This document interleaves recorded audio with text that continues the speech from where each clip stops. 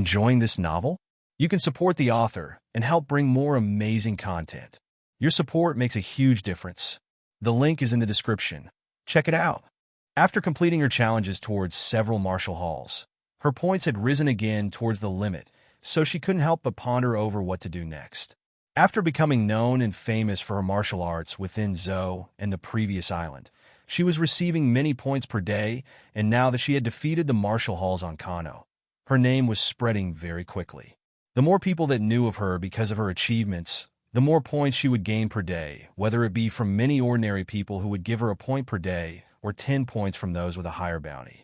Her next targets were the Chinjo family, and their bounty or overall strength would be higher than 100 million to challenge for 100 or more points per win, but also the bonus points from gaining their recognition of them and the army behind them every day that follows.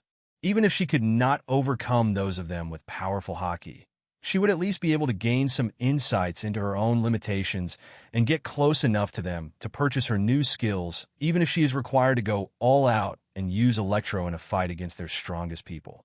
After many days of challenging each martial hall and gaining more familiarity with her skills, she moved on to the next part of the plan. Alyssia stood outside of the place where the Happo Navy were located and set up a sign saying, "Challenging any and all members of the Happo Navy to a duel. Wagers can be made if you wish to make the fights more fun."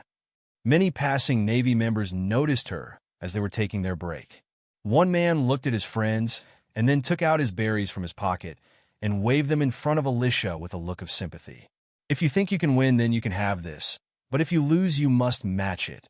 He had seen many people put up signs to scam others out of their money or various ways to catch the attention of the Navy, so he just felt that Alyssia was just another beggar without a job who was here to cause trouble.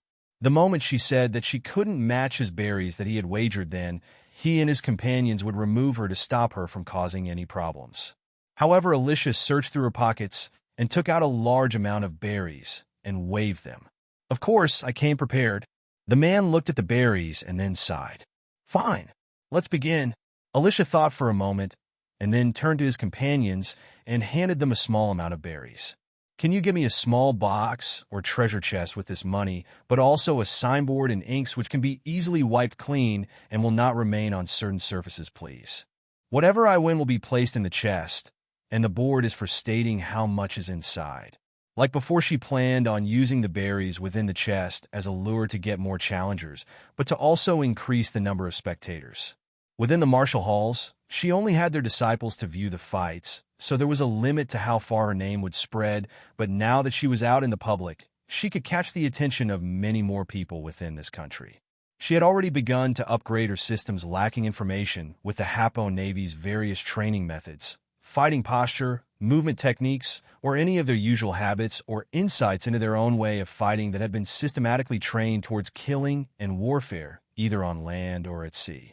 The battle quickly began, but for a low-level grunt within the Happo Navy, he was very quickly defeated. The berries were placed inside the small treasure chest and locked shut as she wrote on the board the amount of berries that was inside. She placed it down and wrote on another one the conditions for winning the berries within the treasure box and the minimum fee to challenge her for it. She looked at the remaining people standing there and said, "Do you all want a chance to win back your friend's berries, or do you wish to take up my challenge without any wager? I do not mind the use of cold weapons or a fight against many people." Alyssia knew that her experience fighting many opponents at once was quite low compared to one-on-one, so she needed to gain more familiarity with it. For now, she could practice going up against two people at once, and then slowly increase the difficulty a little at a time. She saw that only two of them seemed to have the intention of joining the battle, so she put forward the challenge since she could use this as a chance to practice some of her newer and less used moves. The two people within the crowd stepped forward and tossed the berries towards her, which she sealed within the small treasure box and wiped out the previous writing and wrote the new amount on it. It wasn't long before the fight began, and the two opponents began to attack her in sync with each other, which showed their teamwork and refined skills that they had built up from fighting side by side within the Navy together. Alyssia couldn't help but be a little impressed because unlike the previous military that she encountered on the last island, this Navy was very strictly trained and very experienced with warfare. Those that had gone through many life and death trials with their comrades were always going to be on a different level and could adapt to many changes to keep themselves alive while on the battlefield. This was a skill that she lacked because she had not truly experienced a real life and death battle, so this type of combat and pressure that they created excited her. Some attacks would come from one side, which she would have to block or avoid, which would be followed by another attack from the other opponent, or other times there would both adopt tactics to strike at her at the same time to trap her in place and split her focus. However, after several exchanges, she quickly grasped the rhythm of their movements after taking her time to find out their flaws, and then went on the offensive. She moved quickly towards the closest person and pushed them back with a kick, and then turned her body to avoid the other person's punch. She used the spin that she had created from turning her body to turn into a roundhouse kick, which they blocked by putting up their guard near their face, but the impact was enough to knock them off balance. She quickly backed up and saw the approaching partner who had recovered from being pushed, and approached them as she had stepped back. She was close enough of a distance to be out of the range of their fists, but also allowed her next move. She took a step and turned her body, making it look like she was going to kick them again, but this time she jumped in between the two of them with both legs raised high, and turned her body so that she could kick out in different directions to strike two opponents simultaneously. One kick landed on the side of the opponent's face, which knocked them out, while the other only caused so much damage to knock him to the ground and leaving them a little dizzy, but they quickly raised their hand and spoke. "I forfeit." Their companions quickly picked up their bodies and left before they attract any more attention and bring shame upon their navy. Seeing them leave, Alyssia could help but reveal a look of disappointment as she thought, "I haven't even gotten excited enough to use my true skills. Maybe if I get more difficult opponents, it will be different." Most of her battles had only been at the level where she could only use the basics, and against two opponents, a jumping scissor kick that she had rarely had the chance to use had become the move that would end the fight. However, with her vaulting and wall-running skills from her climbing or parkour skill, her powerful legs that had been a part of her kangaroo mink race allowed her to use her opponents as stepping stones to vault over, walls to push off of, or to run across. This made it very easy to gain more air and spin within the air when she had jumped towards an opponent and attacked them. During a battle with many opponents, she could use the force from her jump towards an opponent and push off their body towards another direction to land a similar attack on the next opponent within range until she has gotten to the final person and landed a strong enough kick from all of the momentum gained from her previous built-up force, but at the same time disrupted the battle formation of the enemy and even brought several of them down. Some of the martial arts that she had used were also somewhat useful to be used when vaulting over an opponent and fighting many enemies.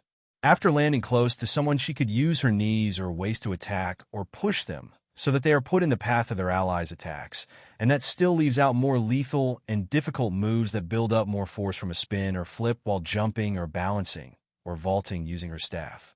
Within the Hapo Navy headquarters, the word about the challenges began to spread very quickly as her victories began to increase. However, it had yet to reach inside the upper ranks of their headquarters, but just as Chinjo was sitting at his desk going over the war expenses, there was a knock at the door. A foreign visitor had requested a meeting with him through his contacts and had stated that their aim was to pass on a message that may catch his interest and align with one of his goals or desires. Intrigued by such a bold statement, he allowed entry to the person and let him be escorted to his private room. A man with slicked-back grayish hair walked into the room, wearing a black suit and tie, and held a cane in his hands, which showed that his status was one of either high rank or he worked for someone that came from a rich background. Chinjo evaluated him carefully and then spoke. "What is your purpose?" Alfred bowed, showing his respect for the old man opposite him, but also showed his efforts from practicing with some of the booklets that had been written and placed within the ship. "My master has asked me to make contact with you specifically to arrange a meeting between you two." Chinjo frowned and spoke coldly. "Is that all? If that is it, then you can leave. I have no interest." Alfred seemed to be unfazed even if he was putting up a front. He still stepped forward under Chinjo's displeased gaze and took out a letter from his inner pocket of his suit jacket, then placed it on the desk. "Please make a decision after reading my master's letter. I will be leaving now. I hope to hear from you soon." He bowed respectfully once more and left the room only to be escorted out of the headquarters. As he finally got out of the headquarters and was closer to the docks, his weak knees almost made him fall over, so he stopped himself and wiped the sweat from his brow. Wow. So that is the person who clashed with the hero Garp, GOLD Roger, and Silver's Rayleigh during his prime. Even if he has weakened over the years, he is still terrifyingly intimidating in person. Although he did not wish to provoke such a person, he had been ordered to arrange a meeting and pass on the letter, so he had to handle his task, so that no big conflict comes from this, and Alyssia can achieve whatever goal she had in mind. Meanwhile, Chinjo sat in the room with his grandsons Boo and Sai, who had just finished their training. Boo laughed at his brother, who was mocking him for not training seriously, while Chinjo watched their usual behavior. But he turned to Sai and spoke. Your fiancé has been chosen to develop stronger ties with the Nihon Navy, and you will be Alyssa's 26th husband. With this, we can build a strong alliance between the two Navy presences within the country and fend off any foreign invaders. Sai seemed to be uninterested in the political side of things and agreed to his grandfather's request. I do not really care who I marry, so do as you please. He looked around and saw something on the desk and picked it up. Gramps, what is this? Why haven't you opened it? Boo also seemed to be interested as he tried to snatch it from his brother's hand, but was quickly avoided and scolded once again. You still lack proper training. You will never be able to get the better of me unless you train seriously. His quick reflexes and strength that he showed within that moment were enough to show off his physical prowess that would later be revealed to match his 210 million berry bounty that the world government would give him after the Dressrosa arc. However, this did not stop the letter from leaving his hands, as the previous 542 million berry bounty. Chinjo had quickly moved to snatch it from his hands as he coughed. Even if I am weakened, you still cannot match me, so you still need to train even harder if you wish to inherit my Navy fleets. Sai had a serious look in his eyes. Gramps, I will soon become a powerful leader of the Happo Navy, so don't you wait too long for me to achieve my goal. With the loss of the Chinjo's drill technique to break the ice sheet, Chinjo had despaired over the family's future and hoped that his grandson would be able to succeed him before he dies of illness or old age. The political marriage was to secure a future for the family, but also build strong enough ties so that the family can survive without him. But if the family's technique is revived, then he would become hopeful for the future once more. However, right now, his grandsons who had shown the most talents were still growing and had yet to perfect their technique, so he had no choice but to strictly arrange their lives. If they gave him enough reassurance, then perhaps he would allow them to marry whoever they like and live as they please. He looked at the letter and opened it and read, Dear Chinjo, this is Alyssia Lucine, an explorer and martial artist. I have a goal to become the strongest person in the world and require your assistance to make that happen. He began to laugh halfway through, as if he had just seen something ridiculous, but continued. I know that you have darkness in your heart that will not be extinguished until you have revenge on Monkey D. Garp or one of his descendants. However, many powerful fighters stand in my path as the top world powerhouses. Garp is among them as a purely physical fighter, so there will be a time when I may fight him. I know that he left you with a large wound in your heart.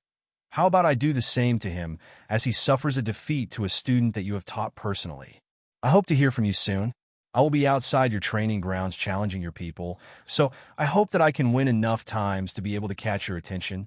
Chinjo suddenly had a look of rage on his face after reading out the part about Garp, so when Sai noticed his change, he spoke. Take a deep breath and calm down. Who is this person? Chinjo shrugged. I do not know. Never heard of her, but this can either be taken as a joke or a serious letter. I hope they are not joking, otherwise they will suffer for angering me on purpose. Boo, you go watch the changes and report back to me. If you get the chance and feel this person is worthy, challenge them. Although he had been provoked, after calming down, he was able to rationally strategize his and his grandson's next movements without much delay. The letter was designed using his deep grudge against Garp to drive him out of his headquarters and also catch his interest. So long as she proved her worth, then it would not be long before one of the grandsons of the Chinjo family would arrive in front of her. As instructed, Alfred was to leave right after delivering the letter to avoid being caught up in the heavy atmosphere that was created by provoking Chinjo and suffering from his outburst. Hey everyone, Quantum Audiobook here. Sorry for interrupting, but if you're enjoying this content, please consider subscribing to the channel. Also, feel free to share your thoughts on this novel in the comments and don't forget to like the video.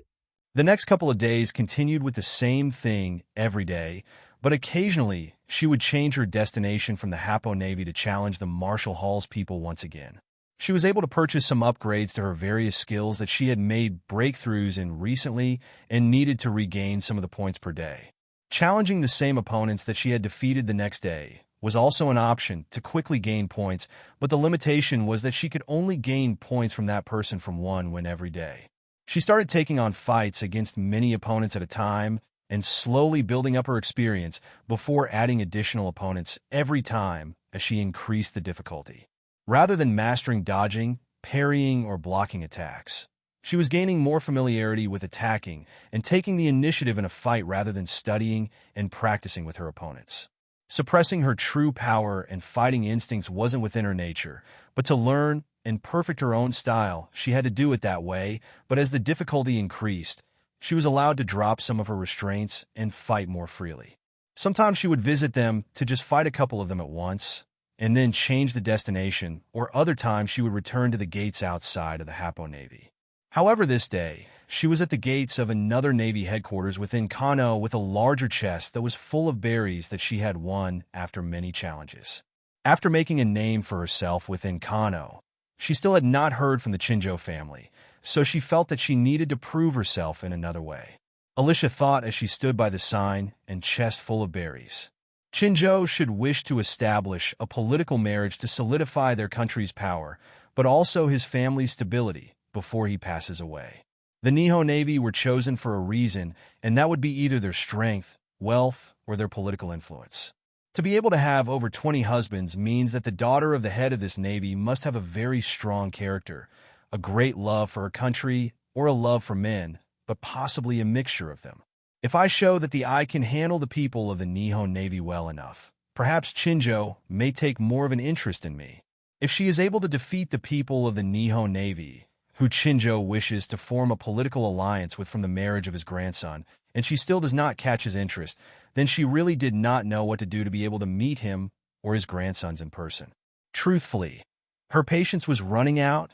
After defeating another easy couple of opponents and stealing their skills, knowledge, and experiences, she leaned back against a wall and revealed a look of irritation as she thought, "Should I just jump over the walls and infiltrate their camp at night?" This was not an impossible task according to her thoughts and previous experiences. Her quick movements and concealment skills were more than enough to be able to sneak inside, so long as she did not try to alert anyone by suddenly trying to assassinate someone. Even Luffy had a hard time locating the minks within the forest that had completely surrounded him around 3 years in the future, and she had trained with the Guardians by the best of them who were able to accomplish such a feat. It should be noted that this was before he had advanced his observation haki to be able to counter Katakuri's future sight version of observation haki, so it was never stated if he was able to sense any hidden opponents with his upgraded haki, so she was unsure about what level Chinjo had reached with his own observation haki, and if he would be able to find her or not. In the end, she shook her head. It would be best to not offend him just to get some skills from him, even if they are important. It would best to be patient. While she was caught up in her thoughts, a blonde-haired and muscular woman appeared before her with her arms crossed over her chest. She had a large square chin and large face that looked similar to the style of the people from the Okama Kingdom. She revealed a look of interest towards the person opposite her, who was also a strong female, but also from outside of the country, which was revealed by her unique race. Alyssia looked up towards her and revealed a look of surprise. Damn, why her of all people? Alyssia is a character which was shown to be able to beat up Sai severely after their engagement was broken in around 3 years. To be able to cause so much damage to him, even if he did not fight back, means that her brute strength is quite high, so if she had a bounty, then it may be estimated to be between 100 to 300 million berries. Even if this person did or didn't have poor combat skills, she could be praised for being able to build her body up to become so physically strong. Alyssia quickly closed her eyes and requested the system to collect the skills that were available to be gained from her, and then open her eyes with a look of provocation on her face. Are you here to take on the challenge? Are you strong enough for me to be able to fight properly this time? She had been so tired of holding back her strength against weak opponents after leaving Zou but at the same time, her duels against opponents like Cat Viper were usually too difficult to let her fight to the best of her capabilities because he was able to suppress her with his much higher strength, agility, and endurance. Alyssia smiled upon being provoked. I just hope that the rumors are not wrong. I have heard many things about you recently, and you just had to set my father's navy as your next target. Of course I would come to test you. Alyssia nodded and then asked, wager or no wager? Alyssia looked at the younger lady with animal-like features up and down, and then said, I do not think that we have a need for such things. How about we fight every day from now on if you can last long enough against me? Although she did not underestimate her opponent, she still had a feeling that she would come out the winner in the end, as she was confident in her skills. However, she had greatly underestimated her opponent, who had great strength hidden within her young and slim body shape. Alyssia smiled upon receiving her confirmation. I hope you do not go back on your word. I also wouldn't mind fighting at your strongest fighters in your navy. Being able to defeat someone and gain more than 100 points every day from her alone was something that she did not wish to miss out on. Alyssia replied as she charged towards her. If you wish to get to challenge him, then you must defeat me first. Suddenly, a fast-paced battle began to take place outside of the gate of the Nihon Navy. Many spear-like kicks began to clash head-on with Alyssia's combination of kicks, punches, and attempts to grapple her at a fast enough speed that it was difficult to catch if viewed by the eyes of ordinary people. After warming up a little and getting used to her opponent's movements, Alyssia laughed happily. Now I can finally be a little serious. Suddenly her movements became quicker as she evaded many of the attacks of her opponent, using her natural speed advantages and additional leg strength to cover more ground with each step or jump. Circling and taking advantage of her greatest strengths, she very quickly grasped her mini-o. 1 second she stopped next to the opponent within range for a kick, and the next she had jumped up while twisting her body around as her heel struck towards the neck of her opponent. Just as her kick was about to hit its target, Alyssia suddenly changed her stance and raised her arm to guard her neck as the veins began to show as she tightened her muscles to block the kick more efficiently. However, this was not the end to the attack upon her, as Alyssia's body still continued to spin as her heel came in contact with her arm. The next kick that followed was a roundhouse kick that was aimed towards her temple. However, just as the kick was about to land, Alyssia used the strength of her body to push the leg that had come into contact with her upwards, which made the second kick lose most of its force and missed the precise target just before Alyssia was thrown into the air. Suddenly, her tail began to move and her body bent so that she could get a better distribution of her weight to correct herself in the air, but also begin to flip her body through the air as she was going upwards. As she reached the maximum height that she could reach, she looked down at her opponent, who was recovering from the 2 strong blows that had heavily impacted her, even if the first was blocked and the second did not fully connect.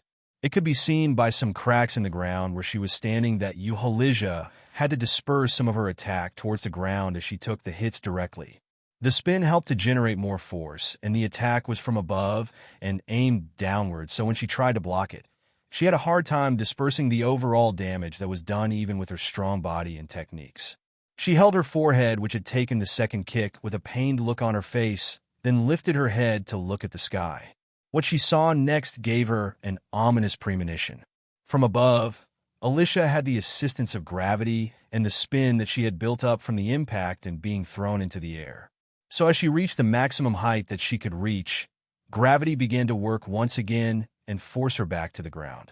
On her descent, she kept flipping her body forward, as if calculating the motion of her flips, but also the time of herself reaching the ground again, when suddenly she was getting closer to her destination.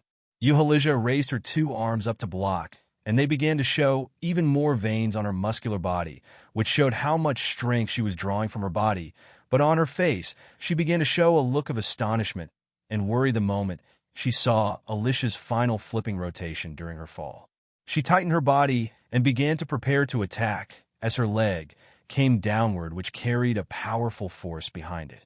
A single heel came down and struck against the raised arms that was positioned in an X shape, but it seems that the guard and strength were not enough to hold out. Alyssia's knees began to bend as she was put under heavy pressure from the kick as it came into contact with her. She did her best to disperse the attack again with her body's movements, and the ground beneath her began to crack, but this time it did much more damage and spread around her as if the ground would soon break apart and she would fall into a hole that was created. The heel kept pushing through with a strong force behind it, and suddenly the guard that was raised was broken through. As the heel passed through gap that was created in her arms that were raised, the heel came into contact with her face. Alyssia fell backward after being hit by the overwhelming force and lay unconscious on the cracked floor that surrounded her, while Alyssia completed her landing while using her tail to help balance her body and disperse some of the force from the fall as she landed not too far away from her. Alyssia looked at the body of the muscular and masculine blonde lady and couldn't help but praise her. Good fight. This battle truly let her practice and put to use some things, but also discover some ways in which she could be countered while performing spinning or combo kicks after jumping when using close to her full strength against someone just about as strong as herself, even if there was still a difference. She turned to the watching Navy soldiers who stood there with their eyes popping out and their mouths wide open after suffering from a huge shock. I think it would be wise to escort her towards the nearest medic just to check her over and provide some basic first aid. I doubt she will suffer any real damage, but you cannot be too careful. She did not hear any bones crack, but her kick did knock out her opponent, so it was best if she was taken care of until she woke up. She flashed a wide grin to them all and said, "Tell her I will be happy to fight again tomorrow, and if you all wish to take part too, then I will be happy to join you all." Before they could respond, she quickly picked up her sign and treasure chest and ran away, leaving them behind and really confused. While they stood on the spot for a few seconds, one of them suggested, "Should we carry her ourselves, or should we ask the leader or one of her 25 husbands to carry her?" They were not sure if it was inappropriate or not for them to be touching the daughter of their leader without her permission, so they couldn't help but worry about receiving punishment for doing so, or for leaving her lying there on the street in her current state. Another one of them spoke up. "Where did such a girl come from exactly? How scary. What did we all ever do to provoke such a person?" In their eyes, Alyssia turning up to fight was simply just harassing and bullying them after they had witnessed the strength displayed against Alyssia. After discussing for some time, it was finally decided that they would ask for some nearby females to help place her body onto a stretcher so that they could carry her away.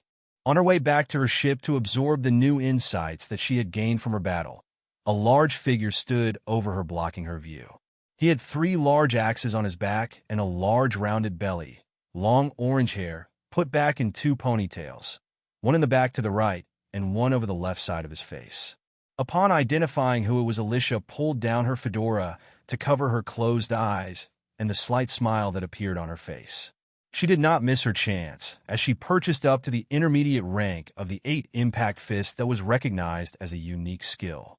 She waited for him to speak and quickly scanned through the beginner rank of the skill. 33,300 points were removed from her maxed out 5 million points in an instant just from this one action. She then opened her eyes and looked up at Boo, who was standing above her observing her every action.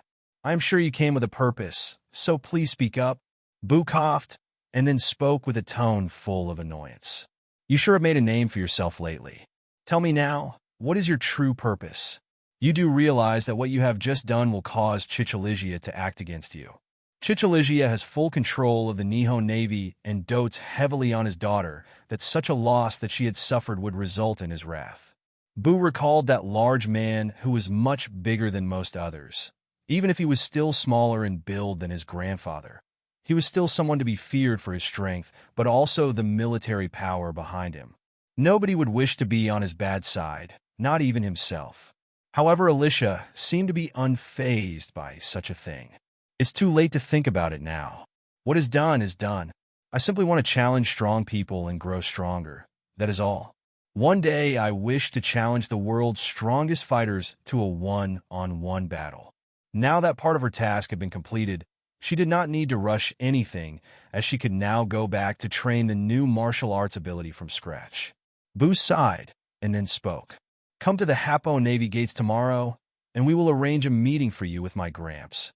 Boo's mastery of the family technique was only around the advanced stage and was focused more to fit his own fighting style, mostly using his elbow to attack while his hands are holding onto his axes to either throw them or hack and slash at his enemies.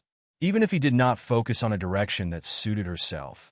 The core teachings and techniques were still there, which would allow her to grasp the skill and apply it towards herself. The same goes for Chinjo, who focused more on his punches after his drill-shaped head was flattened by Garp's punch, but before then he did master the technique, so his high mastery was something she needed. Sai, however, was the main target for to gather more specified knowledge and experiences towards not only his use of the technique using his legs, but also his high acrobatic and staff skills. This was one of the main reasons why Alyssia had chosen to stay on this island for some time, but of course Chinjo's high mastery of the 3 hockey types was also something that had brought her here. Alyssia cupped her hands as a sign of respect towards Boo and said calmly, "I will be there. See you tomorrow." Just as she finished speaking, she ran past him at a very fast speed towards the direction of her ship, but stopped in front of a small box to see if there was any changes. However, the kitten was still there, so she stepped into a nearby store and bought it some cat food before leaving. The small cat eyes pitifully looked at the retreating kind lady's back once again as she left. Its eyes revealed a look of disappointment, and then took its paw pads off the side of the box and began to eat its cat food inside the box. After finishing the cat food, it let out a small pitiful cry, as although its stomach was full, it still was feeling very lonely. Inside her room, Alyssia began to review the beginner part of the skill that the system had organized neatly for her to begin training in. It showed many examples on how to use one's feet, knees, hips, body, shoulders, elbows, arms, and head to attack to create a shockwave or strong impact that could be a little similar to Whitebeard's Quake Devil Fruit. The ability to generate and control vibrations is similar to the Quake Fruit in some ways, but the Hasoken is more focused towards creating concentric waves as opposed to the Quake Fruit's apparent bubbles of concentrated seismic energy. If she had just casually picked up this ability without understanding the concepts behind it, then she would struggle, but after years of scientific study and constantly learning new things as she traveled, she was able to grasp the meaning behind the techniques as they were displayed. Now all she had to do was grasp the use of her limbs so that she could create this effect during her attacks. One of the greatest things about this ability was much like the 6 styles of the world government. It allowed the user to gain a greater control of their body to use high precision and deadly attacks. She began to train while focusing her specialty towards her feet, knees and hips, but mostly focusing towards her feet. It also helped that she had collected many types of martial arts along with the Hapo Navies and Boos to help the system easily organize her training plan to follow and adjust her own style to suit her newly added unique skill. As she looked at the changes, she almost bowed towards the system, which had made everything so much easier to grasp and understand. She stood up and then walked out onto the deck of the ship to begin training. Now is the time to adapt to the changes of my leg martial arts, but also grasp the principles behind the technique as I practice. From there, I will be able to step towards the next stage. After mastering the beginner skill, she can quickly build upon that with the basic and intermediate versions that she had also purchased. Perhaps it was her talent in leg martial arts, but the movements of the 8 impact fists that she had chosen to focus on was much easier to grasp and gain familiarity with very quickly. Although she could not yet create a shockwave, she believed that it would not be long until she would find a feeling for it, so long as she continued to practice. However, kicking towards the air or shadow boxing was not enough of a challenge to let her grasp this skill at the fastest pace. She stopped and shouted towards Nika's room. "Hey Nika, can you make me some durable training dummies that are heavily armored?" Nika's tired voice was heard from behind the door. "Another request? Fine. I will see what I can do, but why don't you just buy some heavy shields or armor and just get someone to wear them or stick them on a training dummy? That would be easier and less bothersome to make. After all, most of the humans that use such things will not have that durable of a body anyways. Otherwise, they wouldn't use them to begin with." Alyssia paused and then agreed. "Fine. You and Archie can make some wooden or metal training dummies that will be secured on a part of the ship for training. We can just put the armor on them when training with certain other destructive techniques." Nika paused and then added, "Send someone to gather more materials, and we will have some of it made right away." Suddenly, Alyssia remembered something that had slipped her mind, but she had no choice but to ignore it for now, as she had more important things. While this was happening, things were beginning to become stormy within the country. Alyssia looked at his daughter's sleeping body, but also her arms and face that were beginning to swell up and bruise. He then stood up quietly, containing his emotions until he left the room. When he reached a big enough distance and came across his assistant, his temperament completely changed. He suddenly exploded with rage as he slammed his fist into the wall, leaving behind a large hole after he pulled his fist back. His assistant was shook up by the sudden outburst of his leader and stepped back while showing how startled he was. "Master, what is wrong? I only just got word that something has happened, but I do not know the details. How about we both go into the office to talk and calm down over a cup of tea?" Alyssia had looked at the damage he had caused and then back at his assistant, and then replied, "Fine, we will do that." When he arrived in his office, he sat at his work desk as his assistant began to pour the tea for him. He slowly savored his tea and calmed his nerves. "Thanks, I feel better now." His assistant began to ask, "Master, so what has happened?" Alyssia took a deep breath to contain his anger from bursting out again, and then explained, "It seems that someone has appeared and has been challenging many military and martial arts facilities recently. My daughter found out that that person had appeared at our gates and was challenging our soldiers. Either to win back our honor or simply curiosity, she took up the challenge and lost. Right now, she is in the medical room after being beaten unconscious." The assistant then gasped, "How? How could this be? The young lady has never been beaten so badly in a very long time." He was very surprised upon hearing this news. The young miss had only lost during her youth, but as her determination grew with every loss, the more she had trained until she reached the stage in which she could win against the strongest people within the Nihon Navy. She had climbed up from the bottom to reach this stage and would take over as the next leader once her father has retired, and then pass it down to one of her children born from her many husbands when she is too old to hold her position. It was expected that she had reached a stage where she would have very few rivals besides her father, Sai, Bu, and Chinjo. At least within the country, she should be safe from harm. The news that she had been defeated was something that had caused a great disturbance to the assistant, but most of all, her father was upset about it the most out of everyone. His anger flared up again and hit his desk. "Where is that person now? Bring them to me immediately." He wished to beat that person into the ground so that he could relieve the anger that he was feeling deep inside. The assistant bowed his head and then said, "I will have it done right away." However, just as he was about to leave and order the Nihon Navy to go towards the docks to search for the foreign troublemaker, the door was knocked on from the outside. The assistant opened the door, and a soldier had stood with a letter in his hand. This was to be delivered to the leader right away. Alyssia raised his head and said, "Bring it over and wait a moment." The assistant followed his wishes and stood nearby as his leader had finished reading. Suddenly, Alyssia gnashed his teeth and tore apart the letter. "Damn that Chinjo! You sure have the nerve to request this of me." The assistant looked a little confused. "What is it?" Alyssia closed his eyes while massaging his temple. Then, after he had calmed himself down, he spoke. "Chinjo requested me to not act against the foreigner. It seems that he is determined to protect them." The assistant wiped the sweat from his brow and then replied, "Then it is lucky that we did not leave right away. What should we do now? If they had left to capture the foreigner right after finding his daughter in that state, then there may be a risk of the two navies' alliance becoming less stable, especially if the Happo Navy intends to nurture this person." Alyssia was lost in thought, then replied, "Wait and see how my daughter is when she wakes up and find out the details from her, but also investigate anything that we can on this foreigner, so that next time we will not be caught off guard by anything again." The assistant bowed respectfully and left the room to carry out his leader's wishes. A little while later, Alyssia woke up in the medical room and let her father know about the details of the duel and the terms that were discussed. Alyssia was upset over what had happened, but then Alyssia smiled and explained, "Do not worry. It had been a long time since I have been defeated. It just means that I have not been working hard enough ever since I have reached this stage. I have grown too complacent." She was upset that her arrogance had gotten the best of her, and that her attention was split between the Navy duties, but also her 25 husbands, so much that she had been slacking on her training recently.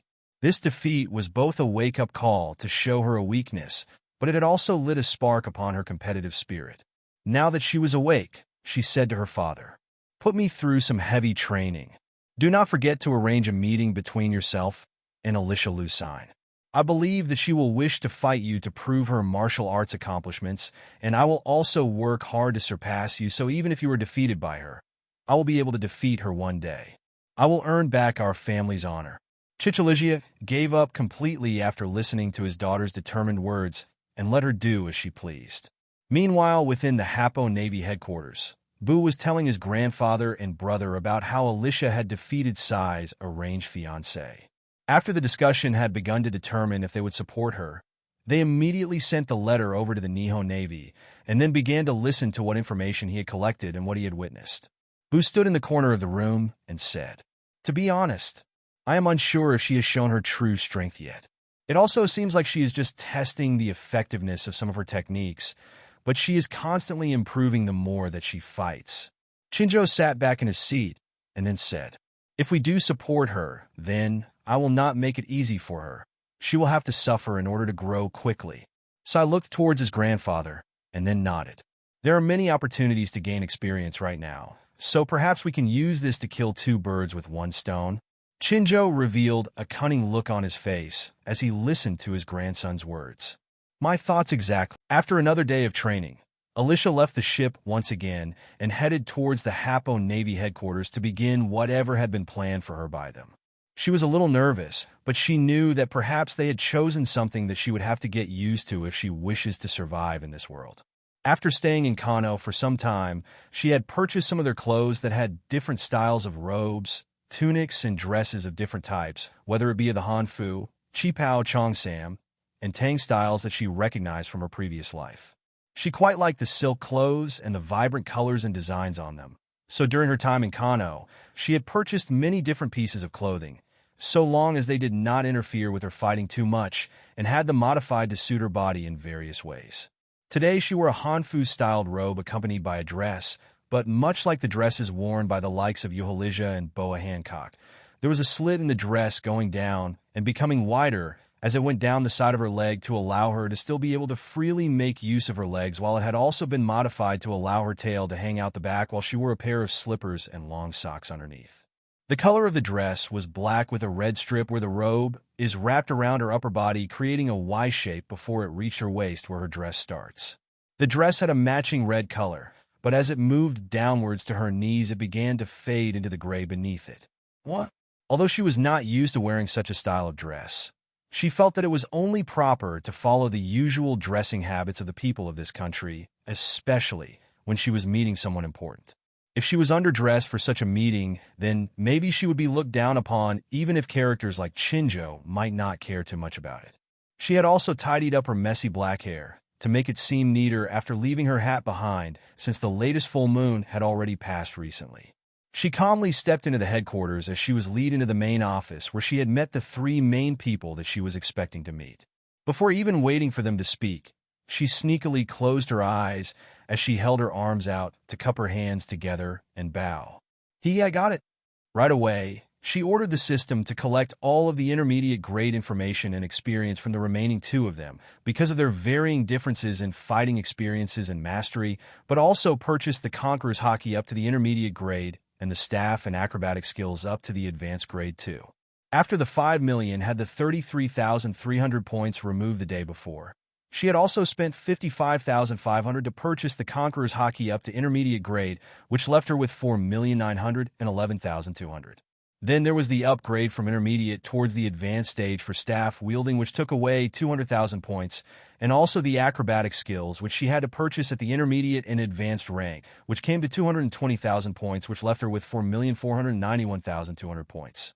After pondering over her choices in front of herself, she very quickly purchased the advanced and expert grade of the 8 Impact Fist, which reduced her points by a large amount, reducing it by 300,000 points, leaving her with 1,191,200 points. Happy with what she had purchased, she had begun to put the remaining points towards purchasing the reduced leg martial arts master or expert skill upgrade, so that she could quickly gain most of Sai's insights and experiences with his own techniques up to that level. As her skills were already a certain percentage into the master level of leg martial arts, it was easy to learn things that were considered inferior techniques, and moves to improve herself a little or adjust her form. But now that she had the points and a person who focused more towards the lower half of the body and was considered a master of his own style of combat, she had no choice but to spend her points. The talent from her secondary profession also allows a reduction on the cost of upgrading those specific skills of leg martial arts and navigation, but she also had a 3% mastery, as she had left so, which also includes the additional mastery percentage that she had gained during her time practicing and gaining more experience. More than half of the 2 million points were no longer needed to be paid, so she was able to buy it with the points that remained, leaving behind 380,000 out of 5 million points. She would continue spending, but she felt that it was best to leave things as they are for now and focus on what she had purchased until her points begin to fill up once again, even if it may take a while. After checking her skills, she felt that perhaps she could find an advanced chef to upgrade her cooking skill further now that she was gaining more practice and even more recipes, and also upgrade her navigation while she was at it, since she had also gained more experience while on the sea and drawing sea charts and island maps. Just as she had bowed and collected the skills that she wanted, Alyssia opened her eyes once again and spoke. Alyssia Lucine greets the Chinjo family. Chinjo did not display any sign of emotion on his face as he observed the young lady in front of him while his two grandsons watched from the side quietly. "So, you wish for me to take you under me and provide you with some training?" Alyssia responded calmly. "Yes, I am in need of training to perfect my martial arts and grow stronger." Chinjo closed his eyes and then sighed. "Fine, I will do it, but do not expect me to go soft on you. First you will fight my grandsons to find out what stage you are at, and then, after assessing you, I will decide on your training. This time you have no need to hold back your strength." Alyssia was very excited to experience the techniques and clash against them. After studying and training in it for a short time, she still requires some experience to observe and feel out the technique firsthand to gain further insights. As excited as she was, she maintained her composure and calmly followed them towards the training grounds. Upon reaching the destination, Bu stepped forward and said, "You will have to fight me first." Alyssia calmly watched her opponent and took a fighting stance. "I accept and am ready to fight." Chinjo waved his hand to signal the start of the fight, while Sai stood back to watch. Just as the battle began, Bu threw a large axe right towards her to make the first move in the fight. After starting with a lethal move right from the start, he moved closer towards Alyssia, who quickly moved out of the way of the axe. Although he seemed to have gained the advantage in the fight from his first move, Alyssia moved quickly to the side and then towards him as she lowered her body to dodge to next axe swing. It narrowly missed her, and what followed was a kick towards his stomach as she turned her body to knock him off balance with a pushing side kick. Bu took the hit and was pushed back a little, but seemed not to be suffering too much as he moved forward in close range to begin attacking and putting Alyssia under a lot of pressure once again. The next axe swing was towards her waist, but she jumped up high and spun her body as she traveled over the axe. Her body spun around, and her heel came into contact with the side of his face. Now that she was able to use her full strength against others, she was able to use her instincts and speed to grasp many advantages that were given to her. Her opponent's wide axe swings were easy to predict, so she was able to avoid it and counterattack very quickly. However, when she was up against Bu, she had to be careful to not get too close to his elbow when she is unable to build up enough strength at a close range to counter his main attack. His tactic was to hit her with the axe, and if she attempts to break past it, his arm that had completed the swing of the axe would come back, and his elbow would go towards his opponent. However, Alyssia had decided to take up an approach where she would land quick kicks with not a lot of power and spin behind it, but also much smaller movements. After completing the kick, she quickly moved out of range as Bu began to stabilize himself. Through many years of tough training, even if he slacked on his training, he had developed a tough body capable of enduring strong attacks. Ignoring the sharp pain on the side of his face, he pushed forward towards Alyssia, who was regaining her footing on the ground, and swung the axe around in the opposite direction, but this time he released the axe from his hand. Alyssia leapt out of the direction of it and rolled across the ground and back on her feet, when suddenly she ran directly towards him before he could grab his final axe from his back.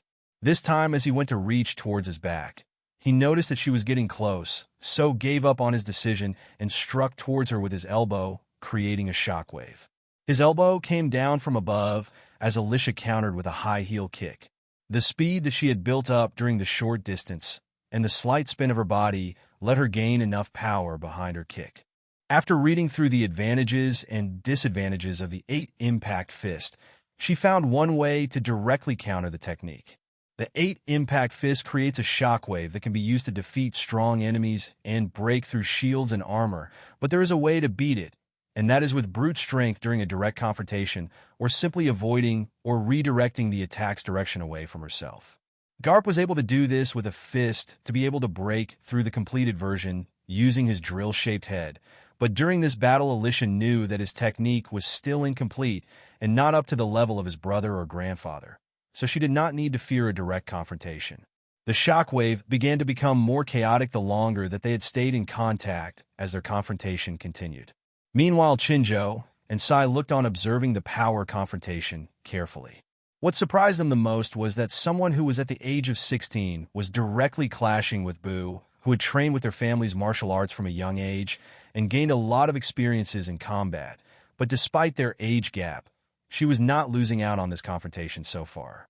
In fact, she seemed to be testing things out and correcting any bad habits or failures that she had previously found herself to have during the battle against him, and adapting to Bu's style of fighting that traps his opponents at a close range after they have broken past his axe, lessening the power that can be built up before his opponents can either try to escape or face the direct confrontation against his elbow strike. Most would fall victim to this trap and be unable to gain enough power behind their kicks or punches to counter the 8-impact fist for their current position, but Alyssia's approach was to enter within his range and disrupt his rhythm before retreating again, then repeating the cycle. Their first clash ended with both of them being pushed back from the center of the clash between them. However, Chinjo caught the glow of excitement in Alyssia's eyes as if she had gained something big from that clash.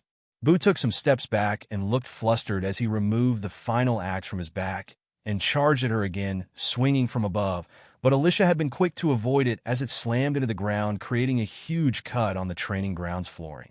As if sensing something wrong, he immediately stepped back and let go of his grip on it as a slim figure stepped onto the axe's handle that was secured in place and used it as something to get a higher ground and something to jump from. This time, as she was coming down, she performed a downward crescent kick that clashed against Bu's elbow. However, something seemed a little strange, as if two forces that were of the same nature clashed against one another, but one of them was only so miniature that normally nobody would have noticed. However, Chinjo's eyes did not miss it as he thought. This is a special talent that must be cultivated at all costs, but it is dangerous to pass on our family's martial arts to her. Or would it instead be beneficial to us? Would she be able to take our martial arts to a higher place and really beat Garp one day like she promised? A look of conflict was on his face for a moment, but he discussed it very quickly as he watched the conclusion of the fight. Several clashes happened just like this with various changes of tactics and use of the environment to create more chances to gain an advantage. Sometimes Bu would be able to get into a position where he could retrieve one of his axes after the direct confrontation, and then the hit-and-run tactics would begin again from Alyssia to wear him down until he threw it away or had to discard it after missing his axe swing.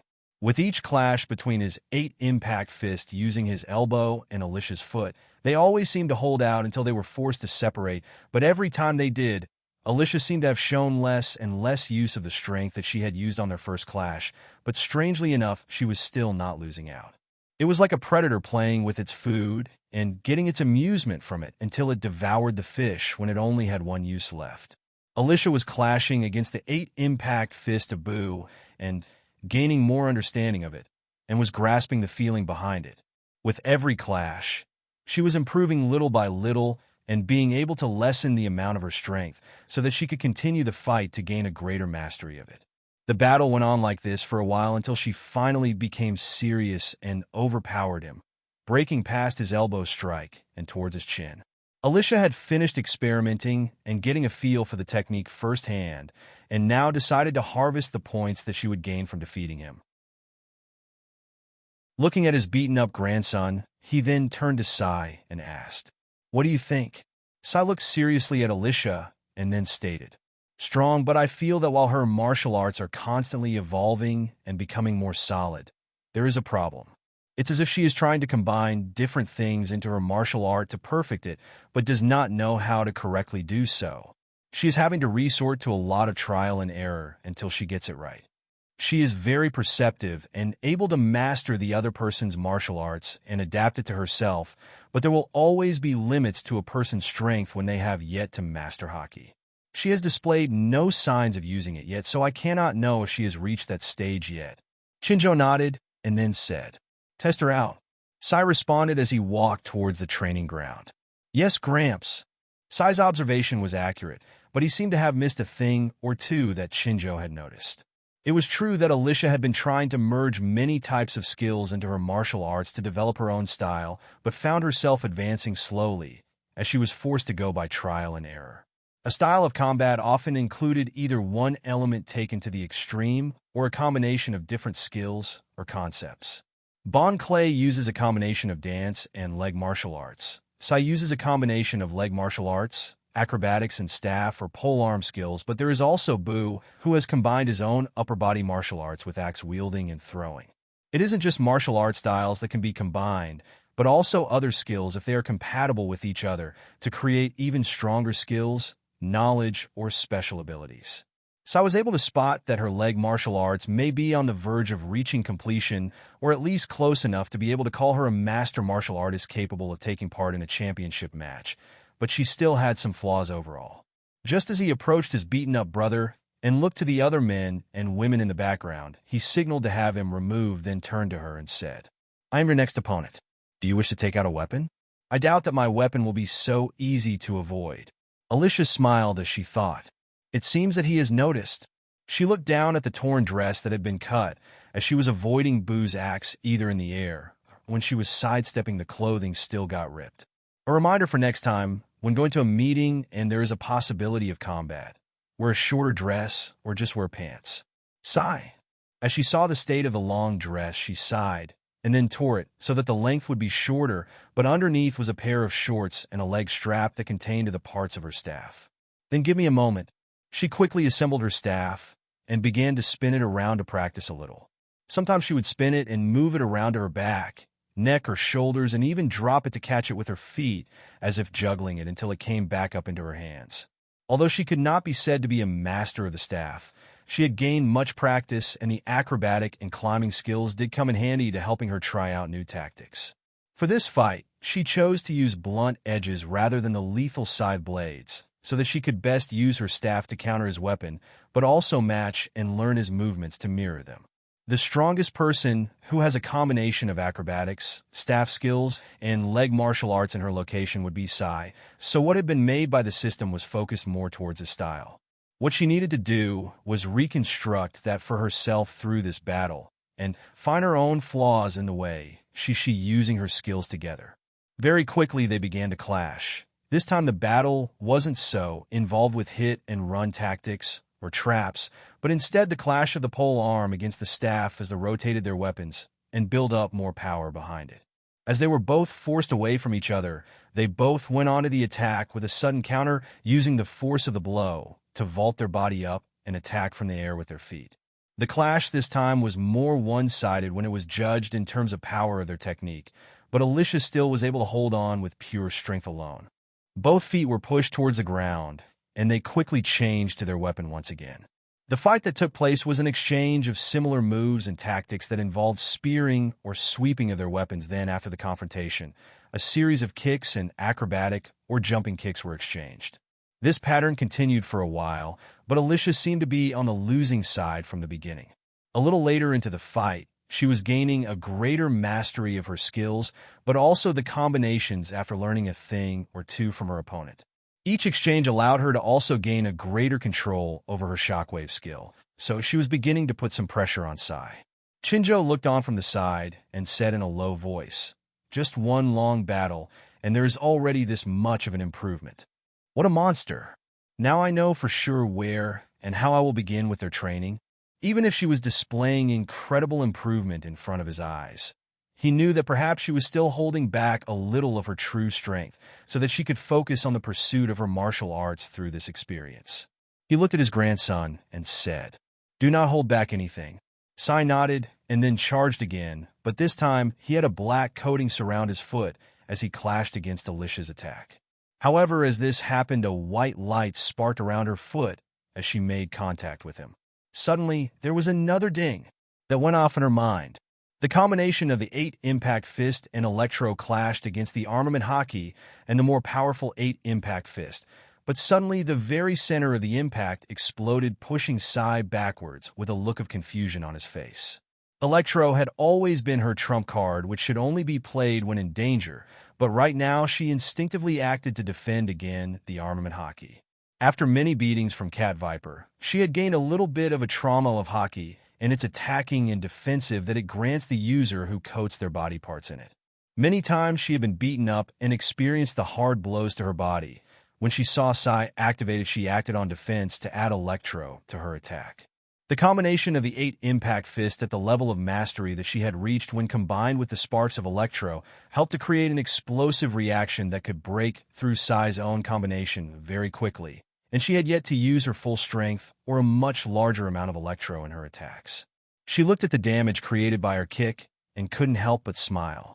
Well, I did intend for this, but it has yet to be practiced. I would have preferred to do such a test where nobody would get harmed, but it seems that his hockey had protected him a little. Electro is still a very powerful ability, so when combined with such another technique, it will carry high destructive force. With the combination of brute strength, gravity, and Electro, Alyssia was able to kill a medium-sized Sea King with a blow to its head after Carriot had also landed an attack in the same spot, which shows the power that it carries. Meanwhile, Sai had to regain his balance after suffering a big loss on this battle. Chinjo stepped forward and said to Sai, "You lost this one. You had no chance, I am afraid." Sai looked shocked and then asked, "What do you mean? I can still fight. Grams, just give me a chance." Chinjo shook his head and then explained, "You do not understand. You will once you have experienced more of the world. Next battle, just compete with martial abilities and leave out hockey." It was my mistake to allow it. He wanted to test Alyssia's limitations, but suddenly found that she was one of the rumored mink race that possessed the ability to channel and use a special ability called Electro. Although it seemed like just a small white flicker, the combination of the two techniques showed him that perhaps Alyssia could take his family's martial arts to a whole new level. Instead of being angry over her concealing these facts from him, he seemed to be happy. The mink race were natural fighters and possessed great talent and special abilities, but some of them were still captured by the world government and used as playthings. If he could help cultivate one of their people to be a strong existence, then perhaps the Kano country could gain an additional supporter and connection from a race of people that live in the new world. He also wished for Garp to be humiliated, so that would be a bonus. Chinjo stepped forward to check over his grandson and noticed the scorch mark on his boots that was created from the explosion, even after protecting himself with his armament hockey. "You did well to keep her pressured, but you were met with the wrong opponent. She has a high compatibility with your style of martial arts, so has been able to adapt to your moves and mirror them. At first you were much more skilled in terms of skill, but as things progressed, she was the one who was lowering her fighting power, as she was gaining more familiarity with her power. Hockey was the best option to show her the next stage that lies beyond physical strength, but it seems that she has her own trump card to counter those who have not fully mastered their hockey. Moving at extreme speeds to avoid an attack, or take the initiative to attack, and even break through an observation hockey user's defenses and predictions is something that is possible with Electro. Creating explosive attacks or electrocuting her opponent with her Electro was also a way to handle armament hockey users that did not have a high mastery of hockey. With the combination of the two, will also make her able to slip past their defenses and land an attack on their body when they cannot yet coat that part of their body quick enough, or they would be using a weakened coating due to the short time to prepare. The result would be being electrocuted by her Electro attack. With her physical strength and skills combined with that, she was easily able to defeat Sai with ease, but she wished to improve herself over sparring with her opponents on an equal level and hide her race's characteristics, but it seems that she had failed in that task. She scanned Chinjo's expression and did not find any kind of expression or anything that would let her know of his intentions towards her, so she began to feel a little uneasy. Chinjo walked towards her and said in a calm voice, "You do not need to worry about such things. Kano could use such allies of a powerful race. We would not wish to make enemies of them. The thought of fighting one well-trained mink was stressful enough for him, but the idea of fighting against a whole island full of them was a nightmare. He did not wish for such a war to take place because of greed. Although his country was a part of the world government, he still had his grudges against them. There was no way that he would wish to hand Alyssia over to them to toy around with and invite the wrath of her crew members, but also her homeland. Alyssia looked at him carefully and then asked, "So did I pass your test?" Kan-Gar-Chu nodded and then stated, "Your style is still incomplete and immature, but it will not be long before you have taken it to the next stage. You have a lot of potential, but it is being held back by certain things. Your movements are targeted towards damaging or knockout blows. The intent behind every blow is to keep the battle going for an extended period of time, which shows your personality and goals. You still lack the intent to bring physical harm or even death to your opponent, so a lot of your power is held back. At one point where you are forced to go all out in a fight with your life on the line, you will be unable to bring out the maximum power of your body because of your developed habits of holding back your strength."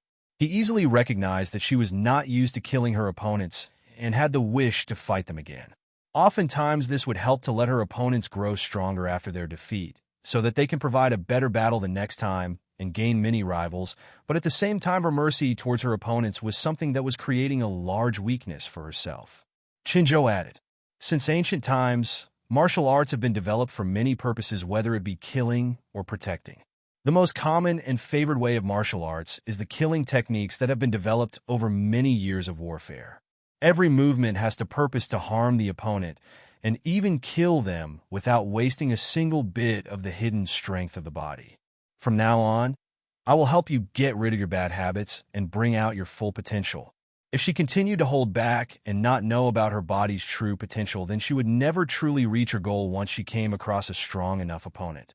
Those bad habits and hesitation over her wish to keep fighting or not harm her opponent would make her hold back and possibly make a mistake in how much strength she should use to match her opponent. If her opponent wishes to put their life on the line, there would be many tactics and final outbursts of strength that would allow them to catch her off guard in a single moment, which could cost her a large injury or even death. Kan-Gar-Chu had fought with his life on the line against Garp and still suffered a crippling injury to his head, which ruined his path of martial arts. Even when putting his all into the fight, he still came out as the loser and ruined. So even if Alyssia was talented, she could not afford to limit herself during combat, as this would put her at even more of a risk than what he had experienced. Kan-Gar-Chu looked at her and stated, "It is time to let you gain some real experiences and toughen up." Alyssia hesitated and then agreed. Fine then. Her experience with killing over the years was limited to animals and the Sea King. She had yet to have the intent to kill a human being, even if some of them deserved it for the actions they had taken against herself and her crew. The previous cannon fire may have killed some pirates as she left the previous island, but that was something that happened as a result of aiming towards the cannons en masse. It wasn't her intent to kill, but accidents can always happen, and it was done from afar, so her psychological burden of killing wasn't so heavy. Taking a life with her bare hands, feet, or a weapon up close was always more difficult to do and a lot more of a burden on her mind, but she knew that Kan-Gar's words were correct. In One Piece, many people are fighting with their lives on the line for their own goals, and will use just about any dirty trick in the book to get what they desire or to live on another day. If she wanted to pursue those monsters at the top of the world, then she would have to stop weakening herself with the ideology from her previous world that had shaped herself. Kan-Gar looked at Alyssia, who was lost in thought, and said, "Go back and ponder over my words. Even a prized sword can become dull and unable to use its full potential when wielded in the wrong way or with the wrong intent that it was built for. Take yourself as a blade at this moment. Your body and skills are strong, but you are unable to use their fullest potential. If a blade remains dull, there will come a time where it will break. You will be the same if you do not change your way of thinking." In his mind, Alyssia was the dull blade that was being held back by her own intentions, and he would be the one to sharpen that blade to reveal its true beauty and sharpness. As she was preparing to leave the room, quietly, he left the final bit of advance for her. The Kan-Gar family martial arts are built to use the limbs to break through heavy defenses and armor. You should already realize that this technique can only bring out its true potential when it is used without holding anything back. A single attack directed towards a singular point. That is why I named my technique as drill or nail back then.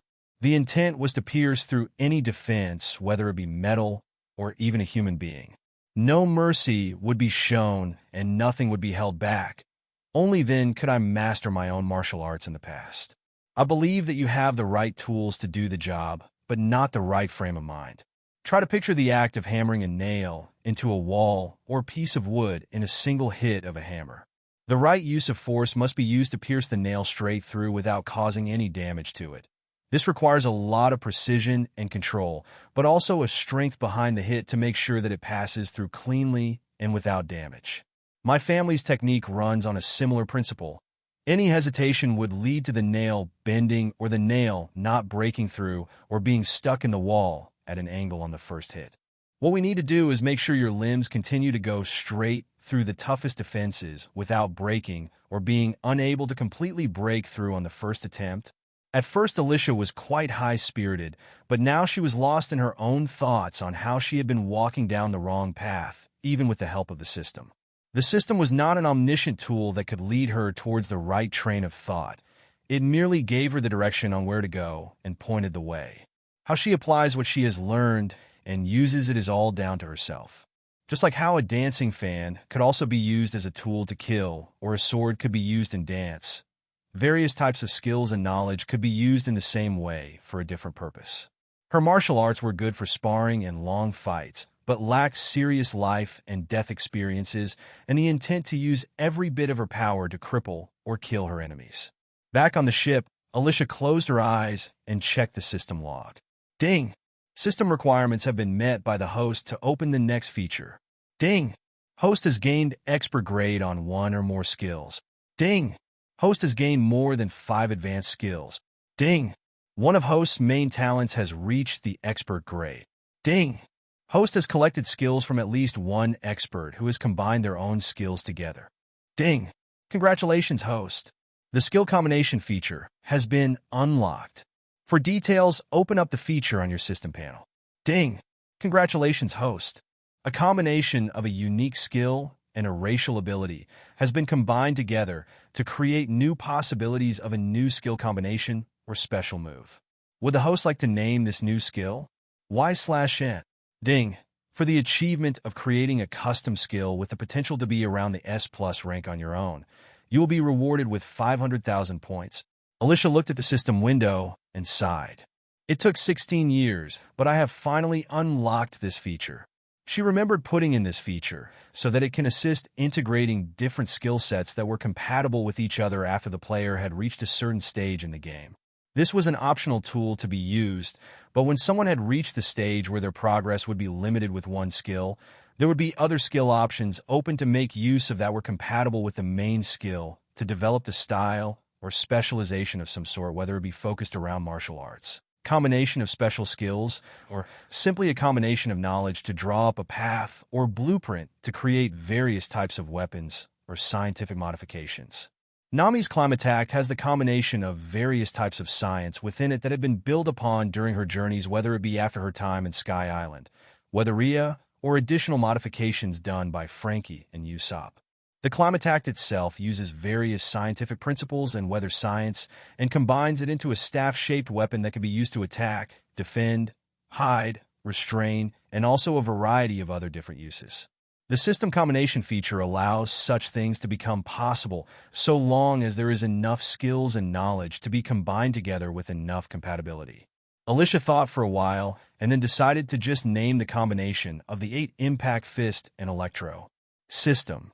Name the new skill as Electro Nail. Ding! Congratulations on completing your first S+ rank skill. Ding! System detects that user has been combining many types of skills in the past. Would the host like to combine them into new skills? Y/N. Alyssia agreed to let the system begin to compile various skills together. Lower body martial arts have been found to have been combined with climbing, acrobatics, gymnastics, and dancing. Would you like to name this new S+ rank skill? Alyssia quickly named it as she knew that much more was about to appear. White leg style. Next was the long staff skill, which she focused more towards her own type of style of weapon, so chose from among her many skills ranging from climbing, acrobatics, gymnastics, dancing, misdirection, double-edged blade/scythe, dual-wielding half-staff, dual-wielding half-blade/scythe, and weapon throwing/juggling, upper body martial arts. This new skill had an A+ grade potential, but had been lowered because of the lower grade of skills that had been used, but it provided a lot of versatility and freedom to be used in various ways depending on what modifications could be made to her staff. The staff style had been a little inspired by the Grim Reaper's style of combat from the animated series RWBY, where the double scythe weapon can be wielded and spun to attack, but also separated to be dual-wielded or even thrown. White leg style, S+. Leg martial arts as the foundation, but also many types of concepts from climbing, acrobatics, gymnastics, and dancing to allow better balance, control, precision, agility, flexibility, timing, and strength to each movement, but also provides a wide range of freedom with its many forms, whether it be running, vaulting, wall running or climbing, jumping, spinning, flipping, diving, rolling, and balancing on hands or on other surfaces. Note: this style is compatible with the use of electro, 8-impact fist, or electronail. White staff/scythe style. A. Long staff as the foundation, but many types of concepts are added to increase the freedom of use and movement. If modifications can be made to the staff or scythe, then more freedom can be granted to the user to switch between using the complete staff/scythe and two halves of it. Throwing or juggling and misdirection skills have been added, increasing the freedom of use of the weapon even more. Note: this skill is compatible with the use of electro. Ding! White leg style and white staff/scythe style has been combined together by the host. Would the host like to make a new skill or override one of the previous skills to complete an upgraded skill? Alyssia paused and then ordered, remove the white staff/scythe style and name the new skill as leg and staff/scythe tactics. Set the white leg style as the foundation. Alyssia was still unable to be finished after she had finished with what she had previously finalized.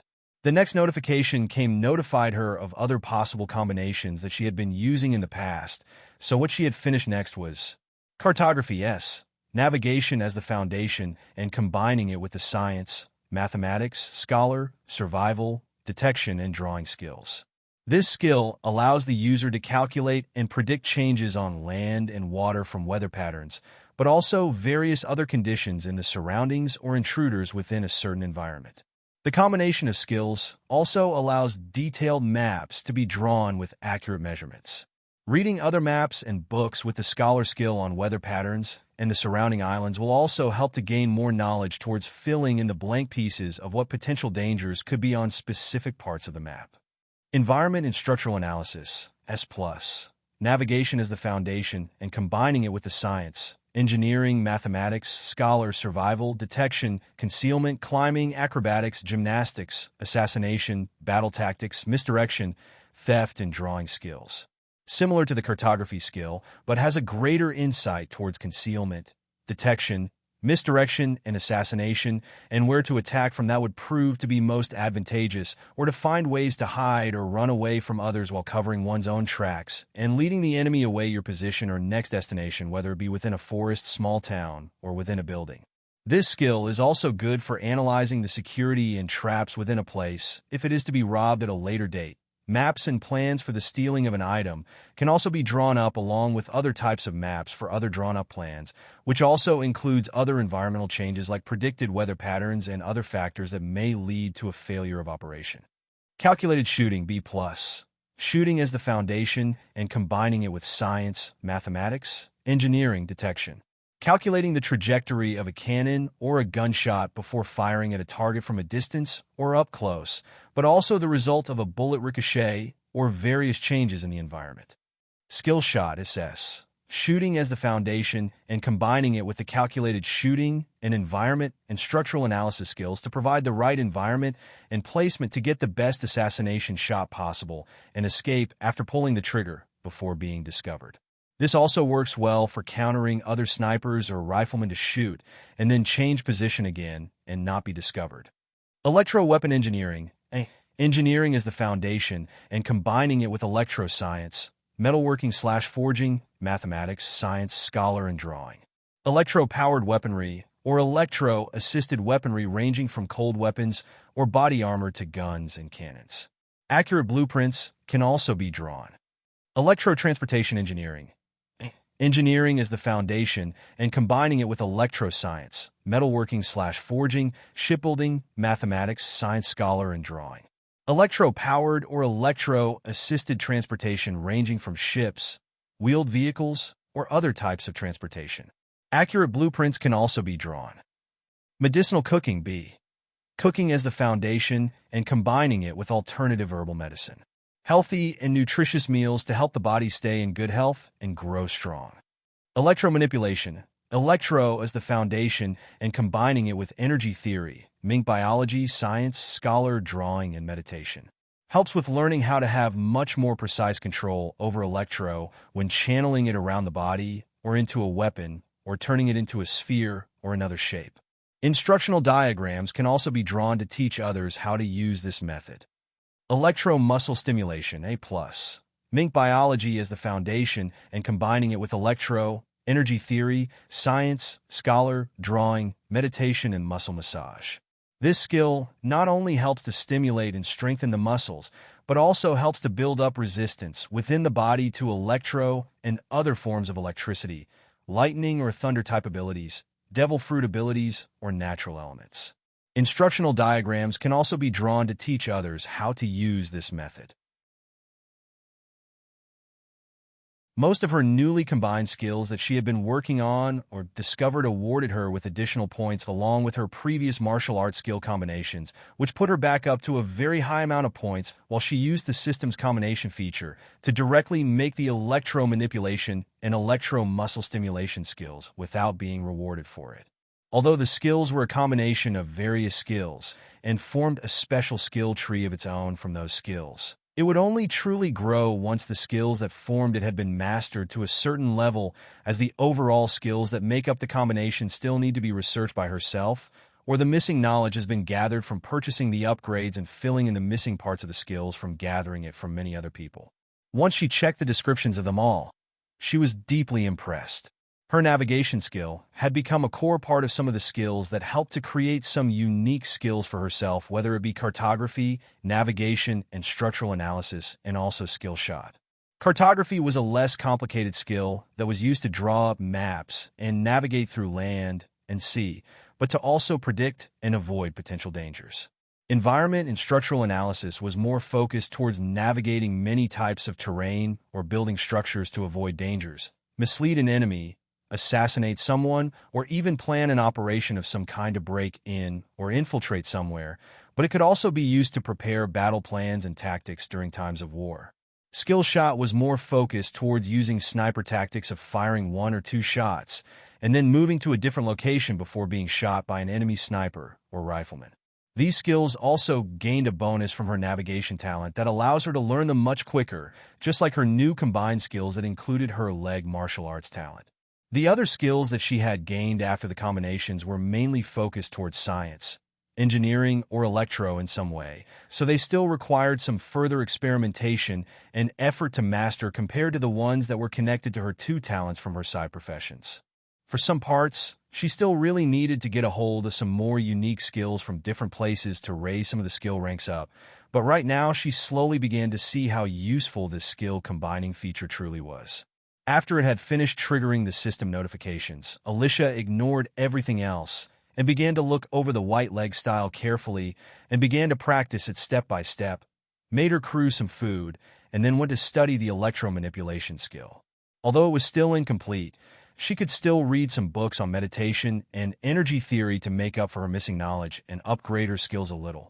As she finished for studying for the night, she went to sleep and began studying various blueprints and theories that were being compiled with all of the combined knowledge and scientific theories of each skill to make various types of electro-powered or assisted weapons. The next morning, she woke up early and began to draw up several detailed blueprints, which were the current limit to her current skill set, and sent them to Nika.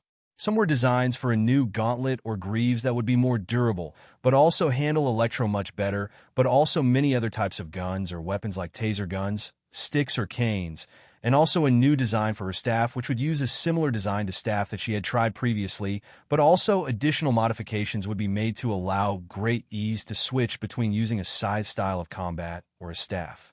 There needed to be a secure mechanism in place so that the blades can be kept out of the way during using blunt attacks or pole vaulting techniques, but when more lethal moves are needed, it can be released and secured in place with a simple press of a button or a twist of a certain mechanism on the staff, and the reverse would allow it to be moved or concealed once again. However, the idea still came with many problems with the concealment and making the part strong enough to hold everything in place securely. To make the scythe blade a smaller size was one option, or another option was to just create two types of weapons for different purposes, as reducing the overall toughness inside of the staff, or to place the blade inside and introduce the mechanism was going to get in the way of some of the other parts inside of it.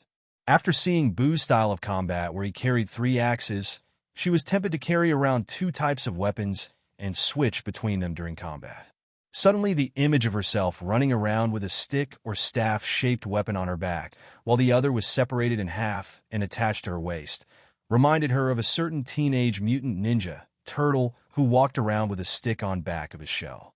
However, the image of herself, wearing a ninja costume from Wano and the weapons on her back, replaced the previous image. As she was drawing the various options between the 2 staff option, the attachments on the end of the staff to come in more parts, or a design with the hidden side blades, she began humming the theme song and added, "Teenage Mutant Animal People, Teenage Mutant Animal People, Teenage Mutant Animal People. Heroes with an electro fur. Mink Power. They're the world's most fearsome fighting team." Being caught up in the moment of nostalgia of her previous world and a brief moment of amusement. Afterwards, she quietly checked her surroundings to check if she had been heard. She embarrassedly looked at her crew, who looked at her with sympathy, and then locked herself in the room once again to finish the blueprints. As she was done with her tasks, she had remembered about her promise to take care of Medea, so she went through her system once again and began to compile several custom skills. Electromedical support engineering, a plus. Medicine and first aid is the foundation, and combining it with electroscience, engineering, metalworking/forging, mink biology, mathematics, science, scholar, and drawing. Electro-powered or electro-assisted prosthetics and support tools to assist people with a disability to live their daily lives. Additional weapons or defensive features can also be added to the support tools. Accurate blueprints can also be drawn. Electromedical vehicle engineering. Medicine and first aid is the foundation, and combining it with electroscience, engineering, mink biology, metalworking/forging, shipbuilding, mathematics, science scholar, and drawing. Electro-powered or electro-assisted transportation tools to provide comfort and ways to transport from place to place for people with a disability, ranging from small ships, wheelchairs, or other types of tools. Accurate blueprints can also be drawn. After completing the skills, she knew that some of her medical and first aid knowledge would only be used so much because it was only at the basic grade and getting closer to the intermediate grade. However, a lot of her other skills had enough knowledge to be able to fill in any gaps and provide new ideas for various types of blueprints. As Medea was unable to use her limbs for their intended purpose, it was best to provide her with a means of living her daily life or protecting herself for now. Much like the gloves or greaves that Alyssia had worn, several designs for an outer arm and leg frame support began to be compiled by the system one after another, along with various types of means of transport to use when she needs to sit down and rest, whether it be a simple wheelchair with some support features or even a small boat design that would not be difficult to drive even without the ability to grip her hand, use her fingers, or push a pedal with her feet.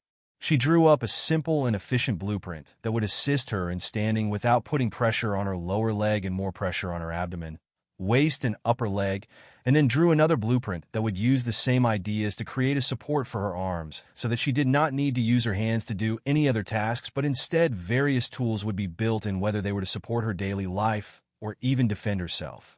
They both were designed to act as a brace or splint for her arms and legs, but also provide her with the chance to walk again, since they were designed to be easy to use and are fixed to the waist, knee, shoulder, and elbow, primarily to allow more freedom of use and not cause further damage to her limbs. But another design for her legs was to use a design that is connected to the knee and upward, as the lower legs are kept facing backwards, and underneath will be something similar to stilts. Since nothing much could be done to improve her way of life with medicine, then the next option was to rely on various means of external support until another solution can be found besides removing her disabled body parts and replacing them with something else entirely. But she and Tristan did not have that type of knowledge, yet besides adding prosthetics to an already amputated body. She drew several designs that may prove to be useful and then gave them to Nika to handle the additional tasks of finding someone to complete the parts required for it, but also take Medea's measurements, and then make some minor adjustments to the blueprints to provide a comfortable fit. A simple design for a wheelchair was also designed for when she did not have the energy to use her support tools. It wasn't that she didn't have the skills to have them made, but that it required a lot of time and effort to either build the metal molds or have every part crafted one at a time. This required either a professional forger or someone proficient in metalworking that is used to making such things, and making them extra durable and suitable to be used for the design's purpose. She had also left a document that had some information that Alfred had gained after entering the country, and also from the previous island. Nika was more than enough to complete the necessary steps and configure various extra parts of the blueprint, and then put them together one at a time. After she left, Nika and Tristan came to Medea, who was lying back in her wheelchair. They both had different view on how to proceed with the blueprint designs. Medea opened her eyes and saw the two minks that had come very close to her without her noticing and opened her mouth. "What is it?" She was confused by their appearance and began to feel a little uneasy because perhaps it was time for her masters to ask something of her, but instead she was met with the two minks who were arguing among themselves. Tristan said, "The designs do look like they will be helpful, but I am not a fan of using the leg designs because they will be difficult to use and adjust to at the beginning, but also increase the load on her body, which is still in the stage of recovery. I do not recommend it even if it has various thing designs to help not use the lower half of her leg." Nika, however, replied, "Why not? I think she can handle it." Tristan shook her head and replied, "She may be able to, but for now it would be in her best interest not to have any more injuries that are caused by a fall or someone else's interference. Alyssia always says that there may be people out there who wish to bring harm to us. If they cannot harm us, then they may target someone close to us.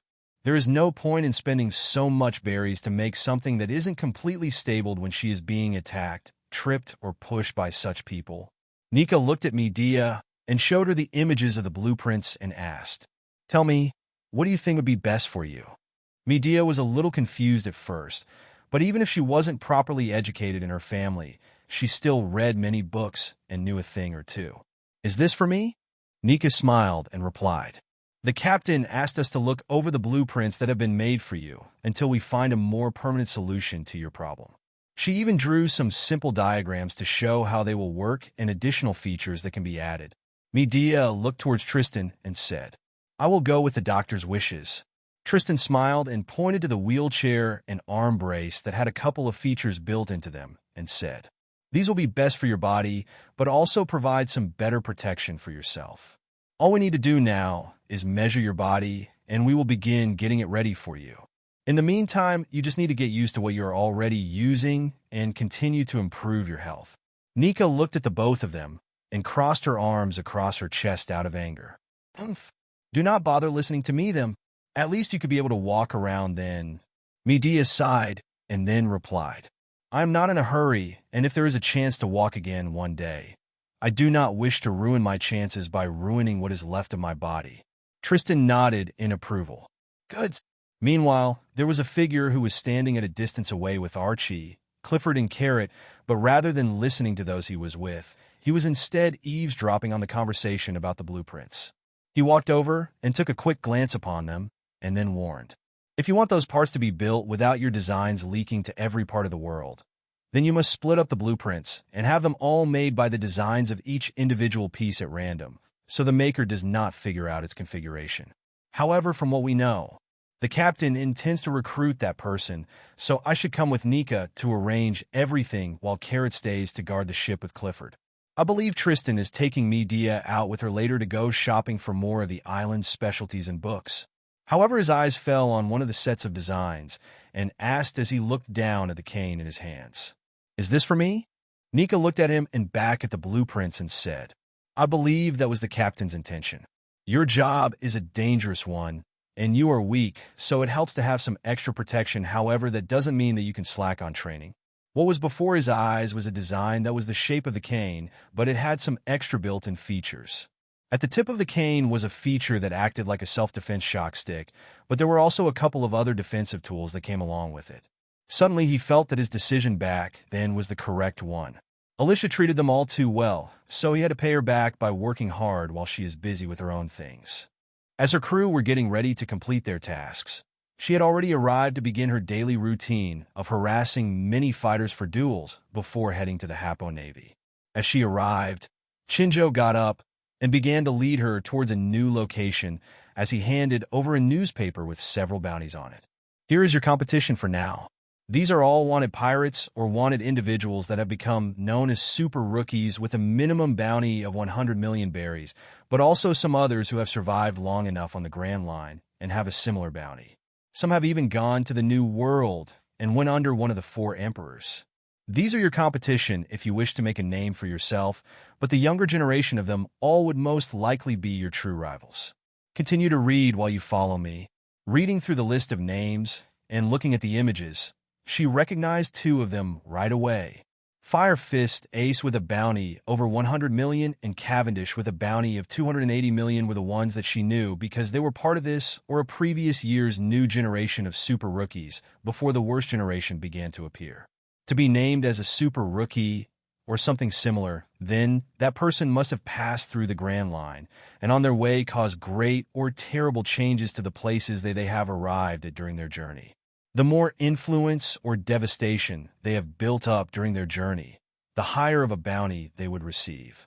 One was a promising rookie with a devil fruit, and the other was someone who had been the cause of many mysterious deaths and problems created when attracting so many women to himself, forcing him to leave even his own birthplace. However, there were also many documents on various promising martial artists, bounty hunters, assassins, swordsmen, and even those part of the underworld that had become known recently like Idio, who had won the boxing championship, and the New World Central Fighting Tournament, which caught her interest. Alyssia was led to a coliseum-like building where there was a square-shaped stage or platform in the middle of it while there were many people fighting among themselves. Shinjo looked at her and then introduced the place. This is the Lei Tai, or otherwise known as drum-beating platform, where I have booked the stage for you to fight. To win a fight, you must make your opponent has surrendered, become incapacitated, or thrown, or otherwise forced from the stage. There are no rules for combat, and even weapons can be used. Some battles can even be fought to the death. The platform is where you must win, and take on one challenge at a time. This time you will have many people who wish to use this chance to bring or wear you down. Alyssia could guess his intentions, but still asked, "Why did you bring me here? Is there a specific lesson you wish to teach me?" She looked at the already dried bloodstains in the ring and guessed that he was trying to hone her abilities and force her to harm, or even kill her opponent if it was truly a life-and-death battle. Shinjo looked at the platform and said with a reminiscent look in his eyes, "In my youth, I stood on this very stage and put my martial arts to the test many times. The absence of railings or ropes, and also the size of the platform prevents the use of power moves to trap your opponent against the edge of the platform, and instead focused more on more evasive circling maneuvers. Sudden charges are not possible, because a quick redirection will send a charging opponent flying off the stage, so you will need to be extra careful." He continued, "In a match on the Lei Tai, opponents continue to move against each other without interruption until one of them defeats the other. Sparring on the Lei Tai permits a martial artist to demonstrate his or her understanding of the techniques, moves, rooting, breathing, and control of anger. Martial arts together with Lei Tai trains the instincts and timing and cultivates concentration and relaxation at the same time. This will all be a very important lesson and experience for you. Up until now, you have either picked a random location to fight a single or many opponents, but not every location has the right environment that suits your use of your techniques. You must change or adapt them to each environment or situation. This one you must not charge at your opponent, but others would allow you to make use of your environment to use to trap your opponent against or jump from after missing a charging attack. If you are at sea and you have limited space to fight on your or an enemy's ship, then you also have to remember that there will be additional changes brought on by weather conditions and sudden changes of the sea. Chinjo looked at her and said, "Even with your electro in this platform, your speed will become your greatest weakness if you meet the wrong opponent. If I use observation hockey and am able to redirect your attack, I can easily win by knocking you off the platform. So go get ready, and I will whisper you for to participate." Word should already have gotten out, and I am sure many wish for revenge against you for damaging their pride. I have a rule for you. Do not use the 8-impact fist or your electro, and focus on perfecting your martial arts here. Do not disappoint me. As he was walking away, she looked at the platform and quietly said, "So it is just like Dressrosa's gladiatorial arena, but without the use of shields and armor, and more focused towards martial arts. Interesting. It seems I have to be careful to not be caught in a grappling move too, so I am not thrown from the platform." As he walked away and arrived at the private back room where the organizer was, Chinjo came face to face with Alyssia and said, "So you did come?" Alyssia frowned and said, "Old man, it seems that you really have took that person as your student. If it wasn't because of your request or my daughter who was pleading to let her regain her honor, I would have handled it myself." Chinjo stood back and then replied, "If you really want to, go ahead and take up the challenge.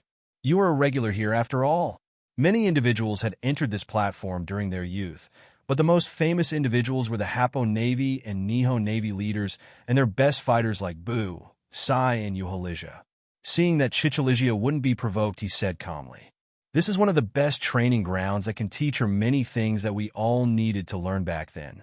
Many youths are too eager to prove themselves and do not have much self-control, leading to them making critical mistakes during combat. Her skills are enough to participate in warfare, but her mentality is not quite ready. Please help the youth of today grow stronger so that they can survive in this world." He had seen many youngsters who were quick to fail the pursuit of their dreams because of their emotional disturbances after being provoked too many times and falling into a trap of some kind. Akainu's provocations during the war with Whitebeard that will happen in around a year was a prime example of something like this happening as he continued to provoke Ace and others into fighting him when they should have run away. Alyssia needed experience, but she also needed to gain more than just fighting experience, but also self-control and discipline. Alyssia calmly looked at him and then sighed. "It seems that you have really taken a liking to this student. Fine, but do not expect me to go easy on her." Chinjo nodded in response to his words and said, "No problem. I have also sent out word that my new disciple is participating, so there should be some unexpected visitors coming to participate today." Alyssia looked a little stunned upon hearing that. "You couldn't have done it on purpose, right?" Chinjo nodded with a crafty look in his eyes. "If I make it seem like I value her far too much, then my enemies will start coming after her, but also hire people to participate or look to assassinate her. This is my test for her, so I hope she can survive it, because what is coming next is much more difficult." Alyssia looked a little disgusted and said, "Some prized disciple you have?" Even if Chinjo valued her, he did not hesitate to use her for his own goals simply because it would help her grow, but also draw further attention to her, so that his enemies will make a move. Many of them would hesitate to target himself or his grandsons, but would not when it came to his student, which created an opportunity to remove some of his enemies that had been waiting for him to reveal weakness, to bring him and Kano country down. If this operation is successful, then he will be able to weaken his enemy's forces in just one movement.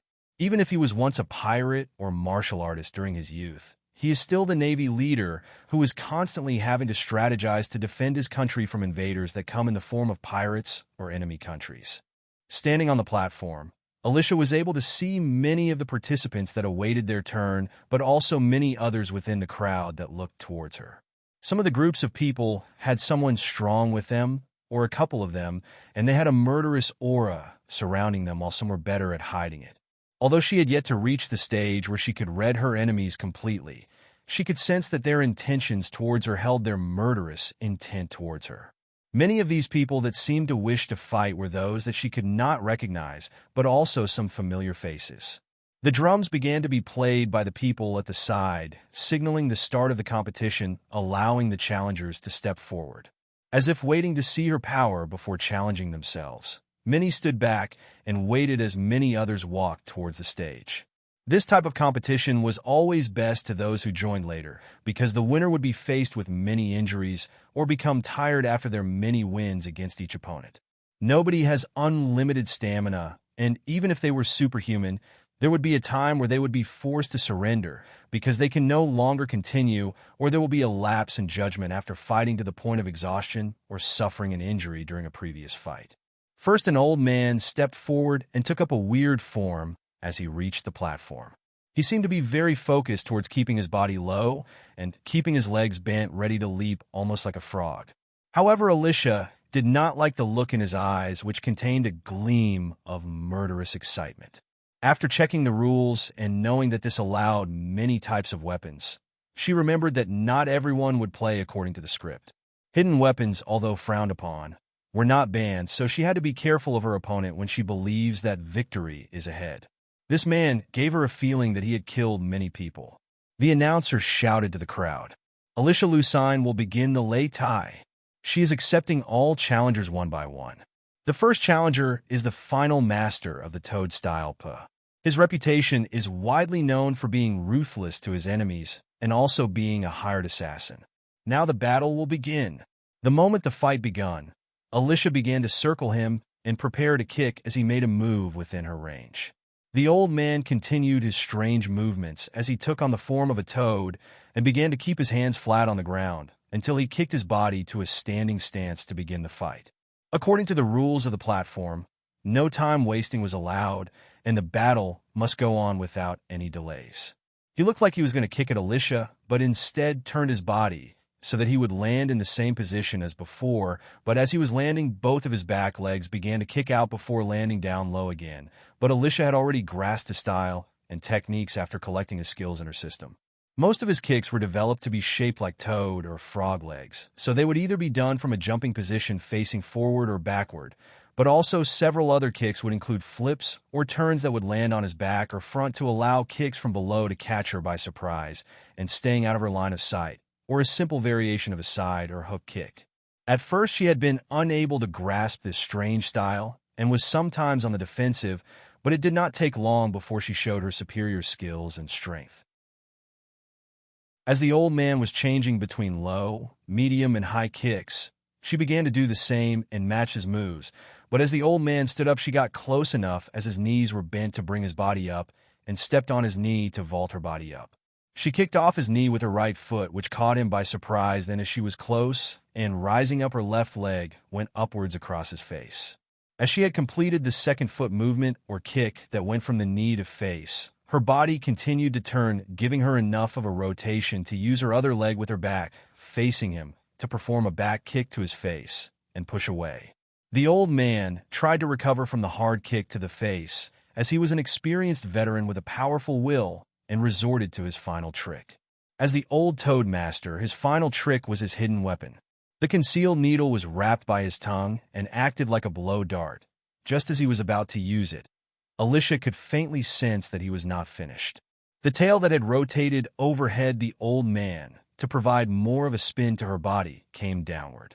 The mouth that was opened was sealed shut, not letting the needle escape his mouth, but also causing himself an injury inside his mouth by the force of the needle that was blocked by the inside of his mouth. The hit from her tail carried a lot of force and aimed at the top of his skull, almost like a whip striking downward, and then what followed was a ruthless back kick that was not held back in the slightest. The blow to his skull was enough to cause him severe injury, a broken skull, or even brain damage, but what followed was enough to end even the toughest of bodies. Instead of pushing her foot off his face or chest to go into a landing position after ending the fight with a knockout or pushing him out of the ring, she struck his throat with her heel without mercy. The old man's body fell back out of the ring after suffering this four-move combo. His eyes rolled back as he fell, and his hands made an attempt to grasp at his own throat until he fell down from a large height and hit the ground with a large impact. His body twitched a little, and then the cheers began from within the crowd. The people below the stage checked his condition and found that the poison needle within his mouth had been coated with a special type of toxin or venom that he seemed to have built an immunity to, but his enemies would die from if they had been pierced by it. Immediately, the crowd began to display their displeasure for him and expressed no sympathy towards his death.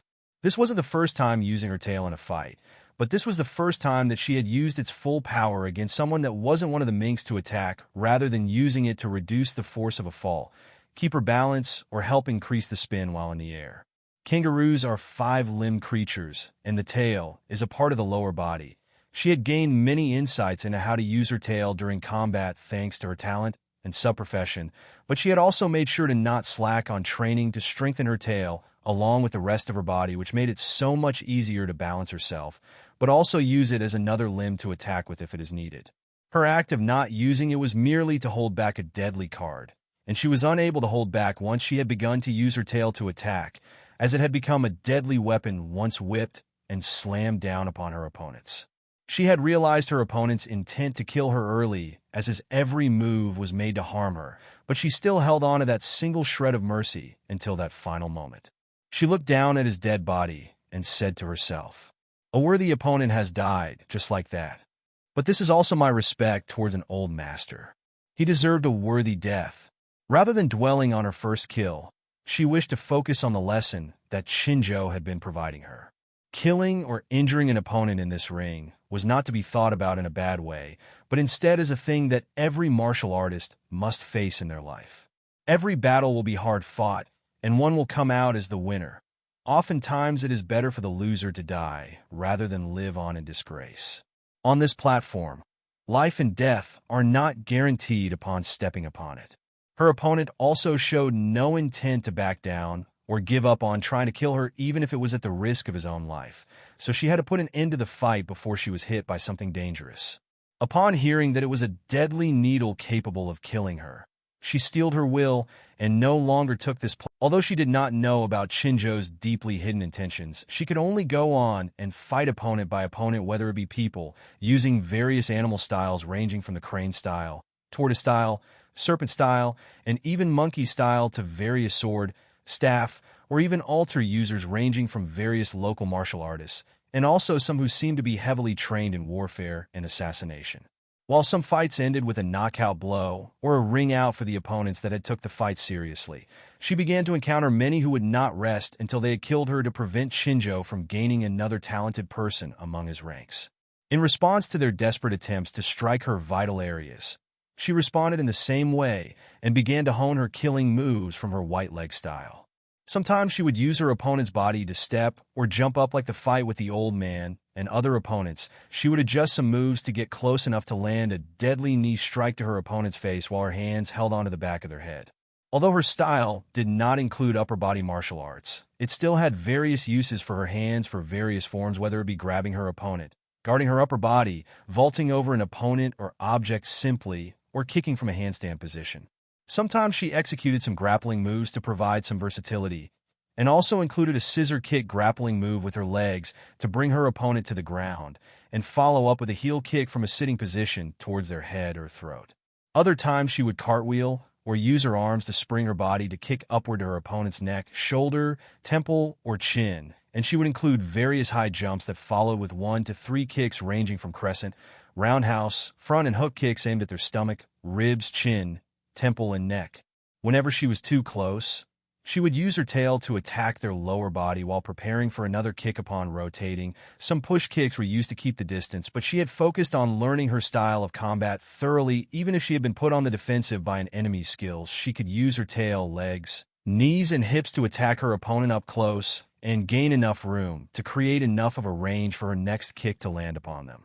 Alyssia was still standing on the platform after dealing another deadly attack on her opponent and looked down at the dead body.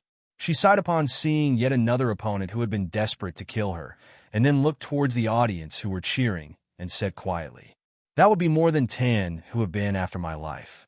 This is not normal." She looked towards the stands where her previous opponents had come from and the people they were connected to, and saw that various groups had began to collude together. Previously, many had been separate groups, but upon seeing that she was tough to deal with, they began to come together to find a solution.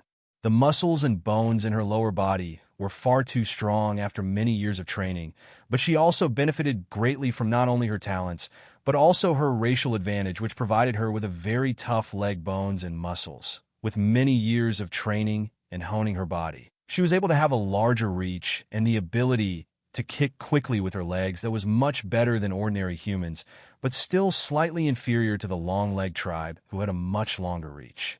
After eating the sea king meat and improving the various daily meals and her training difficulty, she also found herself improving at a faster speed compared to what she had experienced previously. So much so that she noticed her body was beginning to mature and grow taller much more quickly than before. Perhaps it was that she was eating more and training more that she began to take on this change, but also the more nutritious food that brought on this change, but it was beneficial to her, so she was not going to complain about it. During her youth, her training was not so heavy, but as she was growing, she increased her training until she had reached her current age of 16, where her body should have matured enough to undergo more stressful training. After leaving Zoe and purchasing many heavy weights and training tools of different types, she had noticed that her stats had grown by another point or two, which showed that she must have been on the verge of increasing her stat levels, but also her growth speed had improved with the various factors that taken place to produce these results. When she left Zoe, she was somewhere between 5 and 6 foot tall, or at least last the mid-levels, but she suddenly began to feel that with this change of routine, she may even grow past what her system character creation had stated as her height after reaching full body maturity around the age of 18 or 19. Although she estimated that the likes of Smoothie, who was a half-human and half-long-legged tribe, and also had Big Mom as her human side, Alyssia may not become as tall as her, but at least may stop around the height of, or a little taller than the taller women characters like Khalifa and Nico Robin, who were more than 6 foot tall, if she sticks to this heavy training routine. Combining her natural superiority, her training, her new style of combat, but also her natural instincts, she was able to adapt to this new environment very quickly and sharpen herself through these life and death battles. However, she did not have much time to dwell on these changes taking place on her body that had not been planned, the plots of those in the audience, or the fact that she had already killed many opponents. She had to stay focused and best control her breathing and conserve her strength. A couple of her opponents had previously tried to insult her in various ways, but they were too obvious in their attempts, so she was able to avoid any injury from them and not carry on any injuries from previous fights too. Her biggest drawback was her stamina, but since she did not always have to go all out in her fights, she was able to conserve some of her strength for battles where she really needed to display some of it. Some of the fighters either had a superior physique compared to other humans, very high skills, or had a high mastery using their weapons, so even when conserving her strength, she was able to increase the efficiency of every one of her movements and reduce the energy expended in every fight, which was also beneficial for her. Many people tend to keep fighting head-on and eventually tire out afterwards, but in a chaotic world, dropping one's guard would prove to be fatal. So she kept her guard raised and kept reducing the energy used with every minute movement of her muscles, tendons, and bones while controlling her breathing. Yet another opponent appeared on the platform and began to perform many deadly and fast kicks in a rapid succession, ranging from one-leg combo kicks, jumping double-footed combo kicks, spinning roundhouse kicks into a hook kick, and then into a crescent kick and other similar combinations. However, she continued to match his every movement and then broke through his kick, knocking him out. Yet another opponent down, but this guy reminds me of someone. Did they say he was a martial artist of the Thunderleg style? Sounds and looks similar to something I have seen in a movie before, but cannot quite remember what it was from. How interesting. After defeating him, she fought a Tiger Fist martial artist who had a fierce barrage of deadly punches aimed to kill her, and that would not leave her room to counter or retreat, so she was forced to match his moves and broke through with a jumping kick targeted at his temple, killing him within that one kick. The cheers began to grow louder, but she did not let it affect her as she waited for the next opponent. After finishing yet another battle, another one followed, as if it would never end. The people in the crowd were losing many men, but the more they lost, the more desperate they became to take her down. They kept sending more and more just to wear her down further, but it seemed like they could not affect her the more people that they sent. She was constantly improving after every battle, reflecting on where she went wrong, and then began to correct it until the fights became much easier for her. She was able to begin using the minimum movements to dodge, block, and parry attacks and counterattack in various ways without wasting any of her movements. Little by little, her mastery over the individual skills that supported her white leg style was growing at a rapid rate, and every little bit of knowledge on various fighters and useful skills was being collected by each fighter or person in the crowd. When going up against various cold weapons, She had to adapt to avoid getting cut and not lose focus for even a split second so that she did not get wounded. Although many of the challengers did not have the skills to cut metal or send out sword wind blades, she still had to learn how to handle these things, whether it be attacking the opponent's wrist or arm to make them drop it, or simply matching the force of the weapon with a kick towards the blunt parts of the weapons until they break apart. Every evasion of the weapons became better after more experiences, but Alyssia was also able to find various ways to take the initiative in battle and force them to not be able to use their main attacks and go on the defensive. Even without the use of her staff, she was able to counter her enemies without being hurt by sharp or blunt weapons so long as she didn't encounter an expert of some kind. Finally, the men were reduced from the people that had grouped together, and they had pale faces. They looked over to Kan-Gar-Chu with anger in their eyes, as if they had figured out that this was in fact a plot to weaken them. Meanwhile, Alyssia looked down at her shoes and saw some red blood stains on them from her enemies, so she hoped that this would be over soon. Although she was not a clean freak, the strong smell of blood still bothered her. Finally, the last person stepped on the platform.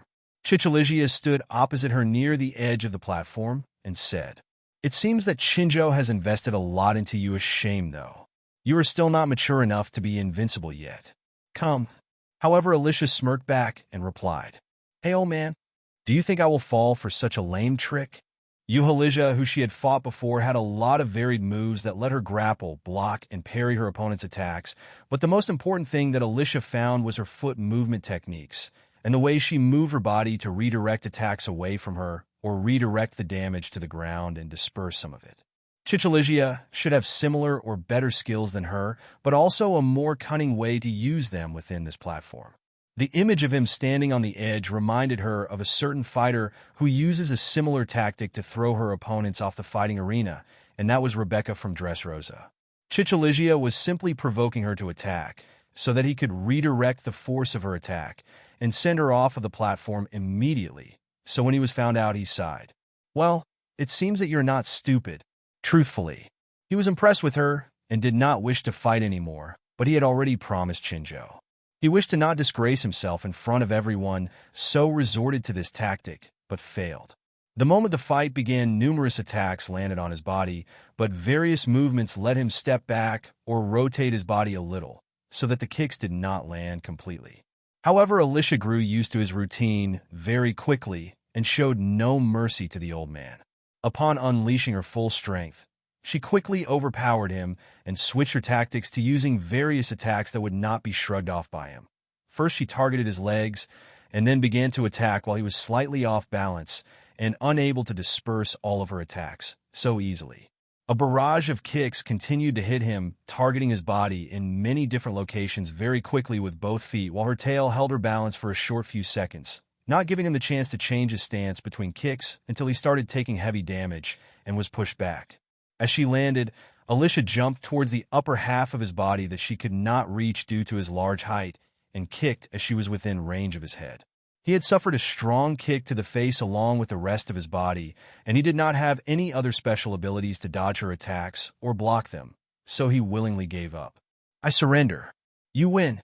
He stepped down the platform with a bloody nose and looked back up at her before turning away as he walked back to Kan-Gar-Chu with a pained look on his face. What a monster! He had expected her to have some skill, but if she had not held back on a couple of her attacks, then perhaps the Nihon Navy would be down a leader. Now he knew why his daughter had lost so badly. Her talents were just on a whole other level, and the more she fought, the more deadly she would become. While Alyssia was finishing up with her fights on the platform, the rest of her crew were beginning to complete their own tasks. Inside a small blacksmith, the sounds of hammering were loud and continuous as the blacksmith struck downward with his smithing hammer towards the heated iron ingot one after another. Nika and Alfred arrived at the doors of the blacksmith and looked inside, appreciating the many freshly made weapons hanging on his walls. Alfred carried a long staff in his hands and waited while Nika observed full of curiosity towards this type of craftsmanship. On Zo, they had a blacksmith to make weapons, but they rarely showed their skills unless it was a request from someone with a high enough rank. The mink who was in charge of the engineering side of things was her master, and also a close friend to that blacksmith, so he was able to request to have various metal molds made to be used in his newest experiment or tool that he was inventing. The blacksmiths in Kano preferred to use the ancient ways and teachings to craft weapons and create cold weapons rather than guns, much like Wano. Within Kano country, it was very rare for a person to be seen carrying a gun of any kind, and even the Navy's fighting style relies more on their martial arts and cold weapons, with the slight addition of cannons on their ships. Although the person inside the blacksmith couldn't be known as a master skilled enough to produce a weapon on the same rank as a cursed blade, his skill was one of the best for making a very sturdy and long-lasting quality weapon or tool, using whatever materials that he has available to him. After the man finished hammering on the ingot, he looked over and saw that there were some customers and shouted towards the back room. "Customers are here!" A rough-looking man stepped out and saw the two customers and smiled. "Is there anything you wish to buy or have made?" He had slightly tanned skin, unshaven beard, and messy hair, but a very strong-looking body and ordinary appearance with brown hair and black eyes. Alfred stepped forward and introduced himself while showing the staff. "My name is Alfred. I am here to make some requests for strong and durable weapons like this one. I believe that this has come from this place, so I would like to establish a relationship with its creator and have them complete some parts and also some additional blades from the blueprints that I have brought." The man took hold of the staff and examined it. "Yeah, this is one of mine. How did you get a hold of it?" Alfred began to explain the story and the circumstances in which Alyssia had acquired it, leading up to how they had investigated the maker in his home country, only to track him down to this location. The man responded calmly, "It seems that the person you work for has a good eye. If many people were to call themselves masters of their craft, then he would definitely be known for his skills in using the most suitable materials for their intended purpose and making the most of that material to bring out its full potential. There was nothing special about his weapons in general that would be recognized by the most skilled of weapon users or blacksmiths, because the likes of famous swords or cursed swords are much more known and popular in the world. His weapons weren't the sharpest or most deadly, but they were difficult to destroy. The staff had been one that he made when he experienced a breakthrough in his smithing abilities and was part of the several best weapons he had produced to date. However, he had long lost inspiration. His days were full of making swords, spears, staffs, glaives, axes, sabers, needles, and knives on repeat, and his skills had begun to diminish just like his interest. All his customers wanted was new tools to kill, and when his works became more well-known, he also grew tired of seeing his hard work being used so carelessly by fools who did not know how to properly use them or someone that wished to keep it as some form of collectible. He continued in an uninterested tone. "However, I only accept interesting requests these days. If you can amuse me, then maybe I will consider making you something." It wasn't him being rude to the visitors to the blacksmith, but it was more his general lack of interest and lack of motivation that led him to answer in this way. He had long got used to customers coming to him for a new weapon and something that he knew how to craft even in his sleep. Alfred did not seem to care. "What we are here for is not just your blacksmithing skills, but also to get your help building some of my captain's and this lady's inventions. They have built some interesting tools or weapons, but they are really lacking in terms of sturdiness. If used too often and too much force is used, they may break apart. This is mainly why I need you to help make the parts with your blacksmithing skills, but also make some other parts that may not need to be so tough, as the best you can make is molds. We hope that if you happen to take an interest in the work, you may wish to take part in the research and stay on board the ship." The man still had an uninterested look in his eyes. "Show me the types of shapes and materials you wish to use, and then I will think about it." Nika handed over a small piece of a blueprint that had some written specifications for the design and said, "For now, we need to maintain secrecy, so how about you complete this first? We hope that you can give it a try. If you express the desire to work on the other parts, if various blueprints, then we would be happy to work with you. But if you do not, then we may have a hard time looking for someone else with your set of skills." He looked at part of the design that came in mainly on large shape and also had several extra parts on it and found the request to be interesting. "A mask?" But the material specifications on this show that there is a specific purpose for the mask and things to be added to it. "Interesting. Fine, I will take on the task." On the blueprint, there was a design of a half mask that covered the lower half of the face and was designed according to Alyssia's face shape. She had specified that this was a priority item to be made as soon as possible because she urgently needed it now that she was going to be taking part in Shinjo's tests. She believed that having this mask would perhaps save her life one day, but also help to conceal her appearance a little. If one looked closely, the mask design looked a little familiar. Its black design and shape made it look very similar to the Mortal Kombat character Noob Saibot's mask, with a couple of alterations to provide it with some extra uses and remain on her face without giving her any discomfort. Nika added, "While it must be durable, it should also be made so that it is as light as possible without sacrificing the durability or any of the intended places that will need to be constructed and added later." The man looked over it once more, and then a look of appreciation was in his eyes. "It seems like you really wish to hide the full designs from me, but it does not matter. My guess is that the intended purpose for this mask would either be to provide air in difficult-to-breathe spaces or to filter the air correct." Nika looked at him and revealed a look of approval. "You have guessed it correctly. The world was full of many dangers, and the most treacherous ones of all was either drowning, suffocating, disease, or poison.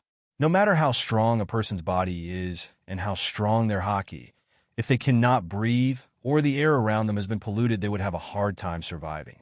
Enemies like Caesar Clown were dangerous because of the gas weapons they manufacture, but so are those who purchase them or use similar methods to weaken or kill their enemies.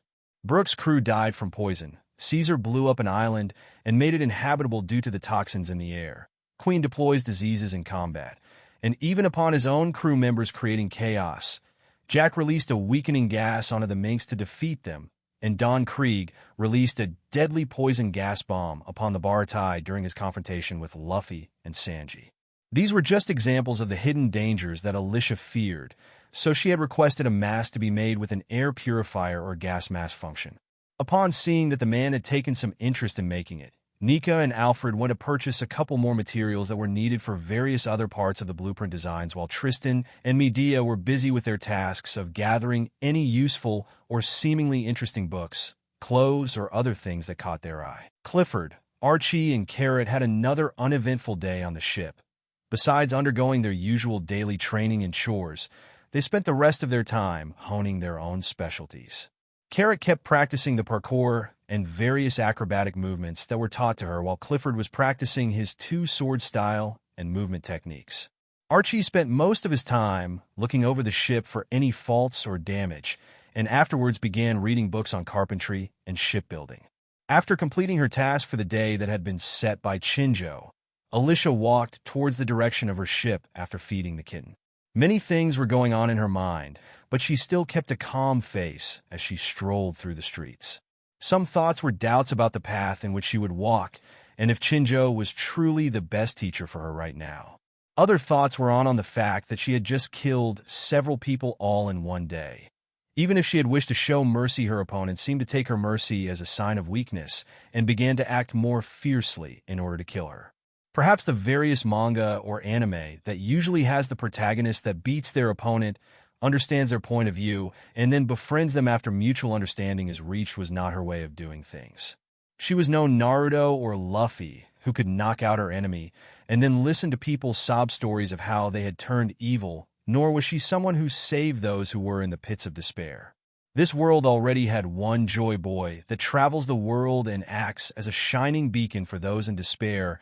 As a result, if the world's unfairness created by the world government system or the corruption of various countries, or even within the Navy, Luffy will travel, save those in desperate times, and bring joy to them, and that is his role in the world. As for herself, she had no big plans on interfering too much with the story. Various events may end up happening that would lead to the final end result, as if fate was guiding the story forward to its natural conclusion, whether it would be the fall of the 4 emperors or the world government, the celestial dragons, and maybe even the Marines, and followed by the crowning of a new ruler. The suffering of a country or an individual is important towards the sequence of events that drives them forward, and then be saved by the protagonist. After that, a crew will be formed, alliances made, and many islands are supporting or coming under the banner of the Straw Hats to help them achieve the end goal. Whether it is the fate if the world or the plot that had been written to drive the story forward.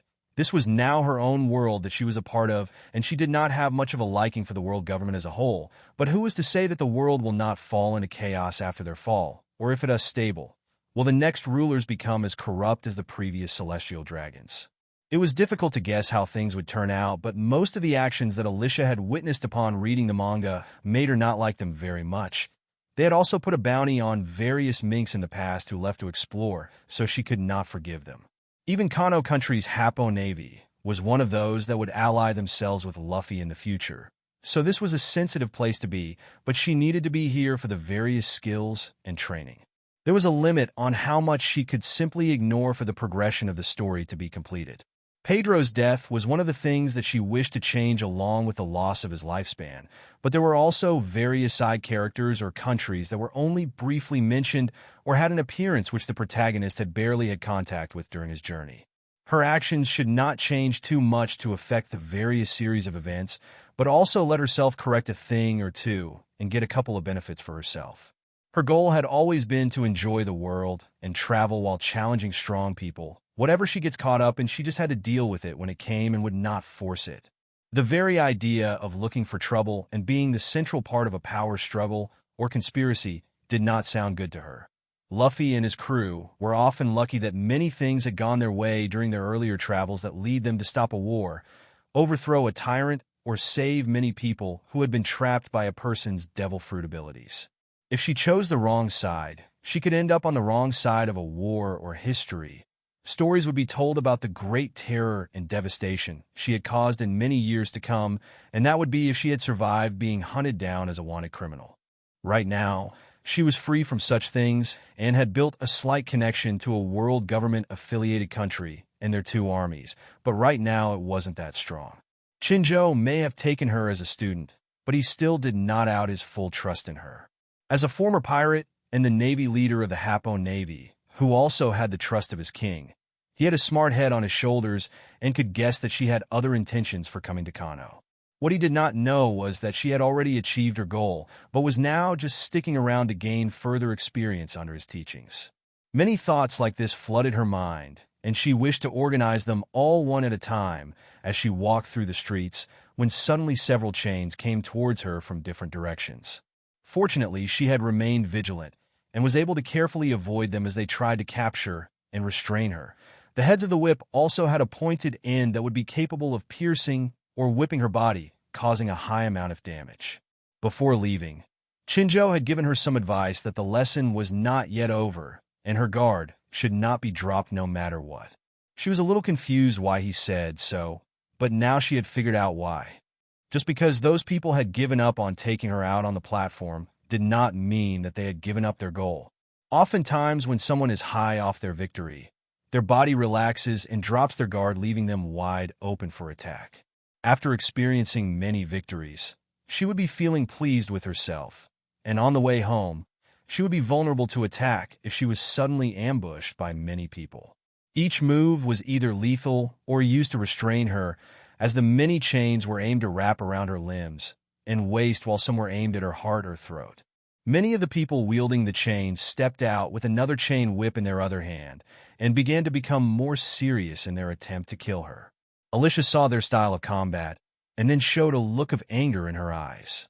Assassins, and so many of them with such weapons. They wish to restrict me with their weapons and teamwork. Damn, I remember this style of combat. She had seen this used in various ninja or assassin roles, being used against the hero in order to kill them. Often one limb is caught by the chain whip, and then they begin to work together to control the movements of the hero, and then capture their other limbs and stretch them out in different directions. Once they have done so, and the hero is restrained or stretched out and no longer has any limbs on the ground, they send in several people to finish the job on the hero before they figure out how to escape. However, the hero quickly figures out how to wrap their limbs with the chains or rope while spinning to either break the chain or rope or pull some of their captors closer to them to attack before they can be ambushed. Some assassins or spies of various clans in some martial arts-based TV series would train while binding their limbs with a chain from different directions while avoiding arrow attacks, whether they be blunt or pointed on the end, just to gain a defense against such methods used against them and break free. 1. This method that they were using was somewhat similar to how dismemberment executions were done, but employed various battle formations and assassination techniques together, so it was very dangerous if caught. Alyssia was glad that although she had been caught up in her many thoughts, she still kept her senses sharp enough to notice the attack. Otherwise, she would probably have died. She had no plans on testing out any theories and risking her life to see if their bindings can be broken out of, and instead went on the attack right away while she had noticed the presence of some others nearby. In the small platform, she may have been able to hone her martial arts, but not her other skills that used her surrounding environment to her advantage. Several screams followed as some people noticed the commotion created and began to flee to not be caught up in the fight.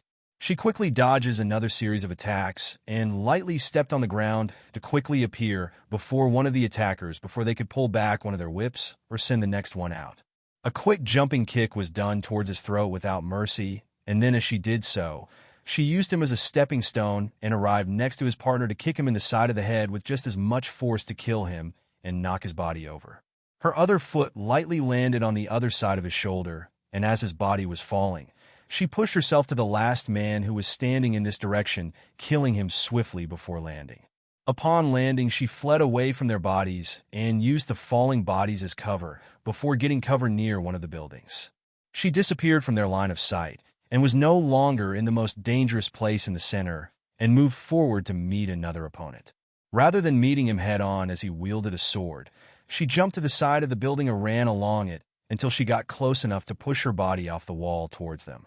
She saw that they were about to slash at her, so she turned her body in mid-air and dodged the slash of the sword.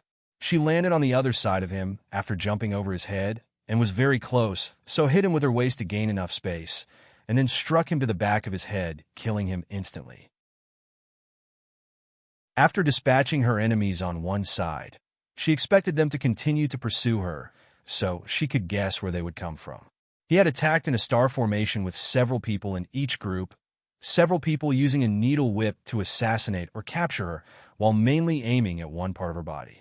One group aimed to restrain her left leg, while another group to the right aimed for her right leg. Those behind her to her left aimed for her left arm, and the same was for her right side. Behind her, the final group aimed for her neck. They worked together to completely retrain her body and be unable to escape while they send in the additional sword wielder of each group that were trying to remain unseen until they all moved at the most opportune time to kill her. After taking out one group and the additional assassin, the other groups would either follow, retreat, or try to encircle her to try again. Instead of waiting in a narrow place where her options were limited and trapped her if both sides were blocked, she jumped towards a wall and pushed her foot against it and sent her body towards the other wall while turning to repeat the same action, and then caught onto the tall building's roof. She pulled herself up and lay on her back while assembling the staff parts that were attached to her waist, and then added the scythe blade attachments. As she turned the dial on the staff and began to carefully inject electro into the staff began to store the electro within it. Even without the use of electro in public, other ways could be used that could disguise her ability. One of them was a weapon that could absorb the electro to be discharged or used later. This not only helped to create more freedom in her fighting style, but also deal with those that she had only injured slightly and completely subdued them with a single electro attack. It also helped to set other kind of traps with her weapon, should she ever lose hold of it. Electro may not be harmful when coming in contact with the outside of her own body, but to others it was deadly enough to cause temporary paralysis, unconsciousness, or even death depending on the voltage used. Alyssia listened carefully from above and was able to detect the calm breeze of the groups of people. They made their way around towards where she would exit from where she had previously killed the lone assassin, while the other assassins kept a distance. This time they had switched to a crossbow, after seeing the failure of the first attempt. Now that the element of stealth had been ruined, they no longer needed to conceal these type of weapons that would make some slight sound after releasing an arrow. Alyssia ran across the roof while avoiding the group's gaze and jumped from roof to roof before landing close to one of the lone assassins. As they turned around to take aim, she quickly ran towards him while spinning her staff with the Reaper blades rotating along with it, and passed by his body after deflecting the arrow away from her body. The crossbow dropped to the ground, which showed that he had been hit by her during the quick exchange. Meanwhile, the body that stood there remained still for a moment before revealing a large cut on his front, but also his back, which were done as the Reaper blade went downwards in a circular spinning motion before she passed him, and as she had passed by his body, it moved to slash upwards. He fell back and began to bleed out quickly. Alyssia threw the staff up into the air so that it spun and then landed with each side in between the two buildings and remained there securely. She jumped towards the wall and kicked off it and grabbed onto the staff that was above her and pulled herself up to briefly balance on it before jumping to a more stable place to stand and picked up the staff from where it was while continuing this pattern to take the lives of the other 3 assassins. The 4 groups of assassins continued to search, but found that they had trouble locating her, and they had not heard any noise from the person assigned to follow them. They began to feel more nervous when suddenly a small sound was heard. They recognized the noise and took it as their enemy being located, so they planned to head in that direction like they had when they heard the previous shots, but found nothing. This time was different from those times. An arrow flew towards the masked man from above and pierced into his eye. As they panicked slightly in that moment, Alyssia had already used her basic flash steps footwork to close the distance quickly. She separated the staff into 2 halves and appeared within one of the groups. She spun and slashed in a circle with her arms, facing outwards with one pointed forward and the other backwards before exiting their encirclement, moving towards the next group as they had more time to put up their defenses against her. She moved in a zigzag pattern, avoiding their attacks. As she passed by one, she slashed with one Reaper blade towards their throat and moved around and past their body to reach the next assassin, repeating the same pattern until she finished off them. She still had to deal with one more group after the next one, so she could not let down her guard. As she exited the group, leaving behind another 3 dead bodies, she turned towards the group of 3 and deflected the path of the attacks coming at her while avoiding the attacks from the side. She got close enough to see the panic in the eyes, as they knew what was coming next. They tried to put up their final struggle, but she was far too fast and was able to easily cut their necks.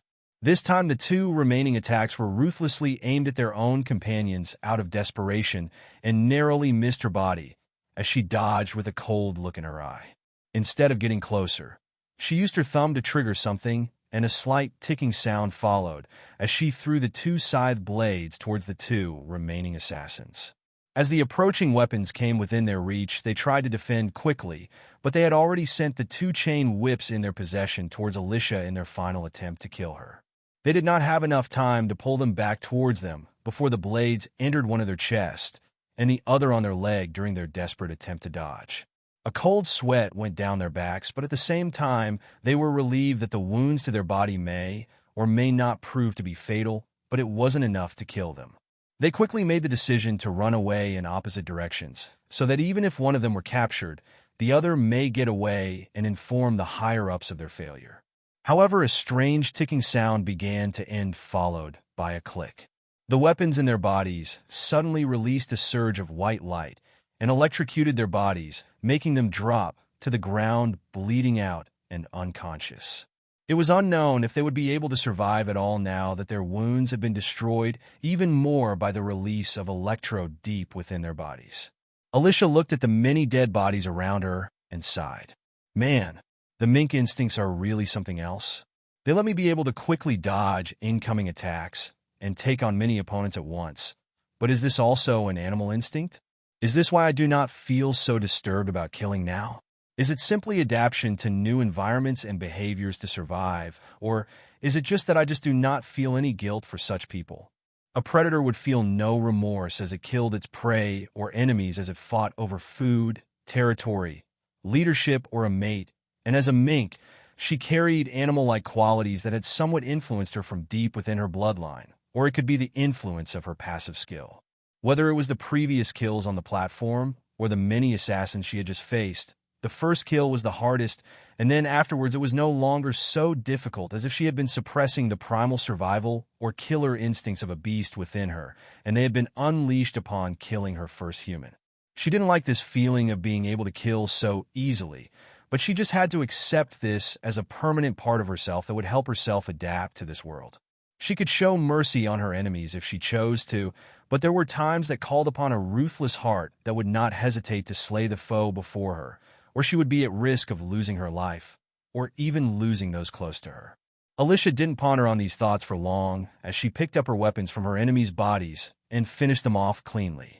She looked over the other bodies and made sure that they had died before stopping before the remaining body, who lay with deep-cut marks on them and bleeding out. As she was about to end his suffering and grant him a quicker death, he began to spasm suddenly and then stopped moving. She kicked his body over and stepped back in case of any sudden surprises, but saw his dead eyes and the froth coming from his mouth. Poison capsule? Right after seeing that they were all dead and there were no other surprises, she began to collect their belongings that would be worth anything along with their weapons. Upon searching the body of the man who used the poison capsule, she picked up a small token with a scorpion-shaped design engraved on it. Whip-like weapons, needles as the end. Scorpion assassins. How original. Suddenly, she picked up the weapon laying in the pile of things she collected and sent it outward towards a certain direction. Get over here! Suddenly, a person was bound by the sudden surprise attack and pulled out from the shadows. Boo had a helpless look on his face as he appeared after being dragged out. Do not worry, it is just me. As an old nerd who grew up around many types of games, anime, manga, comics, and animated series, how could she possibly let the opportunity slip to use one of the famous moves? Her attack was not aimed to kill, but to capture the onlooker who had been following her and watched during the fight to discover who it was. Upon seeing it was Boo, she released the binding on his body and asked, "Why did you only decide to show yourself now?" Boo spoke in a serious tone of voice. "Gramps told me to stick close to you in case of an accident. There are some forces in the country that have grown to be a nuisance to our family and would most likely target you. You can go back to your ship right away, and I will have all of this arranged to be transported to you. Do not worry about the fallout from this battle. Gramps has it covered." Alyssia nodded and then left after throwing the token to Boo. Boo looked down at it and recognized it immediately. One or more of their strongest were deployed to take her down, and she did not even suffer a slight injury. Now that we have the token as proof of their affiliation, we should get approval finally. Various groups had been a thorn in the side of the country for a long time.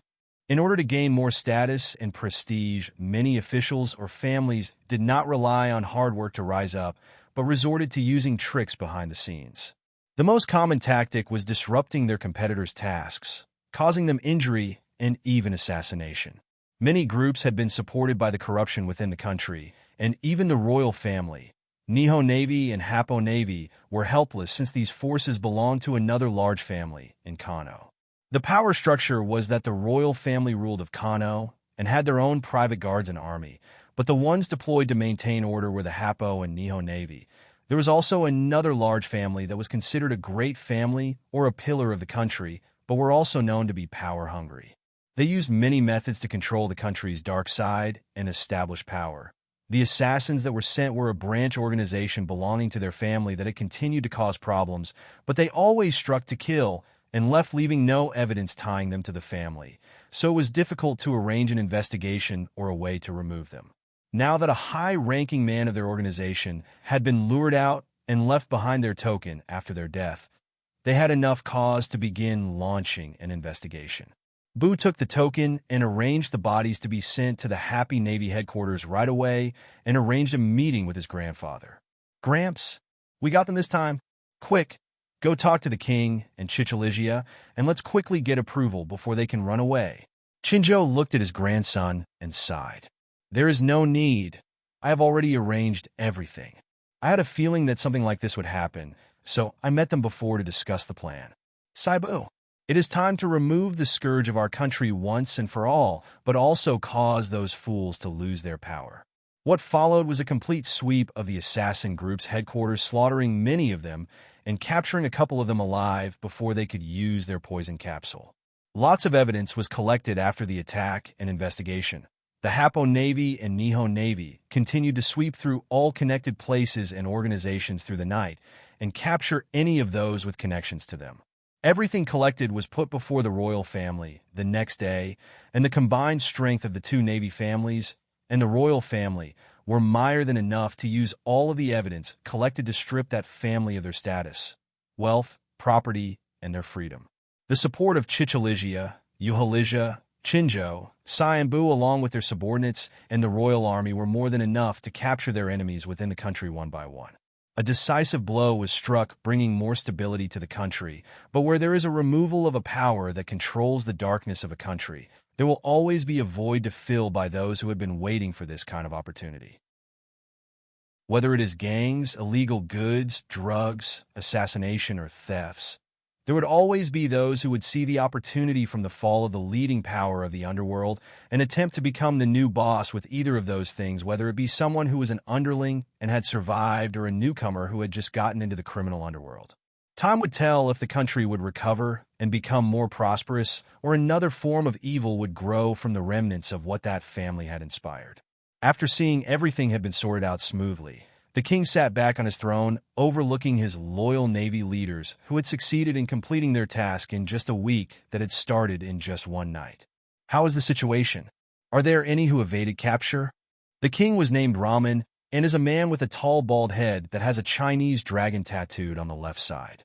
He also has a square jaw and black Fu Manchu mustache.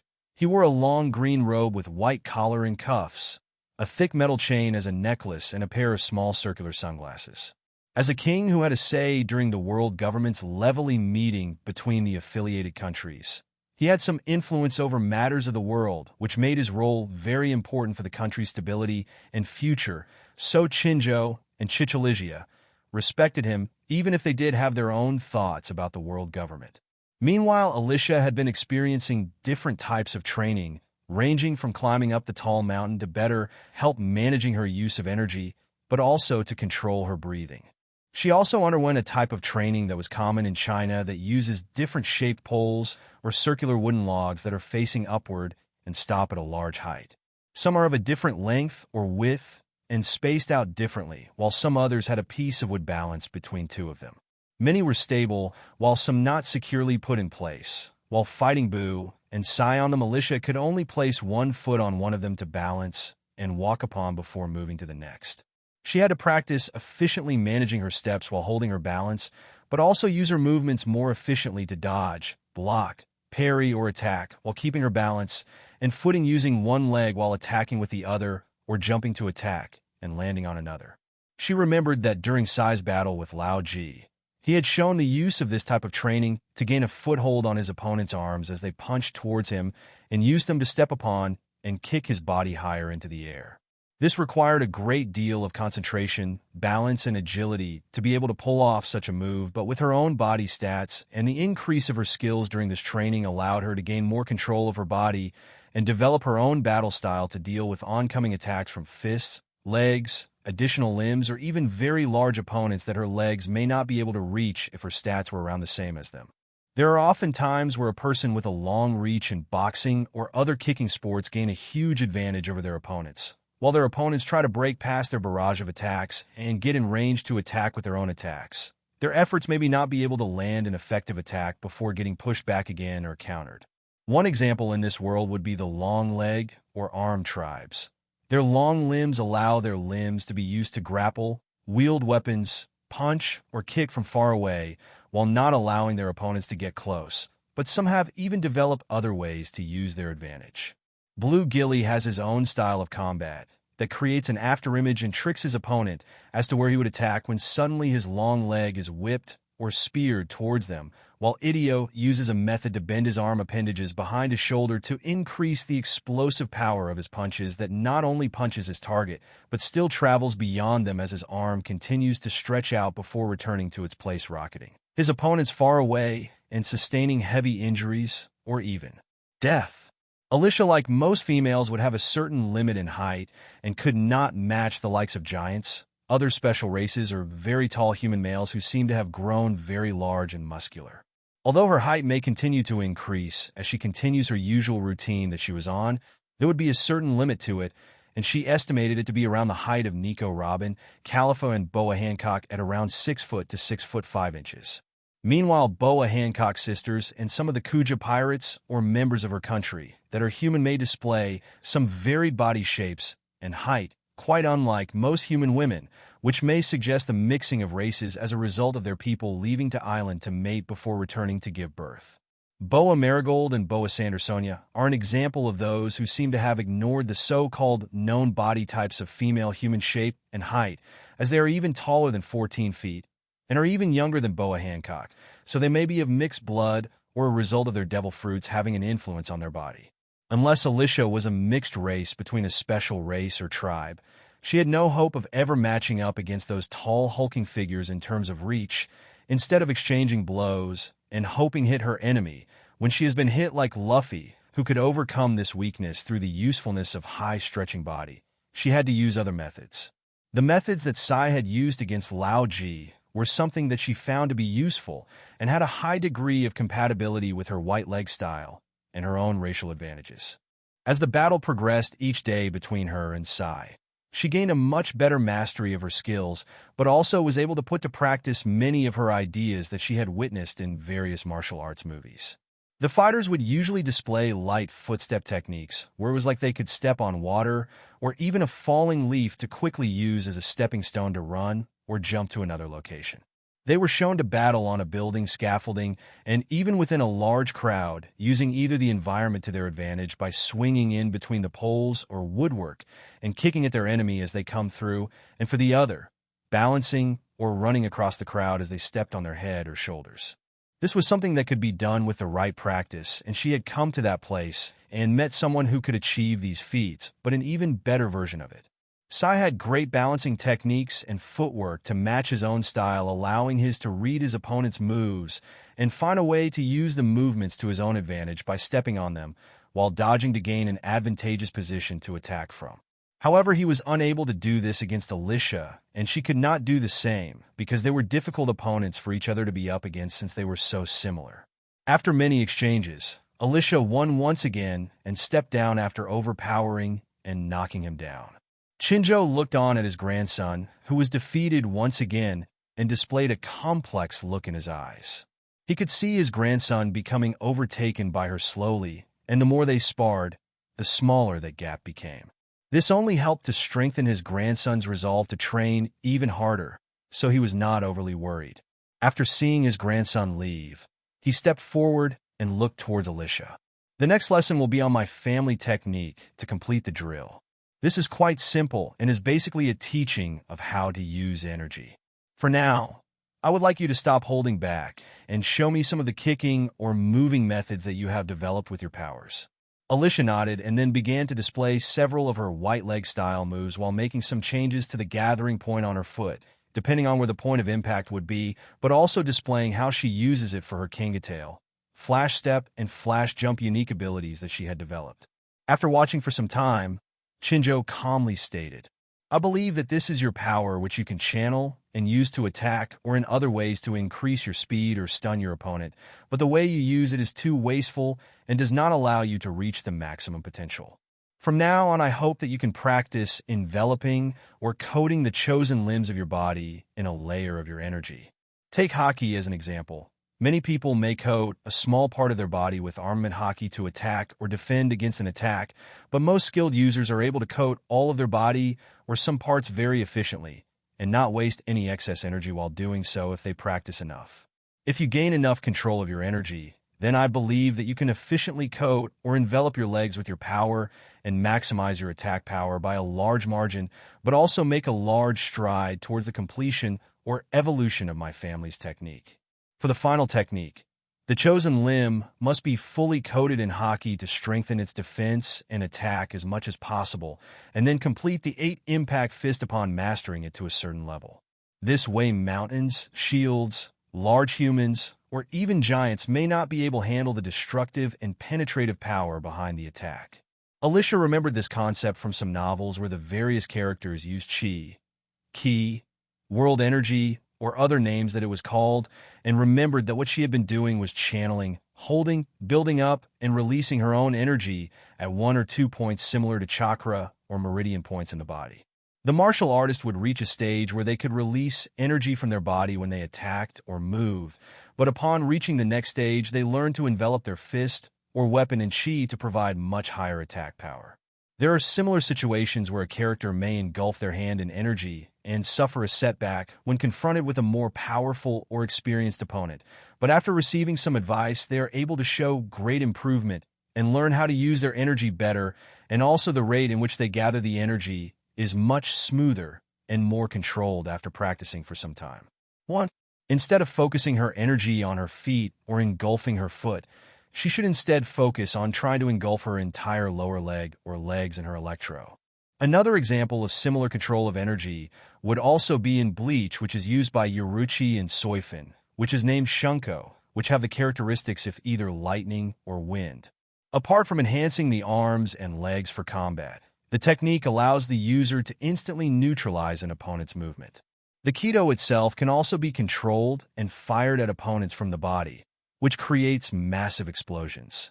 Of course, there may be some differences when using that style and electro, but now that she had the skill combining feature, she believed that creating something similar with the energy manipulation skill would make something become more of a reality. The main thing that she had a problem with was the possibility of her clothing bursting apart upon activating such a technique, and having to wear specially designed clothing so that it will not need to be replaced often, or something with resistance to her electro and other elements. The possibility also exists for her to be able to engulf or coat her weapon in electro rather than channel it through the weapon itself, which can also increase the attack's effectiveness further or change the way she handles the use of her electro. Alyssia took his words to heart and put this in her list to begin experimenting on. She had previously had similar ideas, but she had already reached the maximum mastery of her electro and could no longer make further progress. But now, with the human's energy theories and the improvements made by the system, she found that it might actually be possible. Chinjo looked at the grateful look on his face and then shook his head. "Do not thank me just yet. I'm still not done with your lessons. The next stage will be even more difficult, so I will give you a couple of days to prepare." Alyssia smiled and quickly left to continue studying and experimenting further with the various energy skills while other things were being created within the blacksmith at her, Nika, and Alfred's request.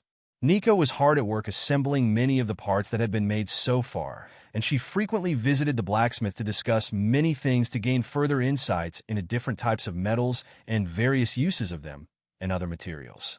1. See the manhwa chapter 14 of I'm a martial arts villainess, but I'm the strongest for an example. Later it is also shown that she gains a greater control to summon a large chi cannon and later easily redirects an enemy's all-out attack with a new master. The following couple of days, Alyssia continued her usual routine with her crew and continued her tinkering and training. She provided many new possibilities and a set training schedule for her crew members while Medea was left to rest and get used to the state of her body while waiting for her own support equipment to be built. In the main room of the ship, Alyssia had her eyes closed while sitting in a meditative pose and had her arms in front of herself, and her hands were placed near her navel with her thumbs placed opposite each other while her fingers were lightly interlinked underneath, creating a small circular gap between the placement of her hands. Small white sparks began to flash on the insides of her hands within, then circled one after another. At first they escaped the circle upon being released from her body. By slowly, she regained control over the white sparks as they slowly began to gather in one central point within the circle. More and more white sparks were added a little at a time until a small white electro ball formed. Tiny flashes of white sparks would occasionally flicker on the outer parts of the white ball as it continued to grow bigger, as the time spent creating it increased until it began to look unstable and out of her control. She began to stop increasing the output of her electro that had been channeled and immediately put forward all of her efforts into gaining control over the ball. Sweat formed on her brow as she was deep in concentration and putting in a lot of effort into perfectly controlling the energy ball that was no longer within touching distance from her hands. She was purely using her control of electro, her willpower, and constant practice to gradually perfect the use of her energy control one step at a time. This exercise was often done to gradually increase the limit of how much electro could be compressed together in the shape of a ball, but also increase her overall control of the electro that is usually discharged from her body and goes to waste afterwards because it is no longer under her control after it has left a certain range of her body. She believes that this is the path in which she can break through her race's limitations and teaching methods that the minks had taught her on how to use her electro. A new path may open from this, which was previously not explored. Much like Carrot's move named Electro Moon, which makes a large ball of electro, her own was developed to be similar, but was formed a greater distance away from her hands to further develop her control over her energy. Carrot's special move is that she charges up a ball of electricity with both hands and slams it into the ground, causing a wide-range blast capable of electrocuting several foes at once, while Alyssia's own attack may have a similar application, but also help her develop in another direction. Slowly, the compressed energy began to be changed from a sphere into a box-square box shape, then a pyramid, until slowly it began to slowly return closer to her own hand, slowly coat her fingers, and then travel up her hand, which made it look like a part of a white electro-shaped glove. Upon reaching the maximum state of control of energy at this time, but also being able to bring the energy back to her body after releasing it from her body, was a big step forward for her, but so was the achievement of being able to control it while it had begun to coat or engulf a small part of her body and spread. As she had created the glove that covered about a quarter of her hand, she knew that she had reached the limitation in which she could take the technique for now, as she still required further practice. Holding her concentration, she walked out of the room onto the deck and clenched her fist, gathering the electro coating to surround the new shape of her hand, then punched towards one of the dummies, creating a sudden burst of energy from her fist as it came into contact with it. The explosive force carried from the engulfed fist carried a lot more power than the usual focus point electro attack, but also behaved in a different way. The electro that was released at a point gathered together around the point and acted like a ball of energy that would break apart and discharge from her body upon having contact with something, causing a small explosion or stunning attack, and then escape her control afterwards. However, the coating or engulfing of electro adds layers to the attack, which come one after the other as force is applied as the fist is thrown out. The electro at the point on collision would attack first, then the other electro coating further up her fist or arm would follow the force of the arm after the collision, be released, and head down her arms towards the point of impact very quickly, creating a destructive cannon-like blast that continues until the coating has completely been released. If water was used as an example, then the initial impact would hit the target like it had been discharged from a water gun and continue on, be released until the trigger was no longer pressed or the water had run out, or a different version would use waves as a way to describe how it would probably look. However, the differences with electro is that the nature of it is to be naturally faster and more destructive than most other elements. So once the collision is made, it will travel towards that point much quicker, and the task of holding onto the remaining electro coating, or as previously explained, as trigger no longer pressed. It would be difficult to completely manage how much of her coated electro would be released upon striking an opponent or object. It would require much further training and mastery to be able to manage this while in combat, but also manage how much electro she wished to release during an attack, whether it was managing how many waves of electro are released during an attack, or at which point she wishes to regain control and stop her remaining electro from being released from its coated state and still within her control. This way, when she gained a greater control over her electro and is able to coat her limbs fully in it, she will be able to store up enough coated electro on her limbs and release what she needs to while using the electro in her body to replace the previously used up and missing coating, but this required a much greater mastery of the technique. Another ding, followed by another, went off in her mind after completing the move, and she inspected the result of her attack. The force of her punch was not that strong, but the force from the electro that had been released was much more destructive. She couldn't help but realize that she had just created an even more ridiculous ability compared to her other previous ones that used electro. Ding! New A grade ability has been completed as a result of practicing the electro manipulation skill to create a ball of electro. Would you like to name this skill? Electro Cannon. Creating a compressed ball of electro that can be manipulated into different shapes, explode upon contact against something or someone, and possibly other functions if greater mastery and control is achieved. Ding! New A grade ability has been completed as a result of practicing electro manipulation skill to create an electro body coating skill. Would you like to name this skill? Electrocode. Creating an electro coating layer on the body. Anything that comes into contact with it will be shocked. enhances the speed and power of the body part that is coated. Much finer control will allow thicker layers of coating to increase the power, or much larger of a range of coating to be applied to the body will increase the stored and controlled amount of electro coated on the body. Note: this technique has some similarities with armament hockey hardening. Ding!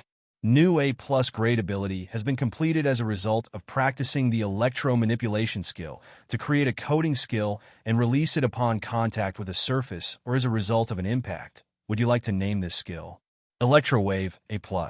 Releases control of electro upon striking an object or living being and pushes it towards the point of impact. The closest part of the electro coating will head towards the impact point first, followed by what is further away until it is stopped, either using all of the coating or a part of it. Greater control will allow the release of more precise voltages of electro and grasp control over the released electro that is yet to come into contact with the impact point to more efficiently make use of the energy and save some for another attack or purpose. Note: this technique has some similarities with armament hockey emission and internal destruction depending on how it is used and the mastery over how the energy is controlled or applied. After spending much of the earned points, she had earned much more just from this long experiment after being rewarded for finding these possibilities without the system's assistance. Although the techniques were still immature and difficult to control, the system still recognized them for the potential that they could reach upon being completed.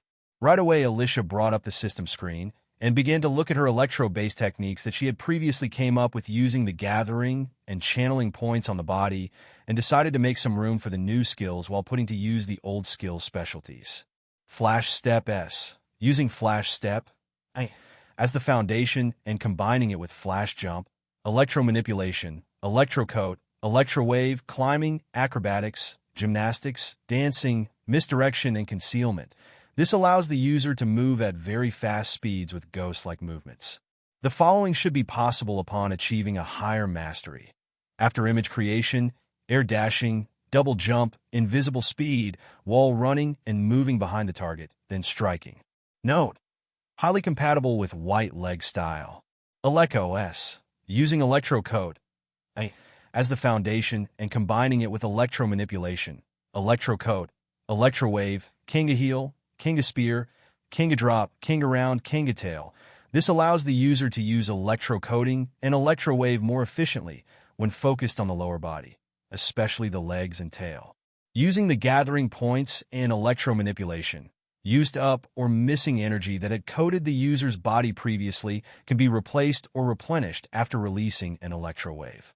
Note: highly compatible and can be used with white leg style and 8 impact fist. After thinking of a name for this technique, she quickly came to the conclusion that it would be best to keep things simple and base it off what had been inspired to create it. The names of Electro and Shunko combined could come out in many combinations, but Electro she liked best. The new skill used the coating and wave skills, but was able to recharge any missing Electro after the use of it, and coated parts of her body like she was wearing an extra piece of clothing or armor on her body. However, the skill was somewhat limited by her overall control over how much electro she could control and how thick or long she could shape the coating on her body without it escaping her range of control, resulting in it discharging from her body and wasting of that energy. Right, she could only coat a small part of her fist with one thin layer in the shape of her clenched or open hand to allow attacks using the palm or fist to be coated, but it also was possible to be used in a chopping motion and finger or multiple finger attack to be used for poking or scratching attacks. However, now that she had created the Electro skill, she was able to focus that practice more towards her legs, where she had more talent and was most comfortable with the use of various skills. Although this skill wasn't yet at the stage where she could summon it at will without a great deal of concentration, it was beginning to show great strides forward in improving her control of her electro, and her current skills were becoming more efficiently used without much wasted energy when she used her electro. An example would be her electro muscle massage skill, which had gained a much finer and precise control over her energy so that she could carefully stimulate the muscles in her body with electricity without going over her limits and harming herself.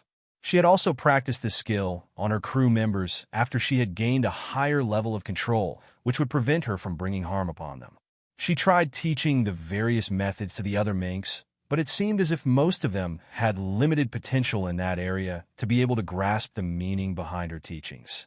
The one with the most potential was Carrot, who had already mastered the ability Electro-Moon, so she was able to begin learning after grasping the similarities between Alyssia's technique and her own.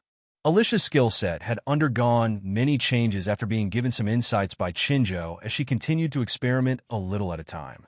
She did not miss out on her daily sparring needs and her usual routine of cooking and training. Nika spent most of her time putting the finishing touches on one of the items that had been entrusted to her to complete quickly. She walked over to Alyssia with a wooden box that had something inside. "It has been completed in time for you to go out like you have asked." Inside was a black half mask that would cover her mouth and nose that had a breathing filter or gas mask attachment on both sides of the mouth. At the top of the mask underneath, it was attached to a lighter and thinner material that wrapped around the tip of her nose underneath the main part of the mask and continued up to her forehead. The eye holes were fitted with a see-through material that protected her eyes like a pair of goggles. She looked at the design, and she realized that perhaps she was really heading towards the direction where she would dress up as either a superhero or villain costume of some kind, or a ninja-related one. The mask had many similarities to the Mortal Kombat style of mask, but there was also the fact that she had been learning concealment and detection skills in Zou. Additionally to that, she had been learning a new technique that may end up destroying her clothes, so she had to have a resistance set made to go underneath whatever she may be wearing. After much pondering, the only design that seemed to work with her technique was the one used by Yoruchi during her fight with Aizen, although the design barely covered her legs and arms at all, which left her quite exposed. There was also the greaves that were attached to her legs at times. They were kind of just like the attachments that Yoruchi had to wear on her limbs to deal with Aizen's power, as he was in the process of becoming a wizard. Alyssa sighed as she put on the mask while lost in thought over the direction in which she was heading towards. After attaching it safely and seeing that it was not loose anywhere, she proceeded to get dressed in a dark hoodie that had been modified to fit her ears inside, which made it look like one of those animal ear hoodies or coats. She then attached a metallic-looking arm guard around each forearm, a belt at her leg, securing her staff parts in place with a pair of dark pants. On her feet, she had a pair of metallic boots, which she had not worn in some time now, which were her own greaves that had been slightly adjusted and fixed up after they had been slightly damaged by the collision with the Sea King. The combination of black clothing that concealed her appearance, the mask, and also the metallic attachments, weapons, or tools on her body made her no longer able to recognize herself anymore. The main things that would obviously give her away would be her tail and ears, but she was not overly worried about that as she headed toward the Kano Navy port. Unlike her usual lessons, this time Chinjo had not given many hints, but when he said the location of the meeting, a chill went down her back suddenly. The only thing she could possibly be doing there would be assisting with various troubles from outside of Kano. Now that the insides have been dealt with smoothly and various spies or affiliated people belonging to the outside had been dealt a heavy blow or been completely removed, the next step was to clean up the sea surrounding Kano. It wasn't long before she had stepped on board the ship along with various Happo and Nihon Navy ships which were being prepared to depart. What she did not know was that recently, with the participation of herself with Chinjo's influence and her various other actions in Kano, the various enemies of Kano had become even more wary of them, but also herself. They had been supplied with many weapons from unknown sources regularly to support their war efforts. Whether it was using pirates, bandits, assassins, or mercenaries to their advantage to cause damage to their enemies, then they would gladly push such people towards Kano to cause problems and disrupt various things for them. However, that was the past. Now they had been exposed and outplayed by Chinjo at every turn during this time. They knew that it would not be long until there was a counterattack. They decided to use their various weapons that they had gained from Joker and set up their own counter to Chinjo's retaliation. After setting sail, it did not take long before cannon fire began to fire among enemy ships that were approaching, and many people had readied themselves for a confrontation. Saibu, Chinjo, Chichalizia, and Yuhalizia were on board their own ships and directed their own people, while Alyssia waited for the ships to draw closer. It did not take long before people attempted to climb on board the enemies and kill each other. Gunfire was going off one after the other. Sounds of clashing weapons also followed, along with the screams of dying or injured men, or women. Among them was Alyssia, who had readily confronted them first. She had removed the staff from her waist already and formed the double-edged scythe blade. She began to spin it while deflecting enemy attacks and slashing at their bodies without mercy as she passed through each enemy one after another.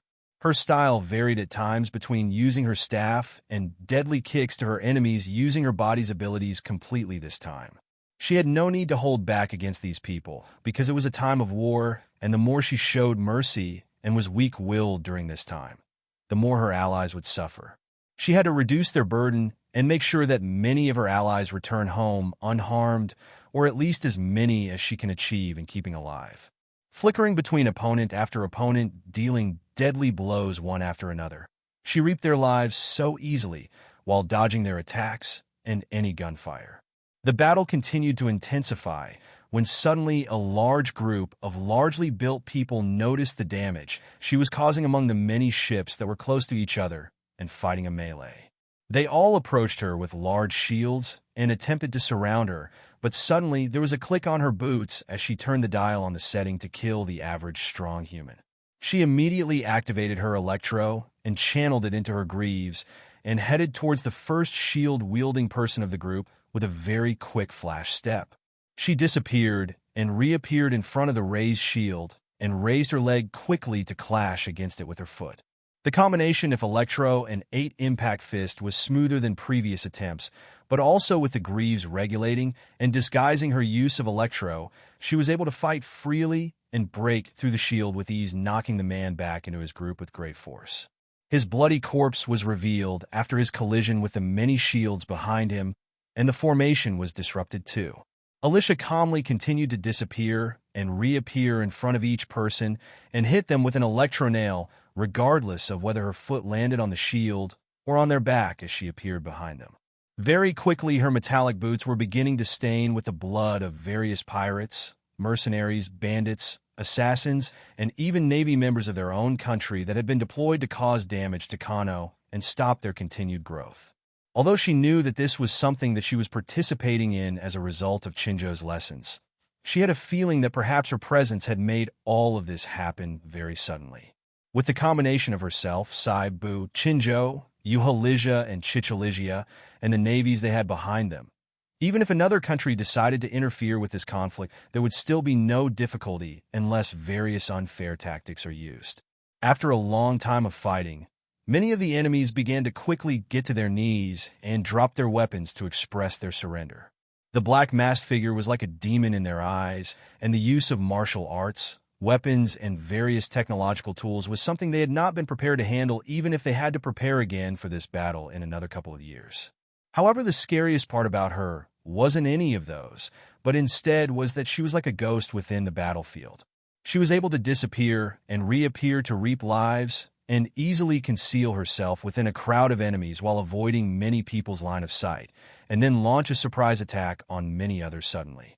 She was able to cause great confusion and fear within her enemies' ranks just by slipping through any weak points in the formations and disrupted the rhythm of the battle with ease. The moment one part of the battle seemed to become the central point or maelstrom where victory may be decided, she appeared and tipped the balance in her allies' favor, and then appeared in another location not long after to do the same at other parts where the battle was tilting slightly in their favor. It was bad enough that they had many difficult opponents to suddenly fight off since they had not been fully prepared to face a completely full offensive, but Alyssia's assistance to the battle completely made their task hopeless. Many had lost their will to continue fighting. The ships that were in a half-decent condition were brought back. The wealth and weapons were taken, and the prisoners were brought back to gather information from their mouths. On the way back, Alyssia was carefully counting the berries from the battle with a large smile on her face. Another month was spent on Kano as the crew settled there and begun to pick up new bits of knowledge and digest what they had learned. Medea had shown some improvements to her health, and Tristan continued to give her some treatments and set up a plan for her to follow to allow her a smoother physical and mental recovery. Tristan buried herself in medical books from the previous island and from Kano, so she was kept very busy between treating Medea. Alfred continued to gather any needed supplies and played the diplomat or negotiator for the crew whenever there were people who wished to find out about the ship's crew's goals or what they had to offer to others. After a little negotiation and bargaining with the blacksmith, many if the parts had been made, and he was showing signs of wishing to join the crew, but the crew had also managed to recruit a tailor for the ship. The tailor had the dream to travel to different countries and see their styles and designs, but also become inspired by them to design her own brand of clothing. The blacksmith had a rather simple wish or dream upon joining the crew, and that was to have his boredom relieved. At least he believed that the various crew members were interesting enough, but their blueprint designs also interested him. Him and Nika spent a lot of time together while she was working on various projects and was able to make some suggestions on how to improve the stability or toughness of certain parts without sacrificing something else to do so. Archie was busy studying up on various ship designs and any books related to building various types of transportation, so he was happy to assist Nika if she needed help assembling anything or lifting anything heavy. Carrot and Clifford had later joined Alyssia in the war efforts to gain more experience, since they had too much time on their hands between practice, eating, and sleeping. Meanwhile on the sea, about an hour's sailing distance away from Kano, many Navy men and women were dressed in their country's official uniform as they began to open fire at the Kano ships once again. These ships had been using hit-and-run tactics to constantly lure the Happo Navy further out to sea, when suddenly they turned back and begun to confront the ship Alyssia. Carrot and Clifford were on with the help of several other ships.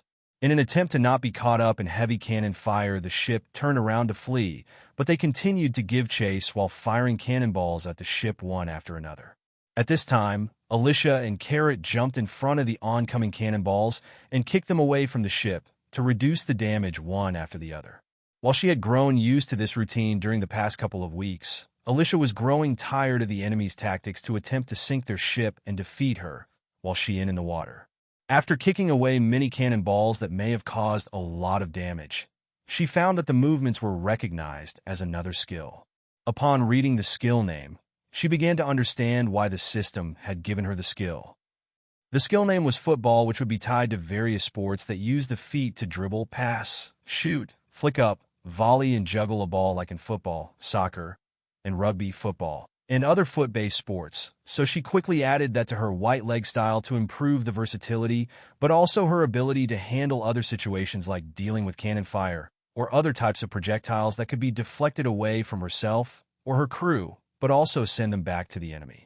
Much like Garp's use of throwing cannonballs at enemy ships like a baseball pitcher, this also allows Alyssia to counter such attacks and also possibly fire longer-range attacks if it is required using whatever was in her surroundings or smaller metal balls. As she gained more and more experience, her mastery was rising quickly, and so was her various other skills. The disguise of using the ERG-1 paid off and allowed all three of them to decimate every battlefield they stepped upon while using Electro to boost their speed, while not too obviously revealing that they were using Electro.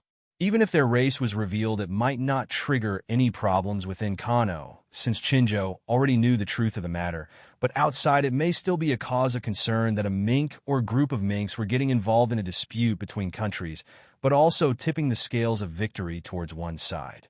With the rising casualties of war during this time, Tristan had also been allowed to gain more experience when the ships arrived back in Kano, so although she did not get to experience what the three of them had, she was still involved in some way. The ship continued to retreat as Alyssia, Carrot, and Clifford continued to attack the incoming cannonballs. The ship finally was getting closer to Kano after being chased by many ships when suddenly a large fleet showed up and began to support her this time.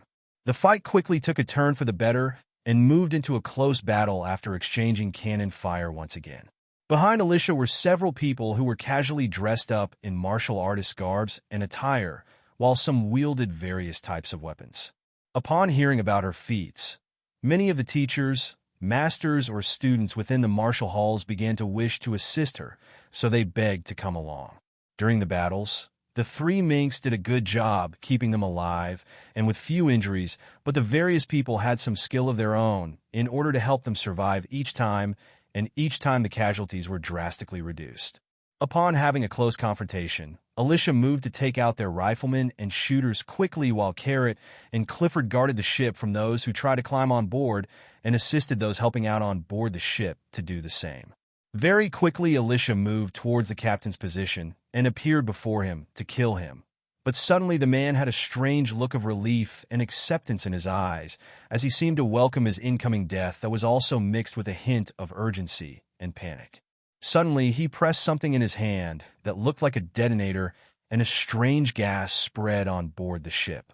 As soon as this happened, Alyssia retreated upon seeing the detonator in his hand, and passed by several people who were putting on gas masks that they had hidden away and threw them towards her ship. It's a gas weapon. Wear a mask quick before it spreads to you, or get somewhere safe where it cannot reach you. One after another, she moved through the enemy ship and stole mask after mask, and threw them to her own ship. Those on board the enemy ship began to breathe in the toxic gas, and held their throats so tight that scratch marks began to appear on their skin as they tried to gasp for air. Many of the enemy's ship quickly died due to the gas, and Alyssia's ship was fast enough to avoid any casualties as it steered away. Alyssia looked at the many dead people who had given up so many of their lives just for to take her or her people down, and frowned. She took out a transponder snail, and soon after a gotcha sound was heard. Reporting in, the enemy has been subdued. They are desperate enough to use gas or poison weapons, so make sure that you are prepared for anything that they try. Chinjo, Bu, Sai, Alyssia, and Chichalizia responded one after another. Got it? Little did she know was that the panic and desperation she had caused to the captain of that ship had triggered an early detonation, so she was partly responsible and lucky enough to be able to inform the others early and save many lives. After a month of warfare, Alyssia had gained a greater understanding of the use of various strategies, but she had found that she most preferred simple ones that made use of herself to break into the enemy's forces and aim for their long-range attackers to reduce the damage done by gunfire, but also to target the captain of the ship to reduce the morale. After that, the rest of the battle is focused toward the melee confrontation. So long as her own people can maintain their formation and hold off the enemy while inflicting some damage over time, she and the other two minks should be able to cause a large amount of damage to them. This month had not only been productive for strategy, research, recruitment, skill, navigation, and financial gains, but there was also the huge gains from the fame points that she had earned. Asking for a duel or participating in one was a way to earn points, but so was participating in an event as such as a gladiatorial or martial arts tournament. However, the participation of wars and battles between ships also helped to spread her fame so long as there were enough witnesses to let it be spread.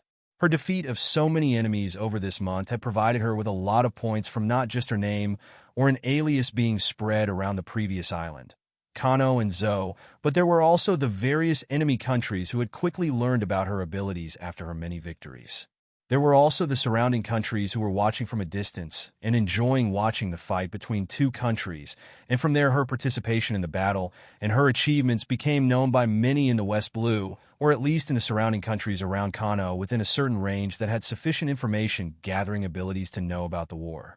Alyssia, Carrot, and Clifford quickly became known for their technology that grants them the ability to utilize electricity in combat in various ways.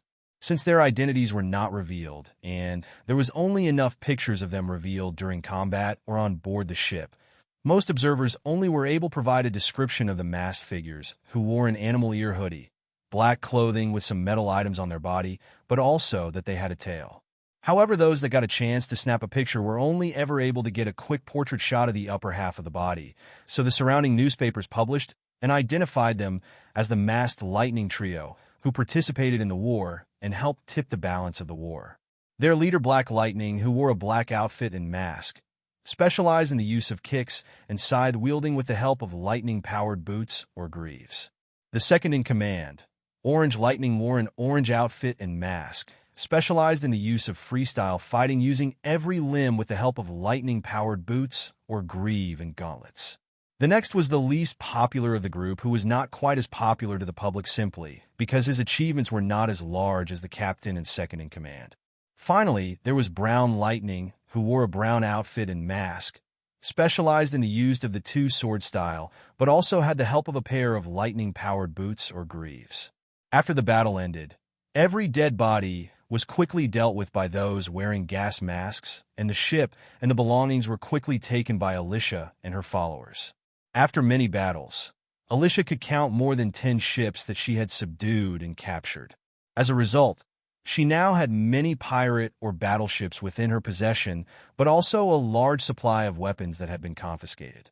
She could easily sell them or hand them over to the Niho or Hapo navies for a fair compensation, but she decided to give them to Archie to practice with while she continued with her lesson from Chinjo. The last couple of enemies had been worn down through many confrontations, resulting in their retreat and regrouping, but today they had staked everything in order to turn the tide of victory. If they lost, they could not return to their homeland and bear the great shame of as the losers of the war. They would be mocked by the public, and their families would be targeted by the hatred that has been built up in the country, so they all had no choice but to go out as martyrs. They would all either die or survive once the poisonous gas bomb has been exploded, which would result in many deaths within the enemy's ranks, and if they died, they would be able to die as heroes who sacrificed themselves for a later victory for their country.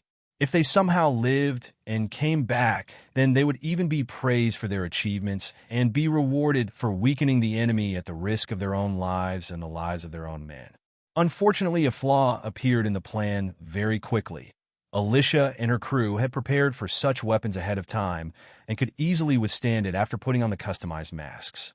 Since the suicide attempt was triggered earlier by the captain, who was targeted quickly by Alyssia, the poisonous gas still needed enough time to spread and reach her own crew, who were still on board her ship. All she needed to do was provide them with a means of surviving. The masks in the possession of the enemy crew were enough to provide those closest to the gas to be able to breathe while steering the ship away from the affected area.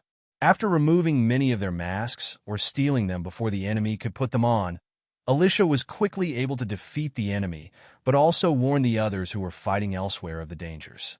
Many types of chemical or poison gas bombs have been circulating on the black market through various channels throughout the years, but they were rarely ever used unless in desperate situations, or by someone who simply did not care about the diplomatic fallout from using such tactics in warfare. The Kano country may have not expected such a weapon to be used, but it did not mean they did not have the means to counter it. After being warned, they were able to adjust their tactics and prepare for a poison gas attack, whether it be attacking from afar and cutting off their path to retreat, or using gas masks to assist a melee battle. The early warning helped to reduce many deaths, but also the damage that may have been dealt to Kano country as a whole. Even if some survived thanks to their strong vitality and physique, they would still have to suffer from the aftereffects of the poison after it has damaged their internal organs and weakened their immune systems. For an older man like Chinjo, who was already growing slightly weaker, this would have put him one step closer to his grave and made him have to retreat from the battlefield altogether, unless it is for one final fight before he passes away. Many days passed, and the enemy countries issued a letter of surrender and began to negotiate the terms for a peaceful resolution of the war and constant harassment they had put Kano under over the years. Kano country was on the receiving end of a large amount of wealth and an additional fleet of ships to compensate for the troubles caused, but to also avoid additional losses from further retaliation from Kano. Raman, the king of Kano country, awarded the Niho Navy and Hapo Navy with the position as the left and right pillars of the country and readily awarded them with some of the wealth gained from the negotiation to help make up for their losses, but to also invest in them further and make the country stronger. The rest of the berries were put towards enriching the country and investing in several beneficial projects or people within Kano, while a small part was awarded to Alyssia for her assistance. As she was still an outsider, the king had no choice but to treat it as a mercenary group, helping them complete a task much like Germa 66, so he paid Alyssia and her crew what they had earned and deserved for their contributions during the war. After negotiating with Chinjo for a while, many of the ships were put on sale and readily bought by the Niho and Hapo Navy to prepare for the expansion of their fleet. After Archie had spent time studying their structures, materials used, and fixed them up, a large sum of berries was now within Alyssia's grasp. Purchasing many special herbs and ores unique to Kano, she began to store them on board her ship along with any kind of books and materials that would be of use for experimentation or the building or fixing of something. On the training grounds of the Hapo Navy headquarters, Chinjo took a battle stance while Alyssia stood opposite him, ready to begin. At a moment's notice, Alyssia disappeared from her previous position and reappeared behind Chinjo as a white light flashed underneath her foot. Chinjo, who had the ability to use his Conqueror's Haki with his armament Haki, was a difficult opponent to match, but Alyssia had the advantage of speed on her side.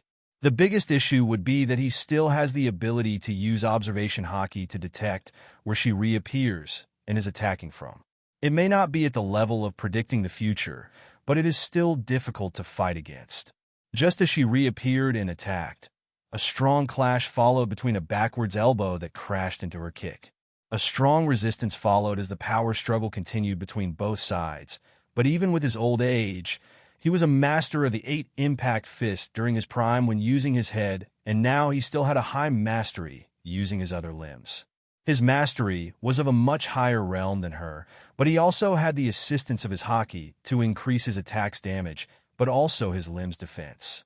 Alyssia may not yet be able to harden her own Haki around her own body, but she was slowly grasping how to control it to at least be able to use it to touch or launch an attack upon a devil fruit user, but it still required further training to perfect it. She may have been able to improve much faster thanks to the new nutrition plan and the electro-muscle stimulation during this month, but she was not yet at the level where she could match someone with Chinjo's strength and experience. As a result of this obvious gap, she was flung back, but as she did so, she was able to land and roll to reduce the overall impact of her fall and get back to her feet quickly before disappearing again. She quickly reappeared near him and kept disappearing around him in a circle, leaving behind a slight blurry human shape to leave him guessing where the next attack would come from when suddenly he went on the offensive while taking up a stance that looked like a spinning top with his head on the ground and began to spin at a high speed. He was fast enough to keep up with Gear's second Luffy after the time skip, which proves that he not only possesses high strength, but also very high agility surpassing herself. So as he counterattacked, he was able to match Alyssia well, but also show her many places where she was lacking. The spinning top form quickly moves towards each image left behind by her one after the other at a high speed, but suddenly Alyssia appeared to attack towards the opposite direction of his spinning rotation and attacked in places one after another to slow down his spin and knock his body off balance. As he stopped, the confrontation continued as she did her best to recover from any clashes, but mostly helped her to avoid attacks or to slip past her enemy's defenses. She was able to get a couple of lucky hits on him, but his hardening ability was something that she could not overcome so easily, but she was able to stop him from spinning after being knocked back many times. As the fight continued, and her stamina was reaching the limits that she could handle after sustaining a high amount of damage from clashing with him, a gloomy and unwilling look appeared in Alyssia's eyes as she began to channel her electro to this time coat her feet. Electro began to shape into small size that was only a thin layer that fit around her foot like an ankle sock or a pair of slippers. After a month of training, this was the limit of the control that she could reach. Suddenly, as she stepped forward, she gained an increased speed with every step greater than before without having to utilize her electro in bursts or be released like before. The moments her foot made contact with the ground, followed by the next, she would quickly flicker from place to place with a look of concentration on her face. Suddenly, there was a burst of released energy from one foot that allowed her body to be quickly sent towards Chinjo, as her electro on one foot released all of the gathered energy for the purpose of increasing her speed and the power in which she traveled towards him with. Twisting her body in the air, her heel came around to attack with the other electro-coated foot which grew closer to Chinjo. In response to this outrageous speed and the oncoming attack, Chinjo did not have time to dodge. He met the attack with a Haki-coated head attack of his own using his 8-impact fist with all of his strength. As they collided, a sudden clash of conquerors followed as a result of the clashing wills of kings. On Alyssia's side, it was visibly weaker in terms of pure strength, Haki, and mastery over the 8-impact fist, but strangely enough that did not make her falter. A determined look appeared in her eyes the moment before the clash, as she truly wished to face this attack head-on no matter what. At the moment of impact, a faint shadow appeared on her body and enveloped the electro on her body in the form of a serpent-like form similar to the previous Sea King she had witnessed.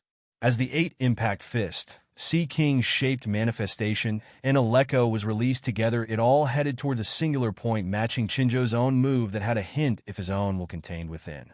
This resulted in the Clash of Kings, but also a manifestation of Alyssia's martial arts that belongs to the Conqueror's Haki. The large attacks came from both sides, resulting in a destructive force created between them.